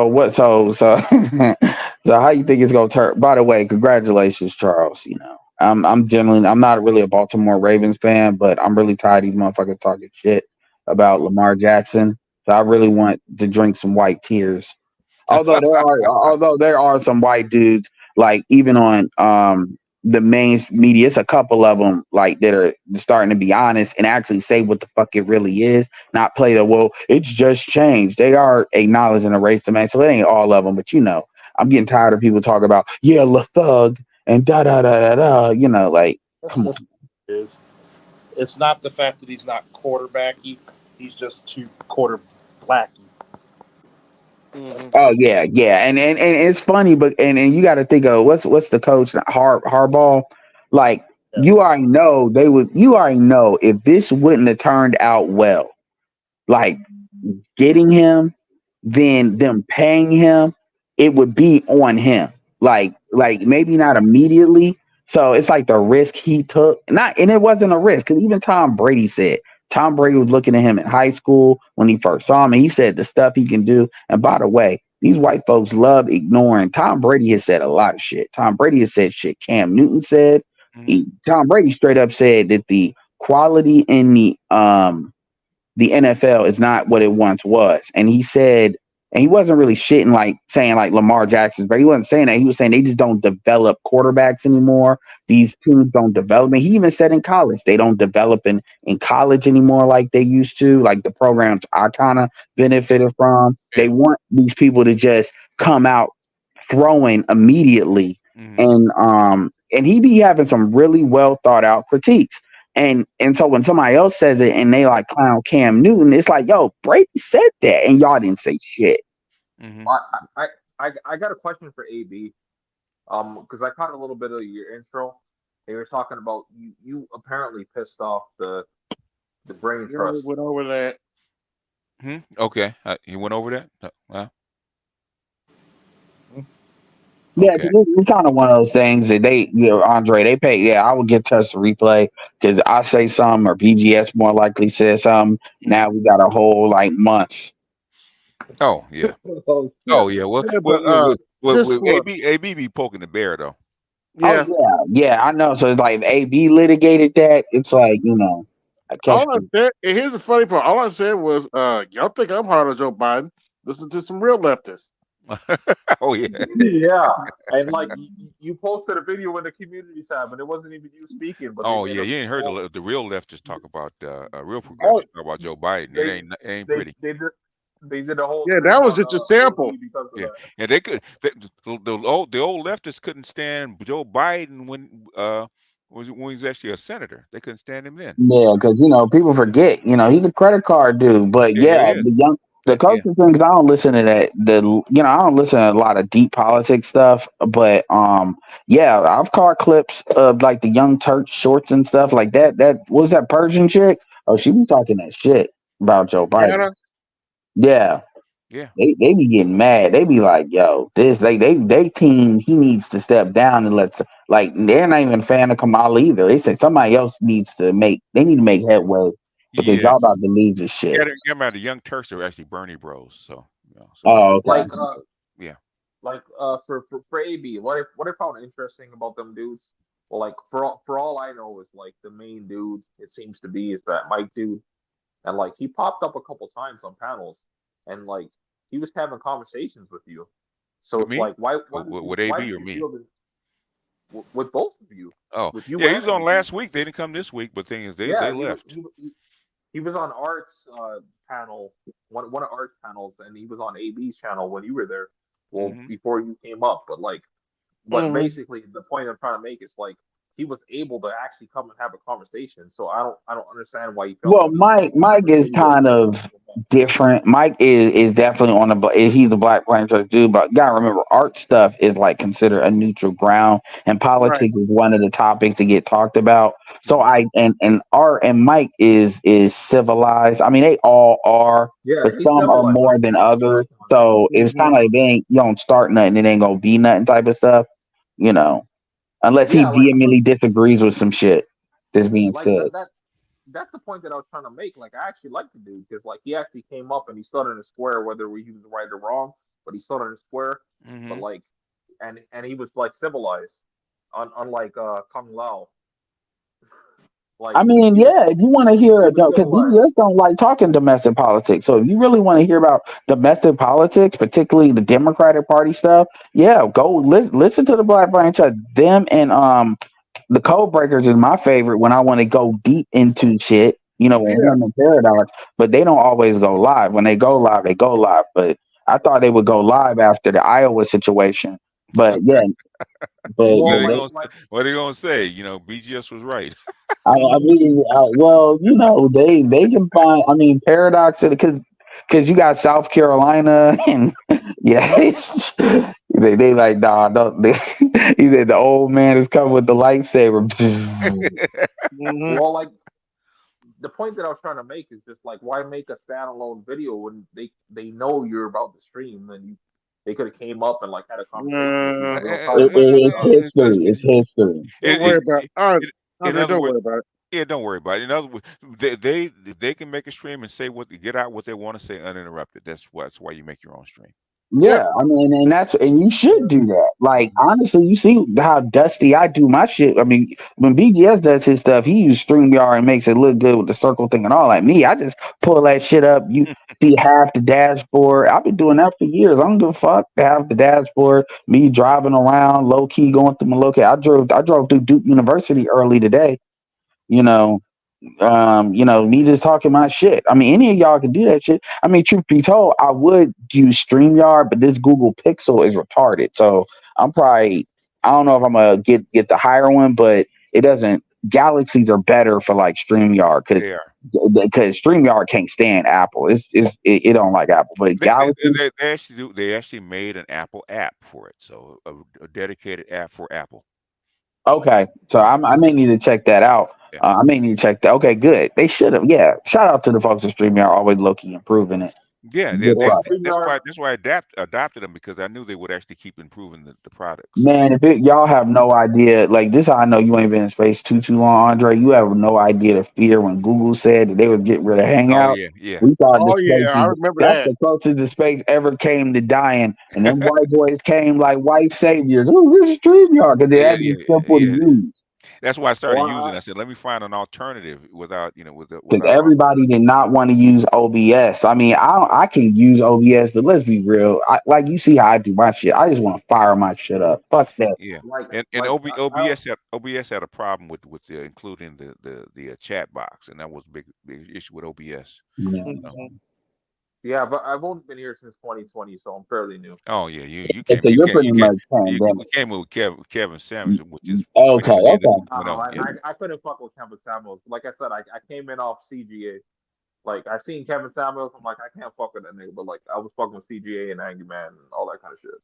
Well, so what was basically CGA is basically third level MGTOW. So yeah. So what was the difference between Kevin Samuels and CGA for you? Because they personally were saying the Kevin same. Samuels and CGA. CGA was like, I got an actual solution for the brothers that are going through some shit. So what's the solution? And Kevin didn't? CGA's solution was like cue the angelic music. Mm-hmm. And in other words, find your way into the JUCO. In other words, you weren't in the settle down mode. You were actually in the spin plates mode. Yeah. Okay. I'm out there now. I'm like, shit. I already have my LTR, so I'm good on that. Okay. Yeah. And okay. So basically, Samuels was on some like trying to find marriage shit. I'm like, yeah, I'm good on that. Because he's speaking to a different audience. Yeah, because the thing is, it gets misconstrued with Kevin. Mm-hmm. He went out. You went out, Ed. You went out, Ed. Okay, he'll be back. Probably in mid sentence. Yeah, I don't really care they made a stream, man. You want to know when I found out about that stream? I woke up. I had taken a nap, and I was like, "Oh, they made a stream." Okay. They put your name in it. Can you hear me? We get you now. We got you now. Okay, so so like I was saying, Kevin's distinction is Kevin is really hardcore on marriage for corporate advancement, if that's the route you're trying to take. Basically saying you're gonna run into a ceiling unless you're in these things. So, and you can believe it or not believe it, but it's there. And so that's and at first he didn't distinguish between that, and then it came off like he's trying to tell every dude should get married, even though he was like, you shouldn't think about getting married until you're 30. Yeah. And so later on, he clarified that, saying, yeah, marriage it may not be for everybody, but at the same time, he wasn't like anti-marriage, but he was definitely like, if you're in a corporate environment, you need to consider that for that reason. And remember, and so, but he wasn't in the business of telling dudes to get married that didn't have no business getting married. And that's kind of the biggest distinction between him and like a Coach Greg Adams, because Coach Greg Adams is never going to advocate for marriage. Like, and so you're actually wrong about that. He does actually advocate for marriage, but he's just like, in this modern society, like it's not beneficial for men to get married. That is the MGTOW stance. Proper. Yeah, and yeah, so that's considered not advocate. Because I get what you're saying, because I'm the same way with that. I'm like I'm pro change the laws, but the way it's perceived, you would be considered in the mainstream as not advocating for marriage, because they're talking about marriage as it currently stands now. Yeah.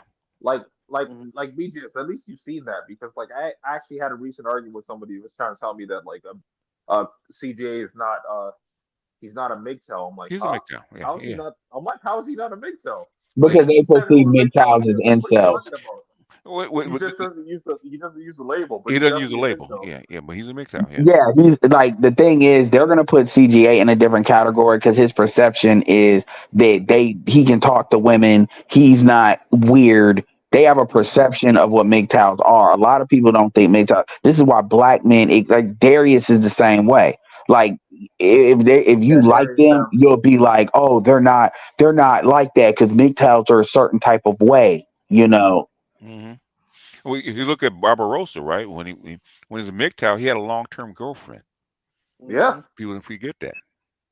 Yeah, well, MGTOWs don't have girlfriends according to the way people According perceive to it, that, they think all MGTOWs are monks. Okay, that's what they think. Well, and most aren't. Most of them aren't. Very few are. yeah, Barbarossa. Like I listened like almost all his content. Like yeah, he was the true MGTOW. He was the originator of him and Stardust or Thinking Ape. Yeah. Yeah, so yeah, so you come see because I listened to Sandman at first, but for the most part, I didn't listen not because I didn't because I'm all do what's in your best interest, and the red pill are just a variety of options within that. Whether you want to do pump and dump for whatever that's worth, because honestly, MGTOW pump and dump is this. It's kind of like that's a tactic, you know. Then you've got SYSBM, which is really not. That's not MGTOW. Yeah. It's not MGTOW, but at the same time, you gotta understand SYSBM promotes marriage more than anybody. Yeah, they do. They're just not loyal to any race. They're more culture based. Yeah. So it's a lot of stuff in here. Then you have Igmore, which is MGTOW, but with exceptions for like what black men deal with empathize. You know, so it's a lot of so it's not even hard to understand. The thing is, people want to sit there and say they want to find a way to make this the problem. This stuff is not the problem. This stuff is speaking to what the problem is. You want to get rid of this, you solve the problem. Yeah. So you want to get rid of MGTOW, change the laws for marriage. You change the laws for marriage and update these laws, you will eliminate MGTOW. Yeah. A third of the men in America are MGTOWs now. But they don't want to do. But the truth is, they don't want to do that, and that's where the friction is. So now you got them constantly talking about, and even black men like what's his name, Stefan Ivasier, all them dudes. Oh, all men are lonely. All men are incel. Even Andrew Tate and them would say are saying that shit. But the reality is, you keep saying they're lonely, but are they miserable? Because real talk, a lot of you. Because think about when you hear people say lonely. No, think about it. Like really think about this. You're talking to Z's young millennials because that's really who they're trying to aim this at. But even millennials are like in their 30s. You've got. I'm talking to you right now. What is it? 6 people, 7 people, 6 people other than me on this. On a like this is interacting. As it the human to human interaction? No, but the thing about it, you got the gaming industry. Where they interacted like that's how they use Discord. You're seeing people playing games, like people are interacting in a different way, and it's outside of their control. I would say Ed's at MGTOW, but he doesn't know that he is. Like that's why I gravitated over to his page. It's like I'm considered what you call with some. That's why my channel was really an Igmore channel, and it still technically is. I'm on like Art of Igmore, me, BGS Igmore. But I don't really consider myself a MGTOW, but I'm more in the SYSBM category. But the thing is, you got to remember, like take somebody like Jason Black. Jason Black is out here saying Jason Black would never claim to be MGTOW, but he's out here saying you shouldn't even get married until you're 40 because you still got leverage. So when people it doesn't really matter what you consider yourself to. It's not everyone, but I mean to some extent, because if you consider yourself to identify more with Igmore, then you would by definition be. Well, yeah. Well, the problem is most people don't understand what MGTOW is. So I'm not out here gonna litigate that. But if somebody were to tell me, like, you don't have to be MGTOW to understand that marriage, the way the marriage laws work is fucked up. You don't have to be MGTOW to understand. I'm not even trying to debate whether I'm MGTOW or not. I'm just saying if you're out here and you don't understand that this is not conducive to people coming into this agreement and this needs to be updated, even from a perspective, like take men off of it.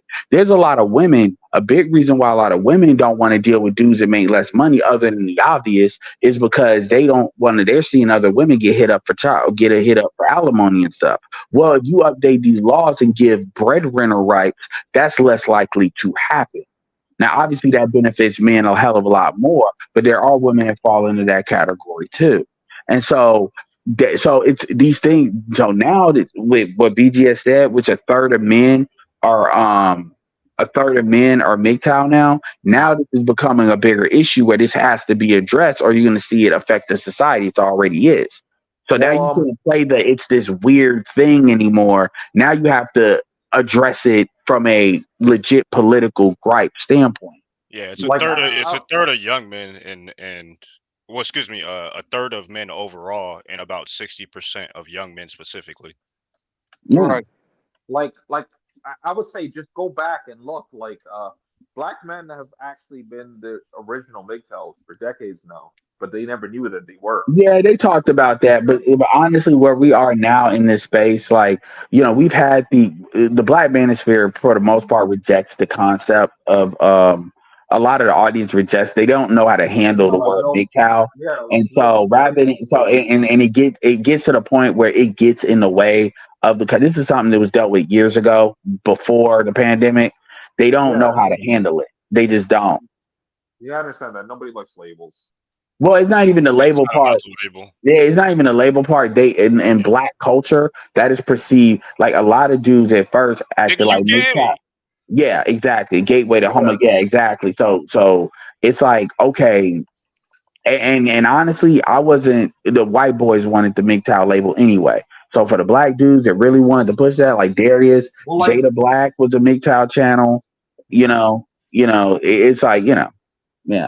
well, like unless somebody tells me otherwise, one of the main originators of this MGTOW shit was a fucking Hispanic dude, Barbarossa. Like, Okay, yeah. So he ain't yeah, black or white, so like, he's how is that a white Dominican. thing? He's Dominican. Yeah, Yeah. exactly. He's not white, so how's that a white thing? Yeah, it's Well, we're because talking about the audiences gravitating to it. guess what the rest of the dudes were White. white. You got a lot of Canadians because they're dealing with White socialism for people, real. Dude, I was in there. Okay, go.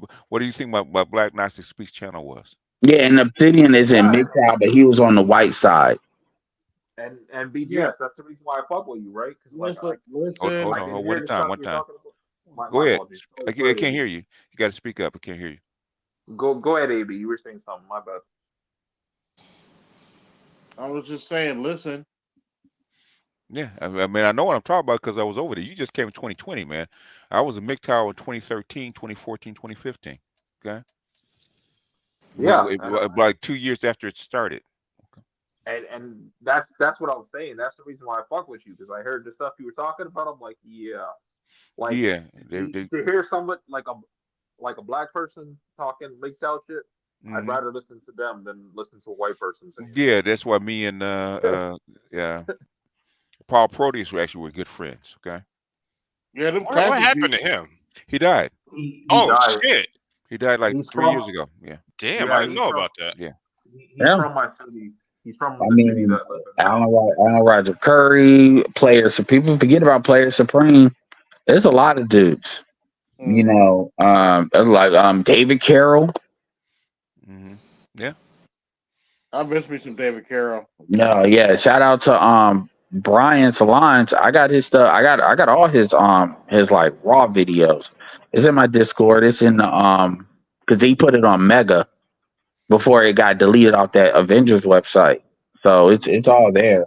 Yeah. In case somebody wants to share a link, you can get all that. You want to see some. I pretty much got a channel dedicated to David Carroll on my Discord, and then I put only logical videos in there. Who they really choose? The Vester's gone wrong. Like, but I wonder what happened to that Australian dude. What's his name? I don't remember his name. There's a couple of them. I know which one you're talking about. Yeah. In fact, there's like 3 of them. Yeah, who's the recent dude that got caught bald up like guy. Coach Red Pill? So what? Nah, there was a bald guy, and then there was another dude who just used avatar and had like a video. When he did his videos, they were always just backgrounds. I'm thinking of the bald dude. I wonder what happened to that guy. I don't know what happened to him. He just You dropped know, off. Charles Tyler. You know, when people remember that was years ago. It's a lot of folks, man. But I mean, hey, Glennon dropped off the map. I hope he's okay, but I'm not sure because Yeah, I'm. he might have made his money. Decided I'm gonna bounce. But Nah, I think didn't he have a heart attack? He got sick or something like that. There was that something. was yeah, he had like yeah, but he came back off of that. But it just he wouldn't have just bounced like he did. Like everything just stopped. In fact, I was on his email list. Like I've also listened to a few of like Vengeance videos that he also died. Yeah, he died. He died. Yeah, he died. Yeah, Yeah, it's a lot. It's a lot of people, man. Yeah, It really is. yeah. They were, well, they were in it for a my long. whole thing is like I'd rather listen to somebody like that looks like me speaking about shit. Yeah, Vincent was a monk. Yeah, he He's was a part of monk. he was a part of the MGTOW monks. Him and Stardust is a monk as well, and yeah, Stardust became a monk. He was wasn't actually against the always. monk at first. Yeah, he became a monk. Yeah, and being a monk is not something that's recommended for younger dudes. It's No, it's really not. not. Like y'all, this is where, you know, passport bros or even I'm not even saying you have to drive. But my thing is, you know, because I'll promote leverage is the name of the game. So when you look at all of these things, like there is an advantage to going MGTOW monk for like 90 days to reset yourself, get your stuff on point, regather your focus. And some people, even in the game community, they'll call that like taking a break. They have a term for it, but they wouldn't associate with MGTOW. like And Well, there's a mode lot is of actually crossover when it comes to concepts in between yeah, it's just the how it UA is. community and MGTOW and the Red Pill overall. I mean, there's a lot of There's a crossover. different concepts, Yeah, that touch each other. Monk mode is actually mainstream now. There's like professional dudes talking about like avoiding women for like a month to yeah. 2 months, They 2 to 3 call months. they call it mini monk mode. Yeah, Yeah, and that's a good exactly. thing. Yeah. Is what it no nut November. Yeah. Yep. A lot of people don't remember that when CGA. I know you like CGA, Andre. I said this a while ago when CGA first came into the scene. He wasn't a MGTOW. He's a game dude. Yeah. People forget that. I Yeah. didn't Oh know yeah. that. You talking CGA? Yeah. I didn't know that. That's news to me. Yep. It was him, and then who's the bald light skinned dude? Because they were coming up around the same time when they first launched their channel back in 2015, 16. Mm-hmm. So yeah, they were both game dudes, both of them. One of them still a game dude. Yeah. Yeah. CGA got he got blitzed and became a MGTOW for a second. So that's where he came up with the free agent lifestyle. Well, Don't like nobody say shit. Good game, Baltimore. Good game. Good game, Baltimore. Good game. Oh yeah. It sounds like you lost, AL. No shit, Sherlock. Don't rub it in, Andre. Loss is not the word for it. Damn, it's that bad. Yeah. Watch your mouths. It's called a tale of two halves. That's what they call it. That's all it was. Damn, That's both all it cheeks. Damn. Whew. I feel bad for you, AL, man. Just hold that L, man. It's all good. Yeah, Be he like that holding it. sometimes. He's a That's man. He what can hold. men do. I came up here and I own my shit. And men accept accountability. We don't run from it. All right, man. You gotta take them licks. Damn, like AL, like y'all lost 10-34. That's crazy. Yeah, and hey, it happens. Now, they didn't say nothing when they dished it out to the week before. You know, it was all good. Yep. All right, carry on, gentlemen. Carry on. I just came to, pay my dues. All right. I mean, I guess for me, I just feel like first of all, I didn't know there was a gender war going on. Then I started listening to BGS, and I realized it was more programmed than I thought. It was just some accidental, going on. I said, "Oh, it was just a little bad luck this week, Okay, a little bad luck next week, okay." And then I said, "Well, okay." Then I started listening to BGS. He started talking about the historical aspect of it and all the laws that were passed. I'm like, "Well, my goodness, they've been planning this for a while." And so I just realized that, I mean, it's pretty bad out here. But at the same time, I still believe it's a lot of positivity for us. I think we gotta separate as a group, and we have to make our own political decisions. I think that's what we gotta do as our own party. I just think that's what we gotta do. We can't unite with nobody because we have issues that are isolated for us, and and we've been targeted. So Guess who said that? Like 4 years ago. Now, Dr. Ronald Neal said it. BMI, BMA, right? Black male independence, right? Black male advocacy, right? Black Right. male empowerment, right? And it's called the Ice Cube effect. But Ice Cube tried to include the women. With another, and what did the women say? What did the women say? We're not black men. We're different. Yeah, aren't black women black people? No. That's why I call it Ice Cube effect. In other Yeah, words, and Ice Cube, and what was Ice Cube gonna do? Like, is somebody at his level? I mean, say, well, it's black men only. That's not something that would ever been something that he would have been able to push. no, he did. But the thing is that reaction from that video, right? A lot of guys said, okay, they're on their own agenda, and they're not part of us, so we have to forge our own way. That's where that thing starts on that. In fact, they repeated that 2 years ago, just when Stacey Abrams and what's her name was running in Los Angeles as mayor, about how black men wanted to separate from black women and run their own agenda. It's called the Ice Cube effect. So. I would say, Charles, like, I'm surprised you're not taking the opportunity right now to stomp on AL's team. He took it like a man. No reason for it. Yeah. There's nothing more that I could do. My team got whooped by AL's team a couple weeks ago. So what's the big deal? 34-10. That, like, they got stomped the fuck out. It happens. It happens. It happens. I mean, it happens. I mean, he was talking and shit. I talked my shit. There we go. I mean, we were talking shit yesterday. He was talking shit. Yeah. And the best team wins. Stop trying to throw a chair, Andre. Calm down. Yeah, no, he can't help it. I got a chair in my hand, right? It's funny when people do that to me. They don't think that I see what they're doing a mile away.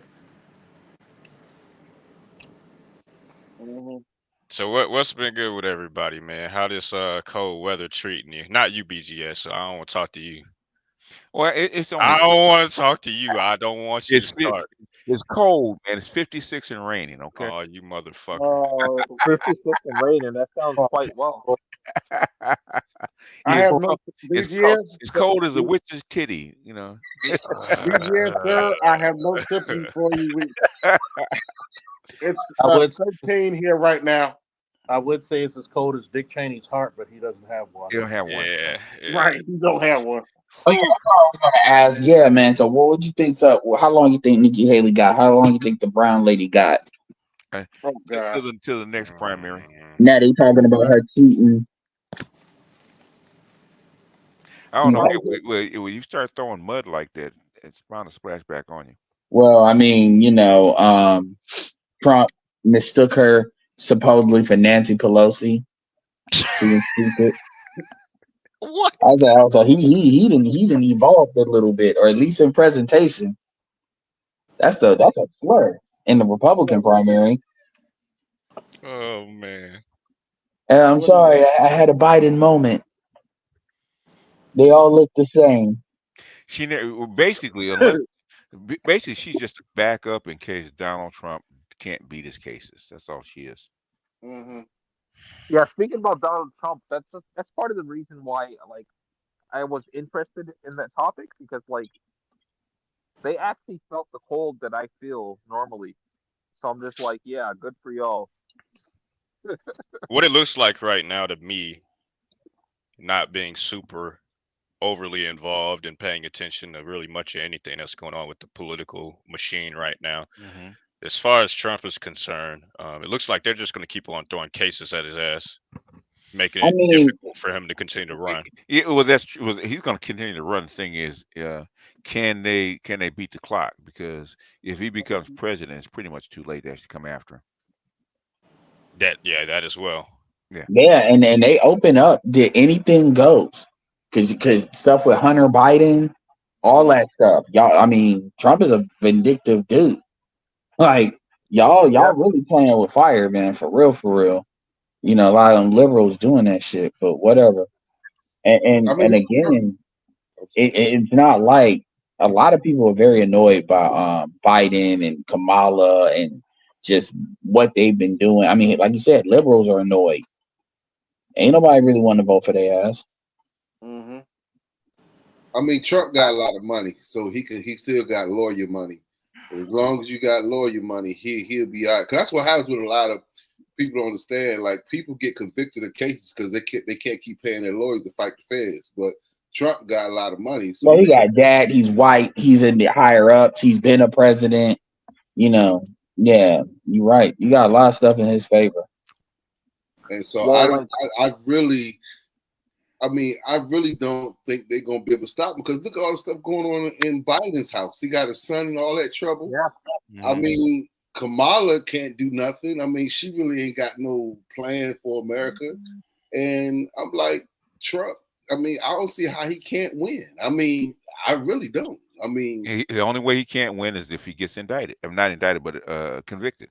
right. Because a lot of people don't understand, he's already been what they call it, when he's president. They already what they call it? Impeached him twice. Yeah, they already impeached him. Like he probably if he becomes president, he'll get impeached again. That's fucking hilarious. And why stop at 2? Going for new records at this bitch. Hell yeah. Be untouchable in a minute. They'll call him the GOAT. Yeah. Yeah. You got impeached once. Oh, that ain't shit, man. Trump beat it 3 times. I've never seen a president got impeached and try to get reelected. That's crazy. It happens all the time. Until Trump, yeah. That's what they used to call the former mayor of Baltimore, the former governor of Maryland, O'Malley. They used to call him the Teflon leprechaun. Couldn't be touched. Well, like to Charles and BGS, to the brother that was speaking before y'all, like I seen like an actual like a news clip of Donald Trump like when he was like preaching, or I would call it preaching, but like he literally said that like even if you're on your last legs, on your last breath, come out and support this, and like at least your death was worth it. I'm just like, that's crazy. He actually said that. I'm like, that's crazy. Well, they they let him off the hook. So yeah. And now they're scrambling to keep him off the balance, but yeah, he was who we thought he was, but they let him off the hook. Okay, and now they're rethinking this. I said, okay, it's too late now. So what you trying to take him to a Supreme Court for? You already let him off the hook. You tried him for it. So what do you want? Yeah. And they're doing an inquiry on Biden for impeachment. They doing an inquiry for Biden right now for impeachment. So yeah, well, yeah, you throw dirt, it's gonna come back at you. Okay. Mm-hmm. Ask Fannie Willis. On this. Ask Fannie Willis. Yeah. I mean, it's gonna be interesting seeing these primaries. I mean, they like she, and then her denying racism and shit like that. Oh yeah, I heard that. It's fucking hilarious. It's like that's just some even DeSantis is like, do you know the game we're playing? Like, yeah, it exists. Wait a minute, I'm like, Fannie, come on now. You like racism makes you step with that married man? Come on now, Fannie, stop the cap. Like you got this when you got DeSantis for a second looking smarter than you. Yeah, you done fucked up. Yeah, and black women are losing their political power, man. Look at all these black women falling. They just falling. Black women are always taking L's. Yeah, exactly. They I took don't an know L. why They they took Actually, go back and look at 2022. They took some significant L's. I mean, they taking L's right now with the break shit. They trying to all that bullet bag shit they did, and they trying to defend that.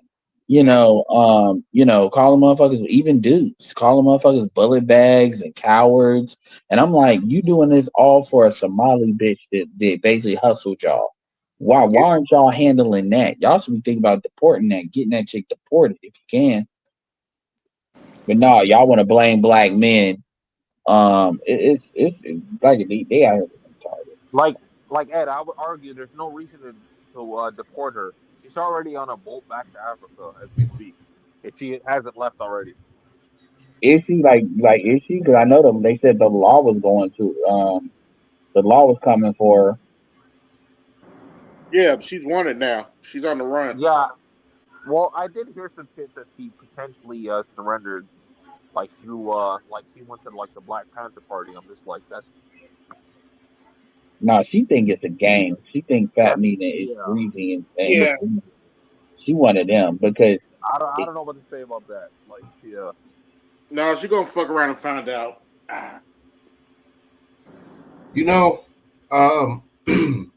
it's funny that all these academics are kind of pointing to her lifestyle as, more or less the archetype of that sort of quote unquote sexual freedom, real, just feminist. She's using all these sort of, she knows all the buzzwords to use. She knows, to her it was another hustle, but I don't know if y'all know that it came out that she was involved in, selling herself. I'm not surprised. I wouldn't be surprised. I'm not either. They're mimicking. Yeah, because they're mimicking. That's how it all started. You look at her rap sheet. She started out being a prostitute over there in her home country. It got ran up out there because then you look at all of her charges that go there. They just increase. And AB, she did fuck around, and she is fine. You already know. So you juxtapose that with the fact that she was a quote unquote PhD student, and mind you, prestigious schools at that. Like, she was a Columbia grad and University of Texas. Yeah, she.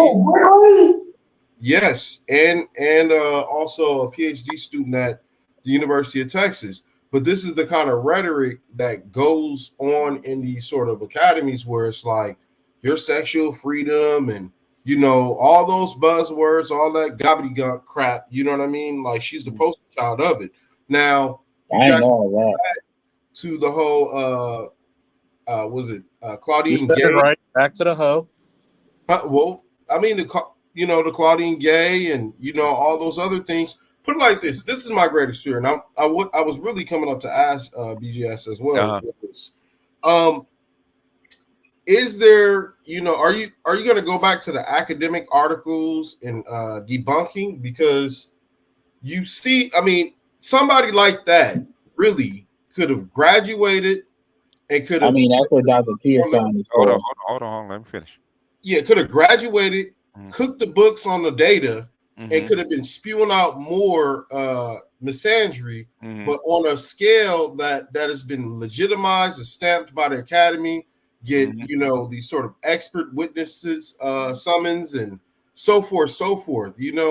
I really am appealing to kind of wondering, like, man, at this point you don't know who the hell these universities are letting in, because I'm sure the University of Texas knew what was up with her background, and I'm sure Columbia as well. The other question I have is, how come Minnesota didn't have the response that Texas did, because she did the same crap over there? So we don't play that shit in Texas. You know why? Is because when she did it there, the manosphere didn't highlight it. Okay, we actually made it public and start questioning, start digging into it, because they weren't going to do this. They weren't going to go after her unless we went after her. That's true. It's because we made it known. We made it public. And if it wasn't for the Black Manosphere, she'd still be spewing this bullshit and going on and running them up and everything. They do this all the time, saying she tried to blame black men for not protecting her. That's where she fucked up. Okay. She got caught up.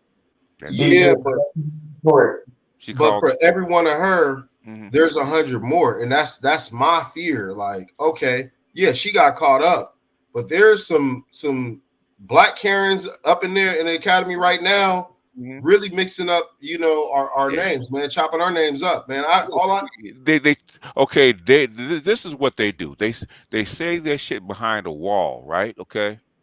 And they don't really engage us. Okay, they'll talk about us like the black manosphere, behind the wall, away from us, right, where we can't see it. Once they engage us, they know what's going to happen. Like, what do you think FD Signifier tried to do? You know, he Now, tried. That's BGS, why they're called hold on, wait a minute, wait a minute. Got his head taken. What do you what all of a sudden? Guess what? What's it? For Harry, Kim Foster. She's a Harvard grad, right? She tried that shit. She getting her head taken. Now she's on her knees crying. Now, wait a minute, BGS. Hold on, wait a minute. Wait a minute. Hold on, one at a time. Wait a minute now, BGS. Don't talk about Brittany Cooper like that. Why not?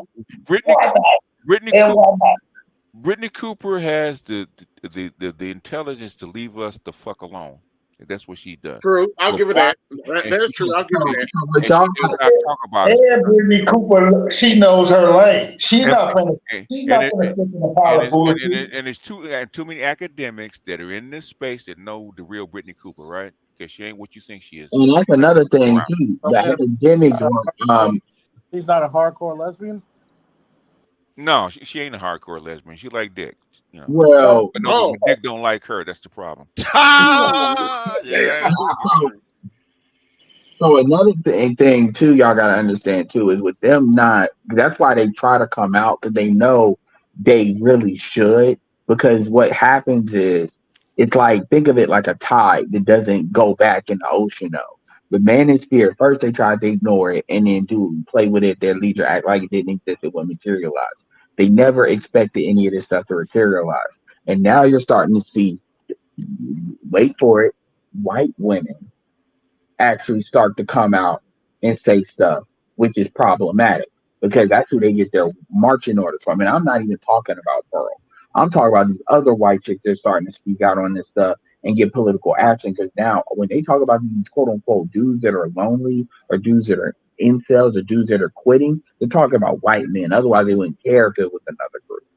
And so, These folks who would say otherwise when it comes to Pearl or anyone else. The thing is that if you got the right complexion and you white from the Caucasus Mountains and you say the same shit we're saying, you're gonna win. If you're but if you got tits on it, let you're gonna win. Yeah. But the problem is people, because they have the, and I understand. I heard what Pro said about MLK. That's the stupid stuff. But my point is, they're not seeing the bigger picture because they're so fucking worried about one white bitch, which she's not even the important person.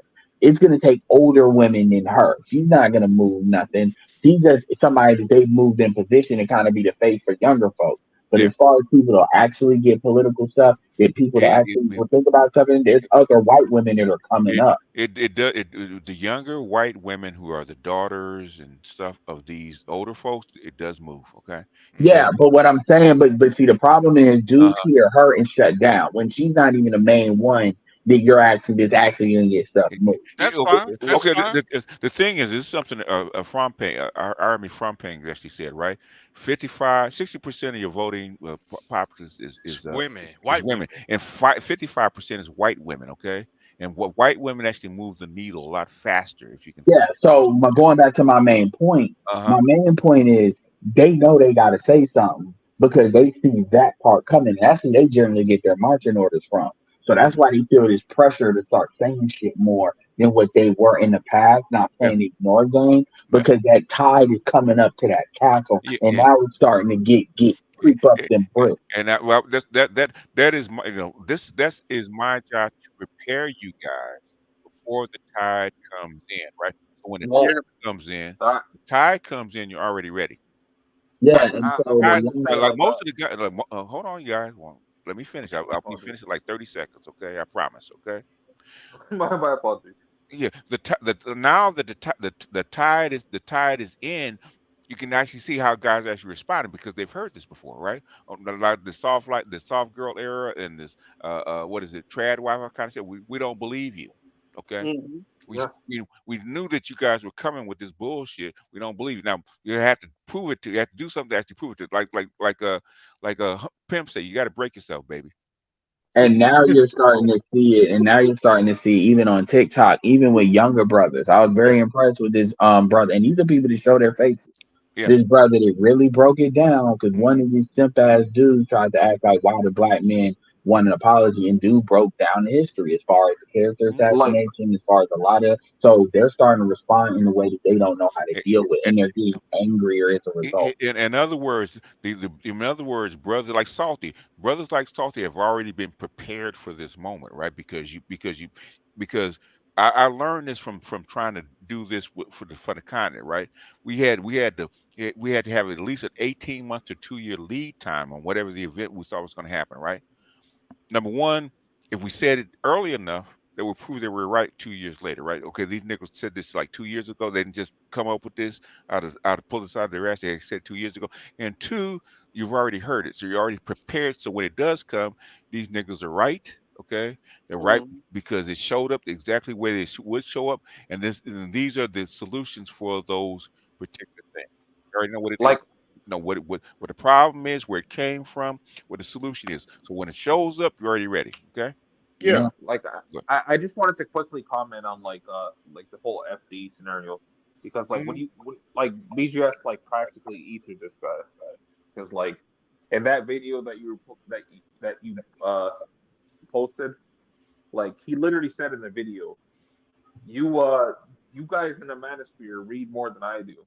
And when he said that, I'm just like, there's nothing more I can hear from this guy. If you look at really now, what he's doing is studying us. He's studying me, studying us, because now he's trying to build, instead of trying to come at us, he's trying to build his own network.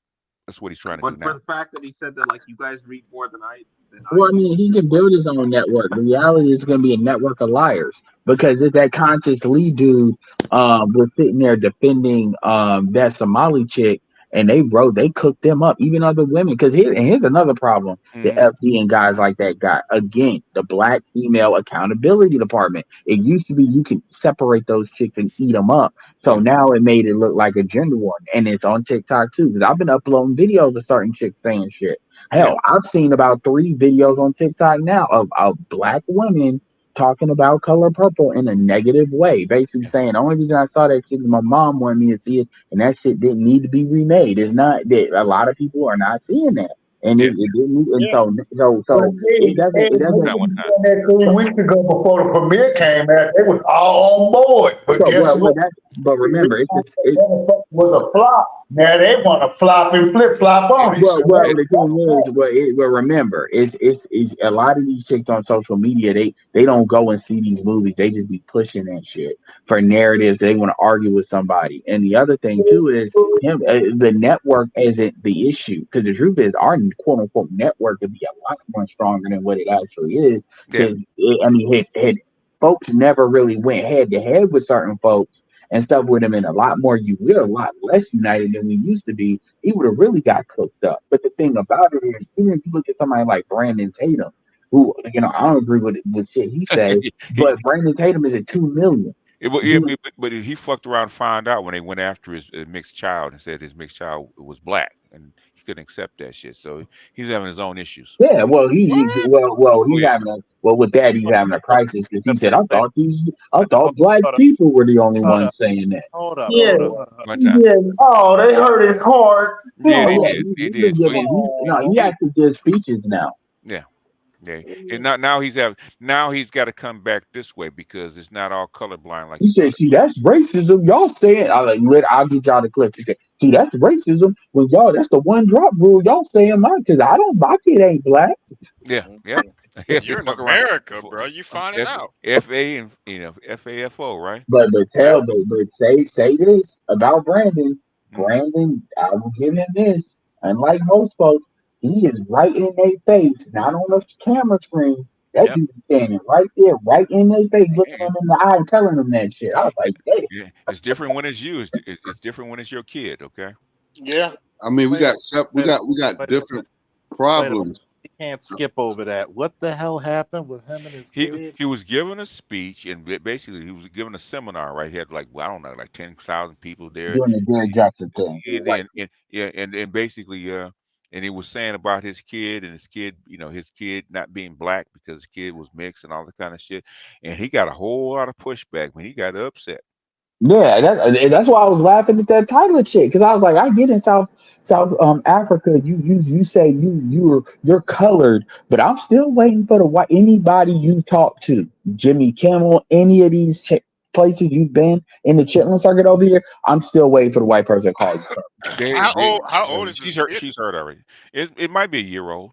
Oh, okay, so he's still young. Oof, he better fix that shit right away. Talking about his kid. I don't know. Yeah. I think his kid like 1 or 2 years old. He's not that old. Okay, yeah, he needs to fix his mind frame real quick. I mean, well, you know firsthand, don't you? Well, I mean, no, I don't. Well, I'm glad. Well, what I'm saying is, you that's your category, so you know. Oh yeah, that's my category. Yeah. Well, If he light skinned kid and he come out to be light skinned, he gonna learn. You gonna learn today, motherfucker. You you guys are neither fish nor fowl, so you guys catch it both ways. Yeah, so y'all might want to check that out. If I come across some clips, I will. But he ain't hiding from it. He's addressing it right in their face. He can't run from it. Yeah, so BGS, my thing is this. How the fuck can he get mad anyway? You laid down with that white woman. You made that mulatto child. Guess what?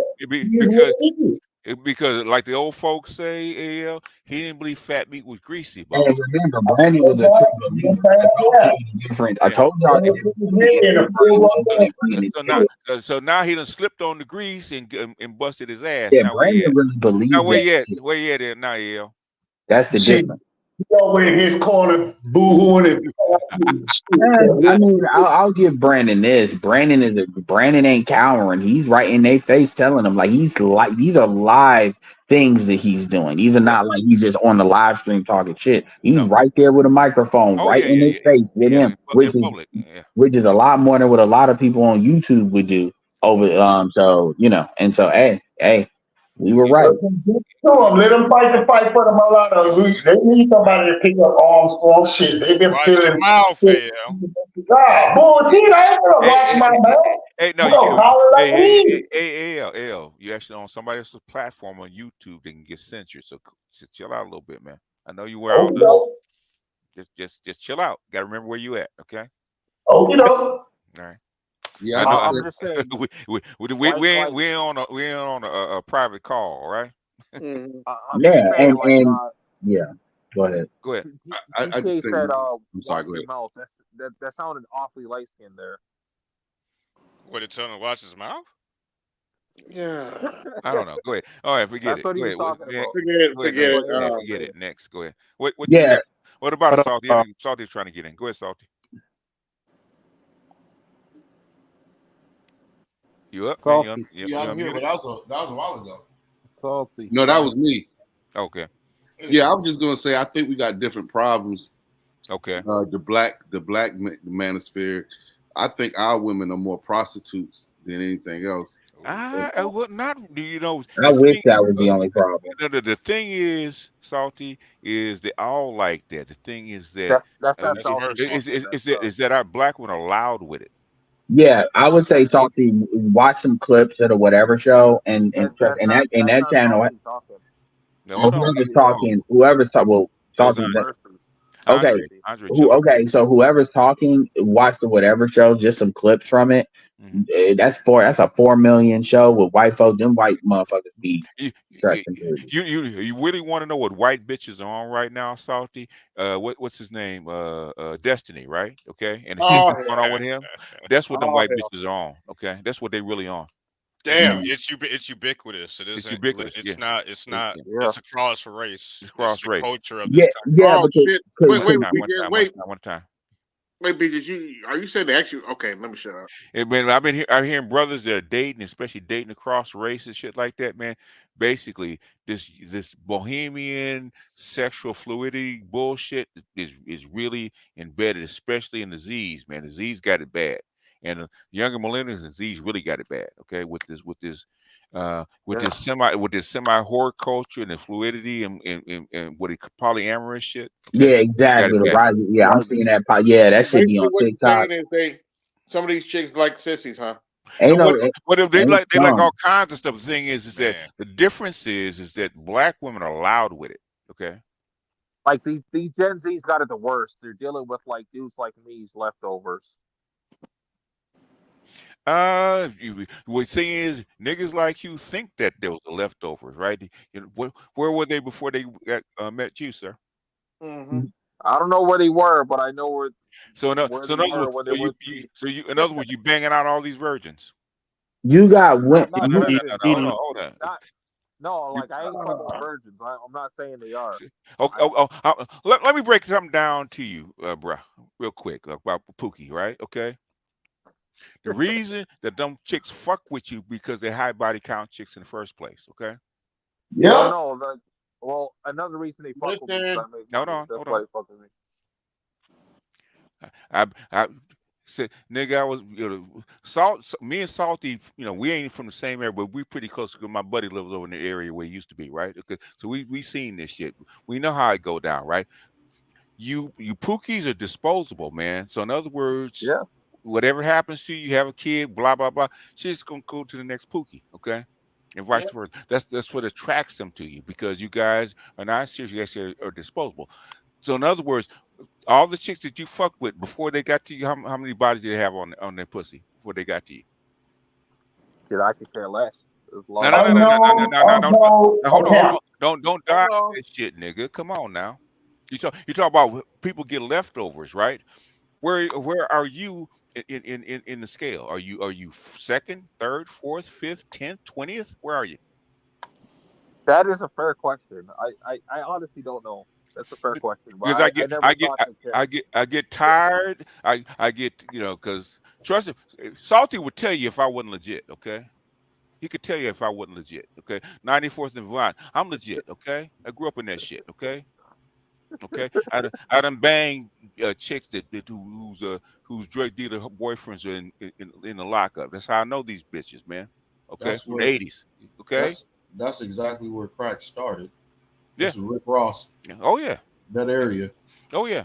He grew up like 6-7 blocks from me. Okay, I would have went to the same. If I wasn't busted, I went to the same middle school as him. Right? Okay.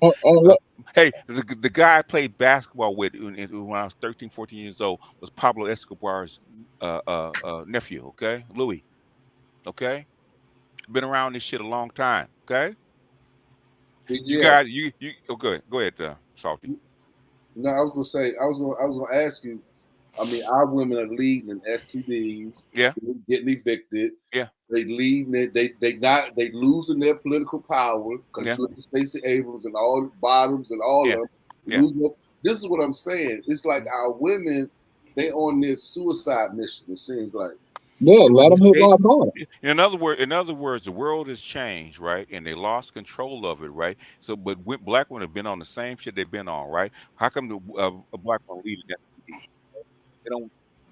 The bitches don't believe. You cutting out, BGS. Okay. That's how that was, man. You talking too much real shit. I'm about to shut down a little bit. Let me pot it back up. So, okay, let me. Well, yeah. Well, the thing is, black men are in the way. Black men gotta let them hit rock bottom, and you got a lot of dudes that they want to save them, and that's really why one of the reasons why we're still here, other than advocating for our position. So the only thing they know how to do is character assassinate us because that's their way of not taking accountability, and so.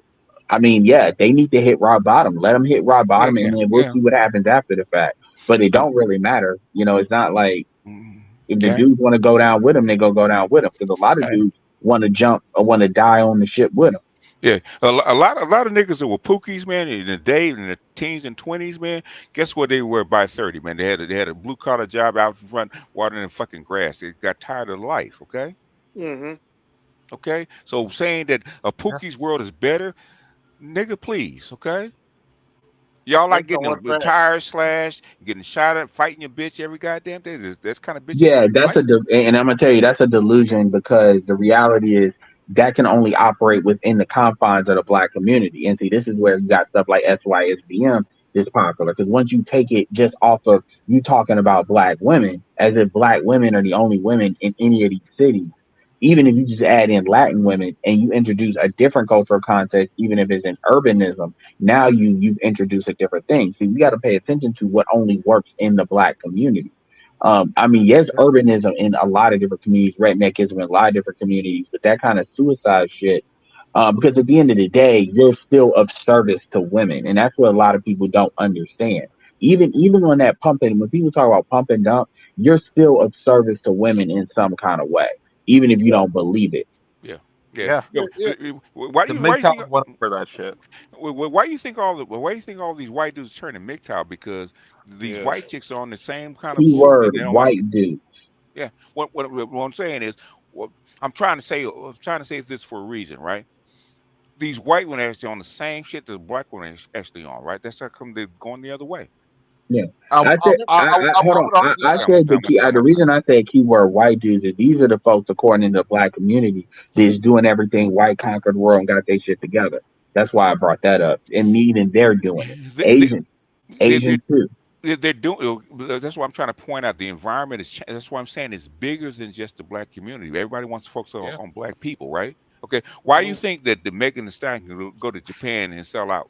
Okay, if it's just a black problem, or Korea and sell out, or South Yeah. Africa and sell out, it was just a black American problem. Oh, y'all know it's a budding movement over in India. Yes. Why do you think that Yeah. is? Like Infrastructure Gigi and social media. Go ahead. like Gigi actually played a video. It was a music video for some dude, some Indian rapper, and like, you know what his song was? I hope you guys seen this, but I also hope you haven't seen this. But like the song was like the Indian dude was like, "I'm a black nigga," and like he said that like fucking like 4 or 5 times in a row. I'm just like, are you fucking serious? It was an Indian dude. It's counterculture.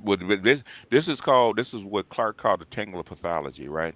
And Yeah, but as the infrastructure spread, it spread. They never halted it, right? Because they should have corrected this shit back in the '60s. They never did. Now it's spread. They can't control hey, it anymore. let me ask you a question. Then we're going to put down. Do you think Clark ever would have thought that the pathology would get out of the black community? No, Monahan said before he died. He said if he had known how bad it was going to get, he would have never said anything because there's And nothing you like could do with it. and like BGS, I would say like, you know what the worst part about that song was? It actually sounded decent. You said, hold on. You said he didn't want anything. He wouldn't want anything to do with it. In other words, he thought it was a problem that could be corrected. That's going to be said something. So if he had known how bad it was actually going to get, that he couldn't stop it, he probably wouldn't have said anything. Well, it could have been corrected, but the white women came in and basically the white women and the black women came in. Well, yeah, well, they, I mean, This yeah, was a collective effort. This yeah. wasn't an accident. A lot of people want to make this out to be some sort of type of accident. This was actually there's a convoluted daisy chain of people and groups that got together and wanted to push this shit. Yeah, and continue to push it, even in the academy today, right? Most black chicks, when we start talking about this real shit, they shut it down. Yeah, and that's why when you start, it's interesting seeing like SWP go back and forth with it because now he's on some. Well, 40% of the CDC says 40% of black women are having kids under the age of 20. So it's they're just getting pregnant in high school because all these 25, 26-year-olds I'm just not even raising in high sure if school. what he's saying currently is even correct. I don't either. I mean, you got to see those fucking. I've shared those pictures in the Telegram. I mean, no. I need the data where it comes from. And the median age. No, he got the link. He got the link in the median age for a black woman to have a child is 23 and a half. Okay, it's up slightly from what it used to be, but thing is still 23 and a half. But they've actually proved that it's actually shifted to older black women having kids. Yeah, so I got it. He got the link in the CDC, so I'll put in the Discord. But yeah, it's funny seeing some of the pictures. But my point is, even seeing him go back and forth, you have again at the end of the day, once you realize these people are lying, like FD is lying. FD talk about, well, I don't know. FD knows. FD is not stupid. He's lying. And people think I'm saying that to be hyperbolic. No, he is like Umar is lying. Yeah. Umar, and I get why, but the point is, and so when you understand that, you don't try to like shout out to Mr. Lee. If you try to negotiate, I don't negotiate with liars. Once I demonstrate you're lying and it's not ignorant, it's nothing to talk about. I'm just gonna call you what it is. You're a liar. And if you believe this person, you're choosing to believe lies. Yeah, on that note, hey, wait, on It's that that note, time. Time to go. that That time. time. You ain't gotta go. But you gotta get out of here. You gotta get out of here, right? Yeah, thank y'all for coming through. This is AB Media 83, and I'm out. Peace. No. Yo, this is AB Media 83. Want to support the channel? Hit the Cash App. Also, be sure to like, share, and subscribe to the video. Also, be sure to hit that bell notification so you can be notified the next time I upload a live stream or video. And always remember, keep it grinding, keep it pushing, keep it moving. This is AB Media 83, and I'm out. Peace.